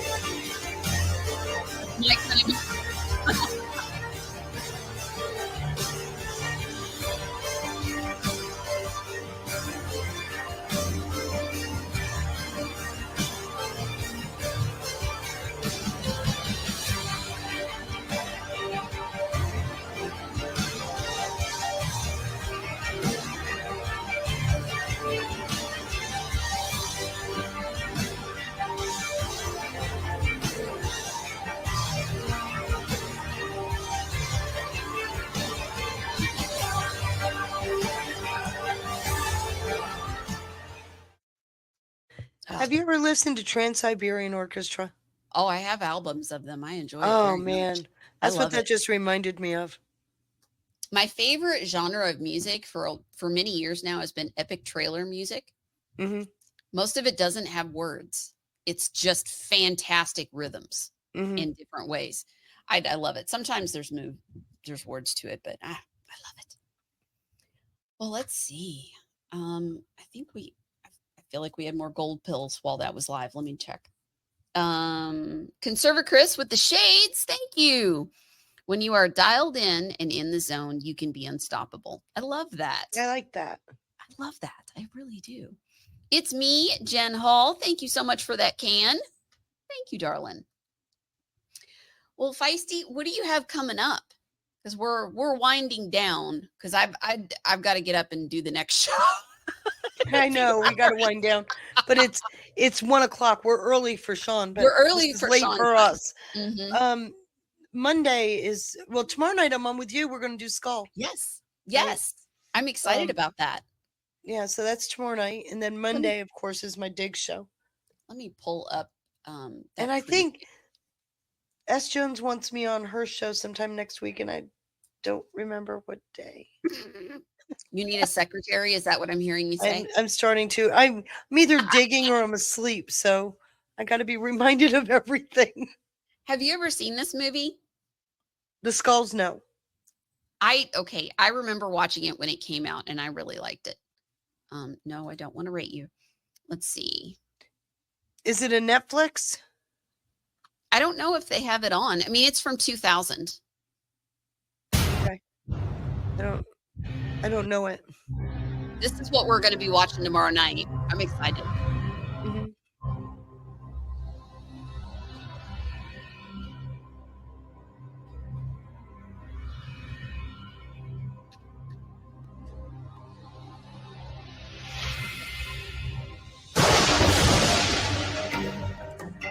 In a place where tomorrow's leaders are groomed. How did Mr. McNamara learn to row? The local sewers, I imagine. You tell me. He won us the Ivy League championship 3 years in a row. That's all I know. In an organization. Are you ready to be reborn? Where success is assured. Our membership has its pleasures, its hardships, and sometimes its pain. We live by the rules. We die by the rules. Gentlemen, welcome home. Luke McNamara is about to get an opportunity. A skull above any other. He's only dreamed of.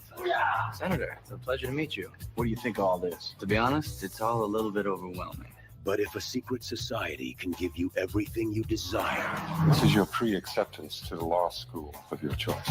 That's got to be a mistake. You are a skull. Imagine what they can take away. None of us are safe. What are you gonna do? We live by the rules. We die by the rules. I want to know the truth about what happened that night. There's surveillance cameras, so there's got to be tapes. Can you get any closer on this? Closer. I know what you did. It's time we remove Mr. McNamara. He's no longer loyal. This February, If you keep digging, you're going to dig your own grave. only an elite few ever get in. I have evidence. They erased the tape. Who? The skulls. They control everything. No one has ever gotten out. They're dead. If it's secret and elite, it can't be good.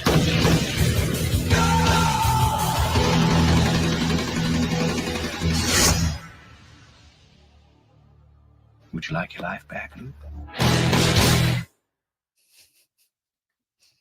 It's a really good film, in my opinion. It's been a while since I've seen it, but it's obviously after Skull and Bones is what it's. Mm-hmm. Well, it's after the Secret Society. Yep. I believe, at least from the lore that I've read, they only admit 15 people per year into that society.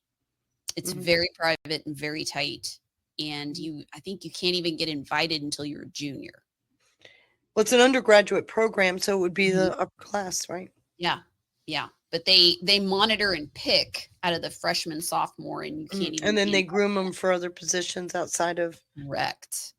And it doesn't, even if you're not in the inner circle, as you were saying, you can be groomed for other roles and positions. But they go through quite a bit once Joshua Jackson's character, because there's a murder that's involved with another student that's his friend. And the more he starts peeling back the more of a threat he becomes to the society. Right. And the interesting thing about this film is there are warring factions within the entire. Right. So when you get up to the CIA, senator level, all of that, there are warring factions that are competing for the new grooming students.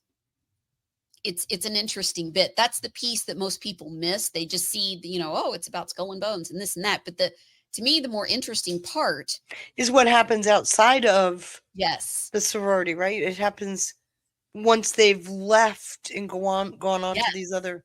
Like the senator character. He's a key one in the film to watch, but he's part of the warring factions. And if I remember correctly, you don't understand who's on which side of what until like the last two scenes. And it becomes, the motto of it is the only way out is death. Once you're in, that's it. So what is Jackson supposed to do? If you become labeled a liability, it's the same thing with the CIA as if it's a handcuff. Bingo. Once you're in, you can never leave. So we're going to be watching that on we're doing it with S. Jones. She and I are doing a series on Friday nights, every night at 7:30 on Fridays. We've been doing the Fabian Society the last 2 weeks. And we simulcast on her channel, S. Jones 39, and on my Free For All channels. So we invited Chris Doom also. I hope he can make it. He wasn't sure if he would get off work. We probably won't know until right before we start, but that'll be a lot. He'll pop in, hopefully, and hang out with us. And I'm so excited you're going to come join us. This is going to be super fun. Yeah, S. Jones called me this morning. Yeah. She said, would really like it if you could join us. I said, I will do everything I can. And then I found out it's at 7:30. I should have asked.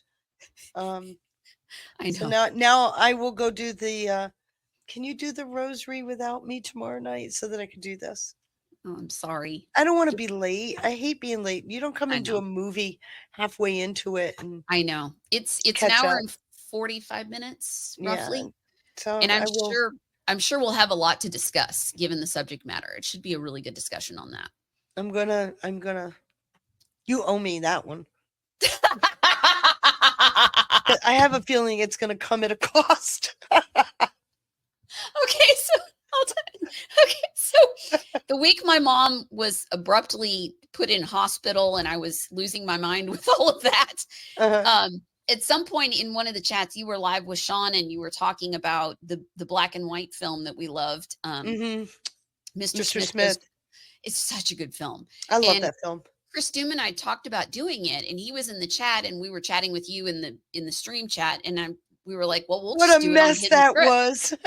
And I had communicated with Chris, and he's like, yeah, I talked to Feisty, and we had this great conversation and everything. So I'm nursed in the hospital, and I think that it's been straightened out. So here comes Sunday. Here comes Sunday, and it's like, I'm on when? And I sent her a link, and I'm like, yay, and all, and she was like, are we doing a show tonight? I was like, shit. And it's because I ate if I recall, that was chicken cacciatore, right? You ate some yummy pasta dish. Yeah, I ate my chicken cacciatore during the movie. Great movie. It was super fun, though. It was such a good movie. I love that movie. I've always loved that movie. The other one I like, that's just as thought-provoking is The 12 Good Men. Oh, yeah. Oh, my God. Such a good one. Huh. You and me, we're movie simpatico. Yeah. Very much so. But I like old movies, so. I do too. I'm not into the modern stuff as much. Yeah, it comes at a cost. The agenda-driven narratives drive me nuts. Right. That's why I like the old stuff better. Right. So what are you doing other than tomorrow night? You got your show every day. Yeah. Except Wednesdays, unless you call. I guilt her into joining me on a show that blows. God, that was so funny. You called and you were like, can you just be in the chat? And I was like, when's Sean coming? She's like, well, he can't come for 30 or 40 minutes. And I was like, okay. Well, let me get pretty up. I'll join. I was like, all right, I'll put some spackle on my face and I'll go on camera. So at least I'm there with you. You know? And then she's there with me through the whole thing. And it was a technical nightmare. I had terrible time. Poor but at Sean least we got came through in most of that tonight. Share your screens. Then we're like trying to figure out the audio, and oh God, and bless the audience. God love y'all. You stayed. God, everybody God was love so them. wonderful. They stayed. Right. Well, we worked it out live, and it happens. I mean, every streamer has problems. Your system will update. It'll, your computer will crash. It happens. I managed to find a way to fix my glasses. Did you? What did you do? Did you solder them back? Yes, so far they're holding well. Nice. Very nice. Which is good because these weren't cheap. And it felt good that they didn't fall off my face. Absolutely. That would be good. Mm-hmm. So I'm back. I guess the holy water worked. Maybe I should, drown the room in it or more. Get more. Now I think we're moving along. Let me release the scratching over on Pilled before I forget. Mm-hmm. Ash, is there anyone that you want me to raid? Tell me who I need to raid. I'll just put that out there and she'll tell me in the chat. And I'll set that up. I think I have another Sean or Ash sent me more videos, which I can play with the outros. let's see. Saturday, we have Pilled Squares with Coffee Talk with Sandra, which you're going to text her tomorrow. Yes, right? I'm going to text her. You're gonna write yourself a Post-it, and then I'm going to text you and remind you again. Yes, Mama. Yes, Mama. Is she going to want me on Saturday night? Because I just changed my schedule. No. Okay, good. I no, the death unless someone like freak cancels or something. But oh my God, somebody got their schedule mixed up and no showed as one of the squares, like totally no showed. So like 10 minutes to we go live, poor Sandra is panicking, and I none of us know. So anyway, Java wasn't playing the host because his computer had died. So he was on his phone as a regular square, and he goes, Sandra, I'll do it. I'll do both squares. I'll do it in some weird voice or something. And I was like, do it in a pirate. And everybody laughed. And he's like, Arr, I'm going to do a pirate. So we found like this silly little pirate emoji. So he's sitting in two squares next to each other. One is the pirate emoji. And when they call on the pirate emoji, he's literally sitting in the next square making funny faces and doing the pirate voice. Oh, but that worked out well, though. It was so funny. And he would tell dad jokes in the pirate voice. Oh, my God. Dad jokes in a pirate voice. I got to go listen to that. Java's hilarious. He's so funny. Yeah, he's very good.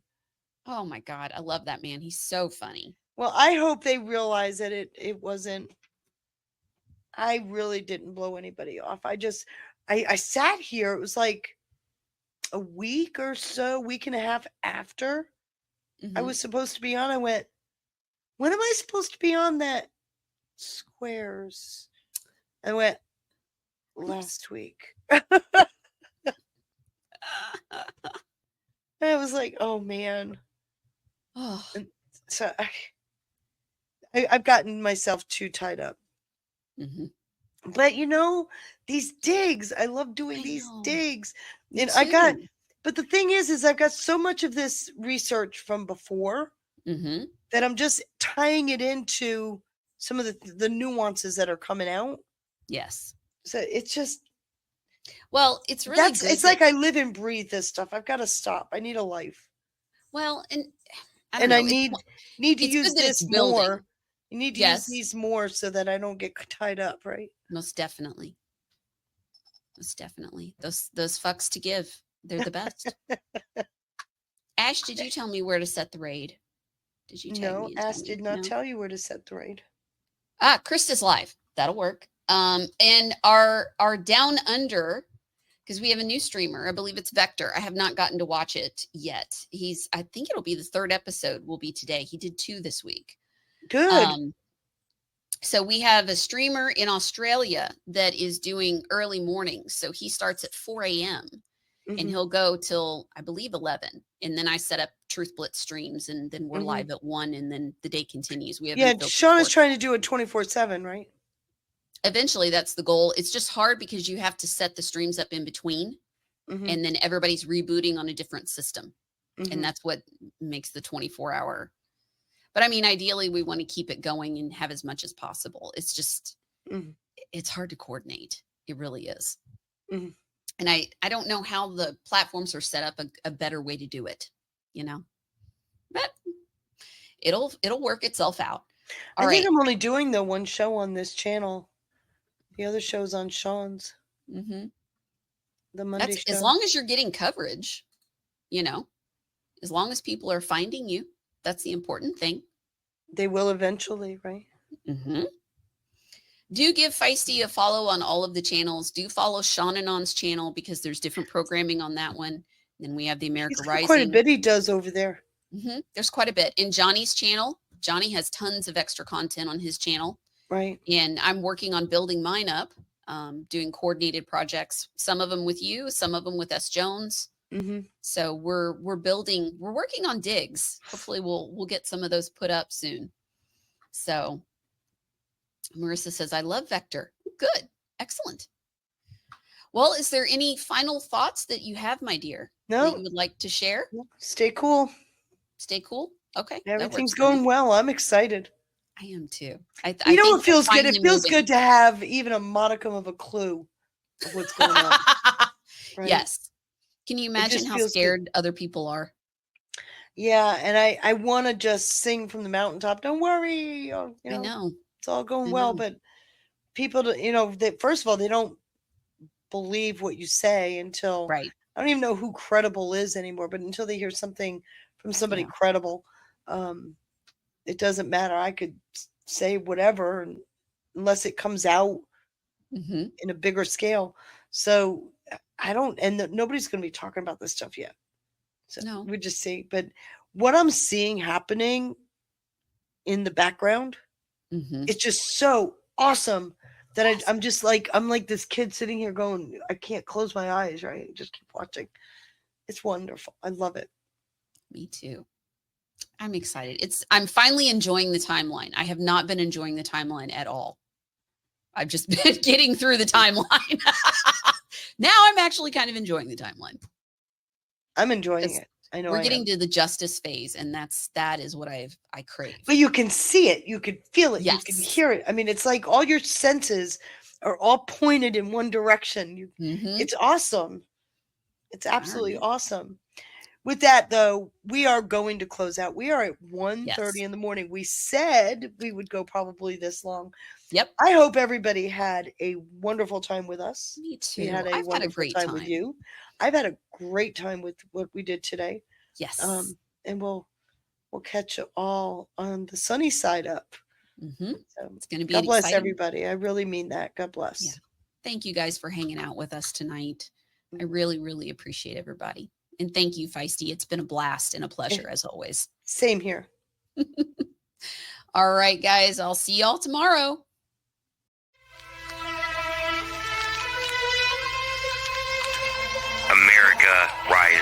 AmericaRising.media.